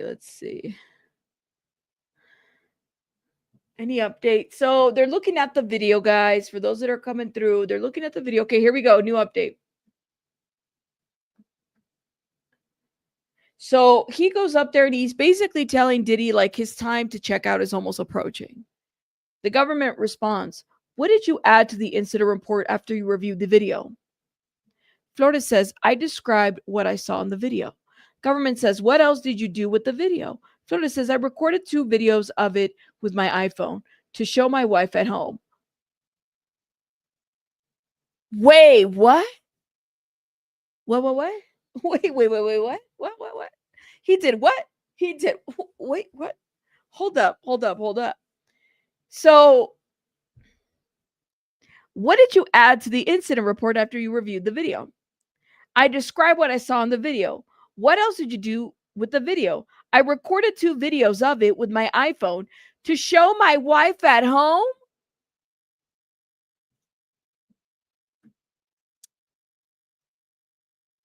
Belen, what do you think? Belen, you've been like in and out. You gotta tell me what you think, Belen. Tell me what you think, love. Okay? Shout out to Belen. Yes. So there's other videos. There's a video of a video. You have the video, and then he used his iPhone and recorded the video.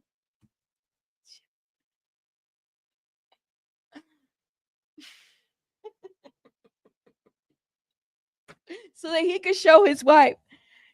That's what, did he leak the video? You know what, Yanni, you're right. You know what? I concur, Yanni. I concur. At least he's being honest. He didn't have to say that. Yes, he recorded the video to show his wife. But don't tell Securitas that. So So you have the initial recording, and then he grabs his iPhone and recorded the video. You cannot make this.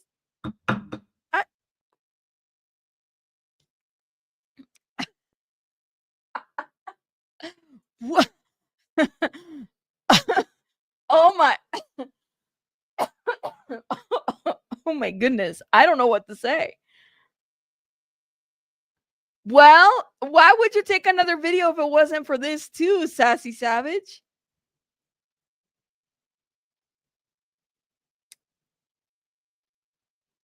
I was not expecting that. I mean, he's truthful. At least it's truthful, but I'm just, all right. I get it together. Okay. Everybody's like, yo, everybody's reacting. I gotta react. What? Oh my God. Let me react to this. Oh my God. I don't want to, maybe later. Okay. Thank you. I got rid of the check mark because I didn't want to pay $7 for a check mark every month. What? I mean, you can't be mad because I don't know. You said, sir, if the LAPD gig doesn't work out, you cannot return to Securitas. Well, damn. He can't go back to Securitas anymore. Nope. He cannot. That's it. That's all. You said family movie night. No, y'all are crazy. That is true. I'm not surprised though, because I don't think he'd be the only one who wouldn't do that. There's a lot of people that would have probably recorded it to, to have it. It's worth something. You could sell it to TMZ or whatever and then get some money, and you don't even have to tell people. That's, you guys, you could sell it to TMZ.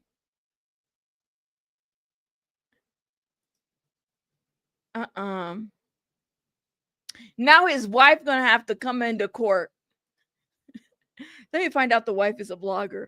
Oh my God. So I'm wondering if that's the original that the government says that they have. Yeah, do they have the original? So see it. So the hotel footage is one thing.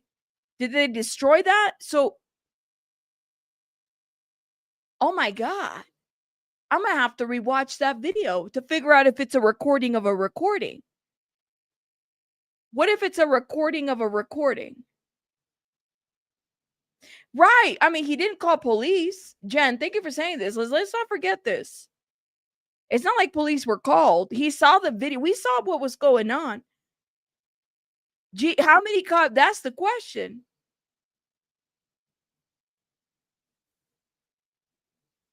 That's the question.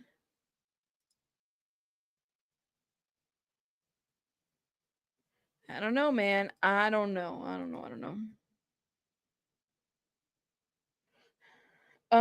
Look at everybody. So bingo, he's the one that leaked it to CNN. Security guard made 2 copies of the video to show his wife. That was the beginning of Diddy's legal troubles. Oh my God, the security guard has kept 2 video secrets until this trial? Oh, everybody's freaking out on Twitter. Oh my God. Oh my God. What?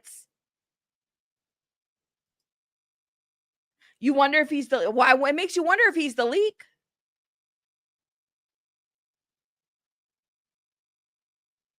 They're not. That's what I heard too, Gladiator, that they weren't going to be shown. Wow. So we found out where the iPhone CNN halfway footage came from. Pretty much. That's the mic drop moment, guys. We know where the security tape came from. It's not original. And unless the hotel, I'm assuming the hotel destroyed the original. And so what they showed was a CNN footage from this cop, or he's a cop now. He's LAPD. Yeah, if it's not a leak, then why admit that he recorded it? Guys, like there's your unedited copy, but it's a copy of a copy though, Yvette. You can't make that now. You said the wife is no. Security probably told Diddler that you open your mouth about this and I'll open mine. I'm thinking 911 off police wasn't called to respond to this. Clearly.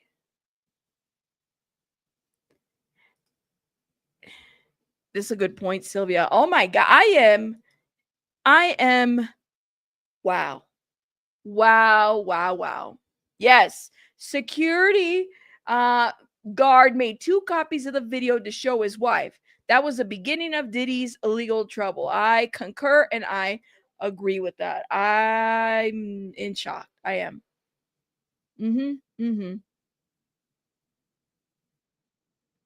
So now we know the origins and where this came from. Somebody gave it to CNN. Was it him? Who gave it to CNN? This is going to be messy.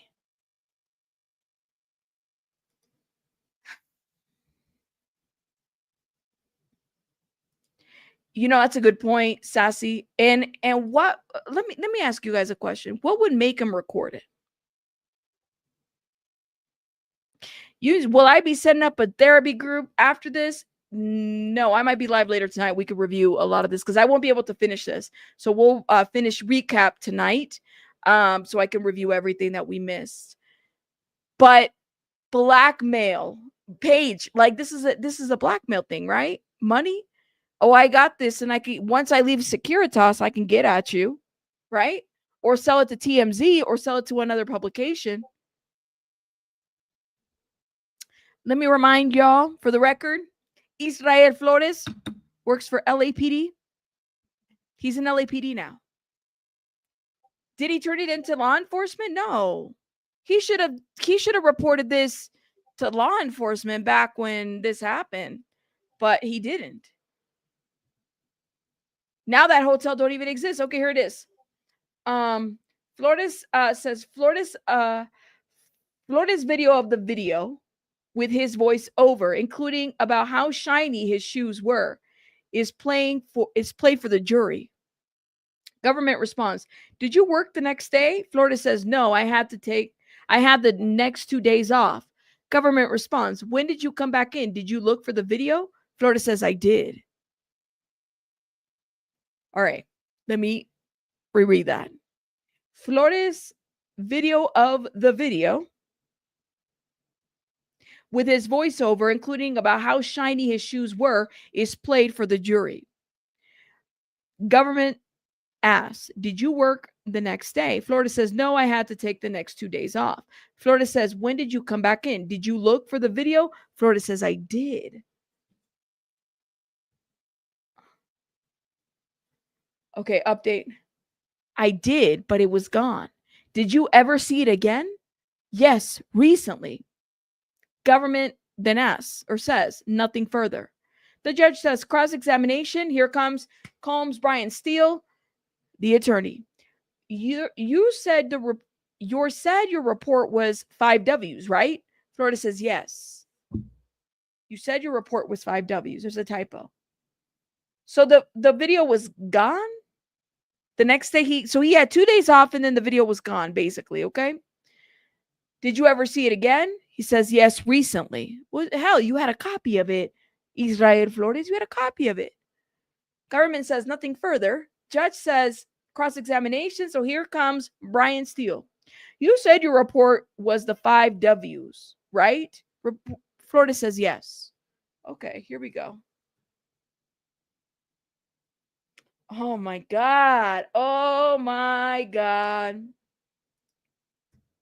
Let's go. I'm waiting. Here we go. You just have to kind of wonder. Ooh. That's a good question. As a security guard, does he have a fiduciary duty to report? Not a moral one, but a legal fiduciary duty to report? That's the question. I guess I just wonder, like, did he talk to any of his colleagues or like a supervisor or somebody after this happened? Because I'm assuming that, like, if you're calling the police or if you're thinking or contemplating or you're going to talk about this, right? Like, you're going to call somebody and kind of like review this with somebody. It doesn't even sound like that's what happened. But this is a good question. What do you guys think about Vicky's question? Like, does he have a legal obligation or a moral obligation to report to police? If he's just doing his job, but did he talk to somebody else that was there that was like, all right, just let this go, do your report, and that's it? Or what happened? You said, I bet he took the next 2 days off. What do you do with something like that? Here it is. Israel Flores, he said he didn't call the police after the incident because he said there was no victim there. Obviously, nobody was pressing charges. Well, yeah, the victim was gone. Y'all. That's what I'm saying. He should have reported to a supervisor or superior. The superior most likely will go to the client to see what they want to do. He talked to his wife about how they could get that money. It says, listen. Okay, here we go. We got an update. All right, y'all. I do have to leave soon because I got to pick up a child, and then I'll be live later to recap this because, and I'm not even going to read anything because I want to react with everybody later in the evening. Okay, so Brian Steele says, you mentioned that when you get off the elevator at 11:14 or 11:15, give me 1 second. Okay, my camera just died. Give me 1 second, y'all. 1 second. Oh man, the camera just died. Let me get this going. 1 sec.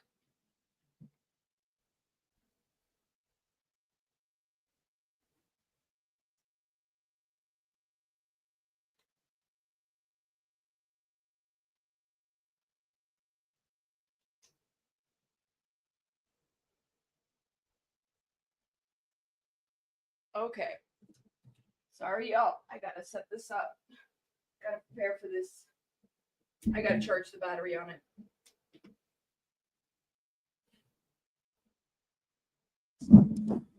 Okay. My bad. My camera died. Let's see if I can get the other camera going. For now, we're gonna be using, yes, Brio. Let's go. The old camera. Okay. Ooh, but the green screen's not going in. Give me 1 sec, guys. Let me set that up. Oh my gosh, how annoying. Here it is, green screen. Let's go.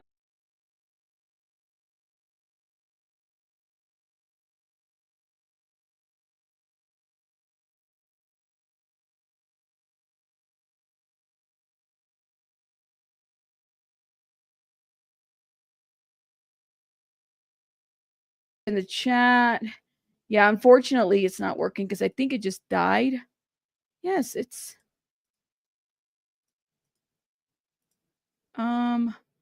green. Yeah, it's dead. Okay. Judge Rabbit. I know I got the green screen, y'all. See that? That's why you guys can see that, but I can't even do anything. The camera's dead. Okay, we'll figure that out later. All right, let's get it going. So Brian Steele basically says, let me put myself down a little bit.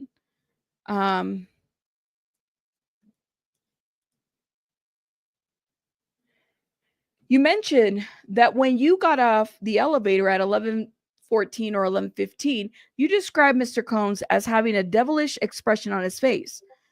That's my opinion. When you got off the elevator, what's in your hand? My radio. Mr. Combs did not attack you, did he? No. And was there any law enforcement involvement? No. You videoed for your wife and kept it, right? I did. But never was law enforcement called? They did not. They were not. Okay. All right. So let me recap because we missed a couple minutes here. But basically, saying that he never contacted law enforcement.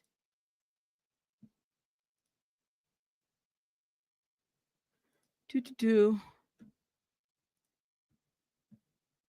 we go. You mentioned, this is Brian Steele, you mentioned that when you got off the elevator at 11:14 or 11:15, you described Mr. Combs as having a devilish expression on his face. That's my opinion. When you get off the elevator, what's in your hand? My radio. Steele says, Mr. Combs did not attack you, did he? Mr. Flores says, no. Mr. Combs then says, was there any law enforcement involvement? Florida says, no.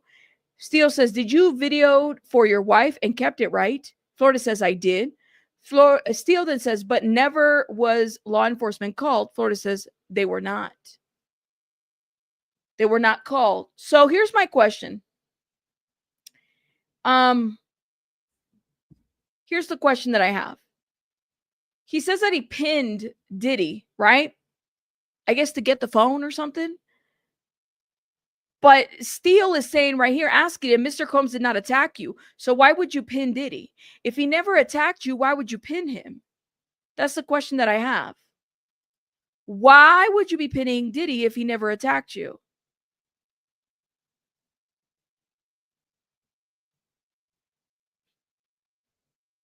wondering if he disclosed. He probably didn't. Probably didn't. I mean, I don't even think he told people that he had recorded this at all.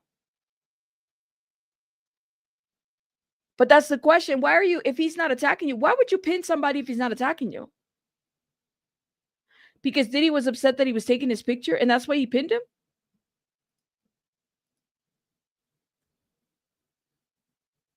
Here it is. You told the jury, Mr. Combs said to Cassie, you're not leaving. But your report did not say that, right? Florida says, at that point, I did not believe it was significant. Fact. I'm not going to put down the back and forth. Okay. Excuse me. He said, I'm not going to put down the back and forth. Holy moly, huh? Yeah, like I need an answer as to why he supposedly pinned him, y'all. I have a question. I have a lot of questions. That's why he taped the video for protection, maybe? Did y'all hit the like button, please? And thank you while we wait. Guys, I got like 10 minutes and then I have to head out. I promise. Please join me later tonight when we recap this because I'm so here for the recap. I have read numerous reports written by security officers. They usually don't have a ton of details. Right. To take the phone is a major thing that can create an escalation. That's why it's important to take it back and stop the development. But here's the deal. Here's the question that I have, okay? Here's the question that I have. Okay. They were going back. She wanted the phone back. Did he have to pin him to get the phone back? She wanted the phone back. Did he have to pin him to get the phone back? Because there was something clearly on the phone that upset him. That's what they were opening statements were said to have been. Here it is. Steele says, so it wasn't important 9 years ago, but only now. Government says objection. Judge says overruled. Florida's then response, I did not put it in the report at the time. Steele says, you said you were offered a bribe, but hadn't you told him he had to pay for the vase? Florida's response, yes. Oh shit, here we go. All right, let me read this again. Steele asks, so it wasn't important 9 years ago, but only now. Government says objection. Judge says overruled. Florida's response, I did not put in the report at that time. Steele says, you said you were offered a bribe, but hadn't you told him he had to pay for the vase? Florida said yes. Did he write that in his report that Diddy offered him a stack of money? Did he write this in the report too? Because that would be something that would be in my report. If I'm like, listen, I'm walking in here. There's a woman on the floor. This guy's in a towel with colorful socks. She's wanting to leave. Somebody's in the room. And then he comes out here. Cassie leaves after that, comes out here with the stack of, that would be on my report. Was that in his report? Thank you, Olsen. Thank you. Yes, guys, shout out to my beautiful, wonderful bailiff mods. Shout out to y'all for coming and going. I appreciate Vicky's in the chat. Everybody that has supported me today. Thank you. It's been 4 hours, y'all. All the reports are supposed to be in the details. All of them. Let me tell you something. I've written many, many court reports. And one of the things that a judge told me is that if it's not written, it didn't happen. If it's not written, it didn't happen. And that's coming from a judge who let me know, like, everybody that writes a report, because you don't know what could or can't go to court, especially in the security, like you might think it's a little detail. If it's not written, it didn't happen. So this is the kind of stuff that makes me wonder, well, then did that really happen or not? If you had to pin Diddy, I would put that in the report. Because if it's not written, it didn't happen. Okay? That doesn't mean that the event didn't happen. It just means that your SOL, if you did not write that at the time that happened, okay? That, my friends, is so important. Documentation 101 is so important, y'all. I'm telling you. Yep. Okay. Hold up. Okay, somebody said, good point, but not a big point. Was the money offered to pay for the vase or to keep you quiet? This is what they're going to get. Okay, here we go. Steele says, the gentleman you say you saw in the room, you described to the jury things not in your report. Florida says he didn't engage. Why didn't you ask him his name? Florida says he wasn't talking to no one. Steele says, did you tell anyone at the time? Florida says, no. All right, let me slow it down. Steele says, the gentleman you say you saw in the room, remember he said that he saw somebody in the room dressed in black. You described to the jury things not in your report. Florida's response, he didn't engage. Steele says, or asks, why didn't you ask him his name? Florida says he wasn't talking to no one. Huh? Steele says, did you tell anyone at the time? Florida says, no. Oh, I call bullshit. Oh, you're doing security and you're not like, there's a person in the room who's dressed all in black. You got a woman on the floor who wants her stuff back, who wants to leave, leaves in a dark SUV. And like, what the fuck are you doing? Are you kidding me? This don't make no sense, guys.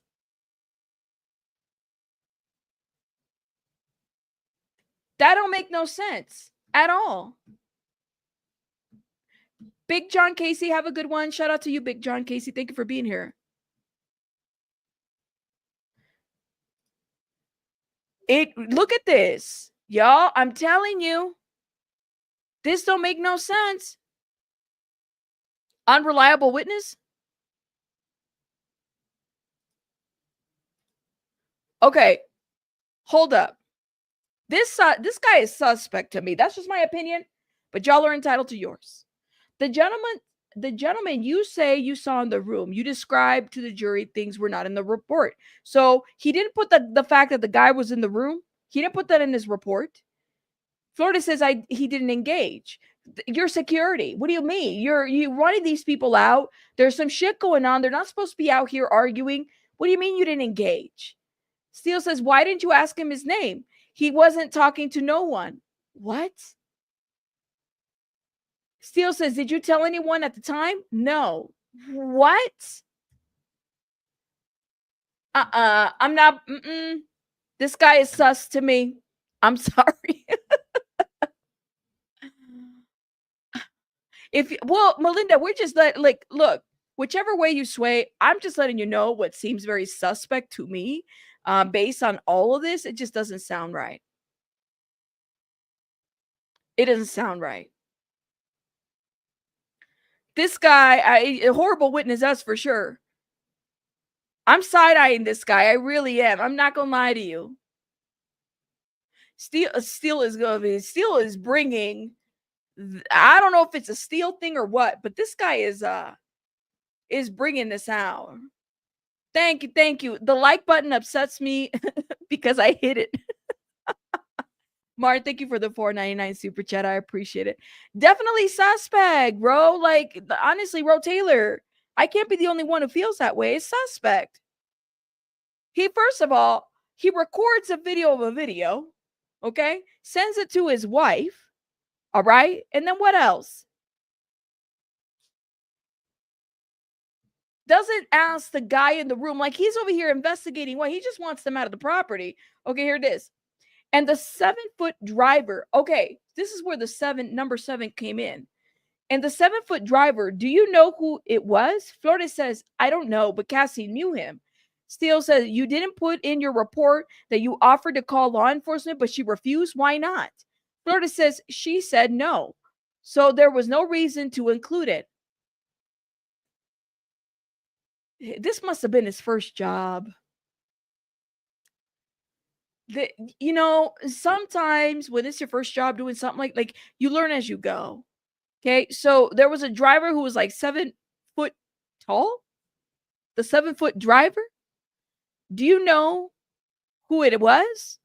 I don't know, but Cassie knew the name. Now it's been 9 years, so who knows if clearly they didn't share names. Cassie knew the name. You didn't put it in your report that you offered to call law enforcement, but she refused. Why not? Florida says she said no, so there's no reason to include it. You have got to be kidding me, my friends. It's not looking good. Yeah. She said no, so there was no reason to include his name, or that he didn't want law enforcement. This is so off. This is it.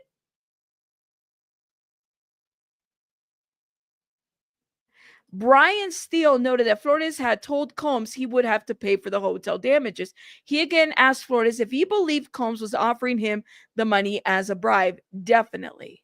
This is what he said. Thank you, Sassy.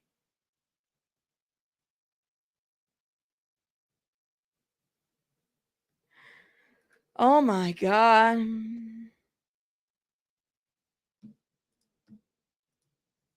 Okay. So she said no to law enforcement. She could have said no to law enforcement. That's not the point. He should have called law enforcement. She could have said no to law enforcement. That's the thing, is like, guys, that's not the point. Like, she could have said no to law enforcement. That's fine. He should have still called law enforcement. That's the reality of it. That's fine. She don't have to agree to law enforcement, but he could have done that. He could have reported law enforcement.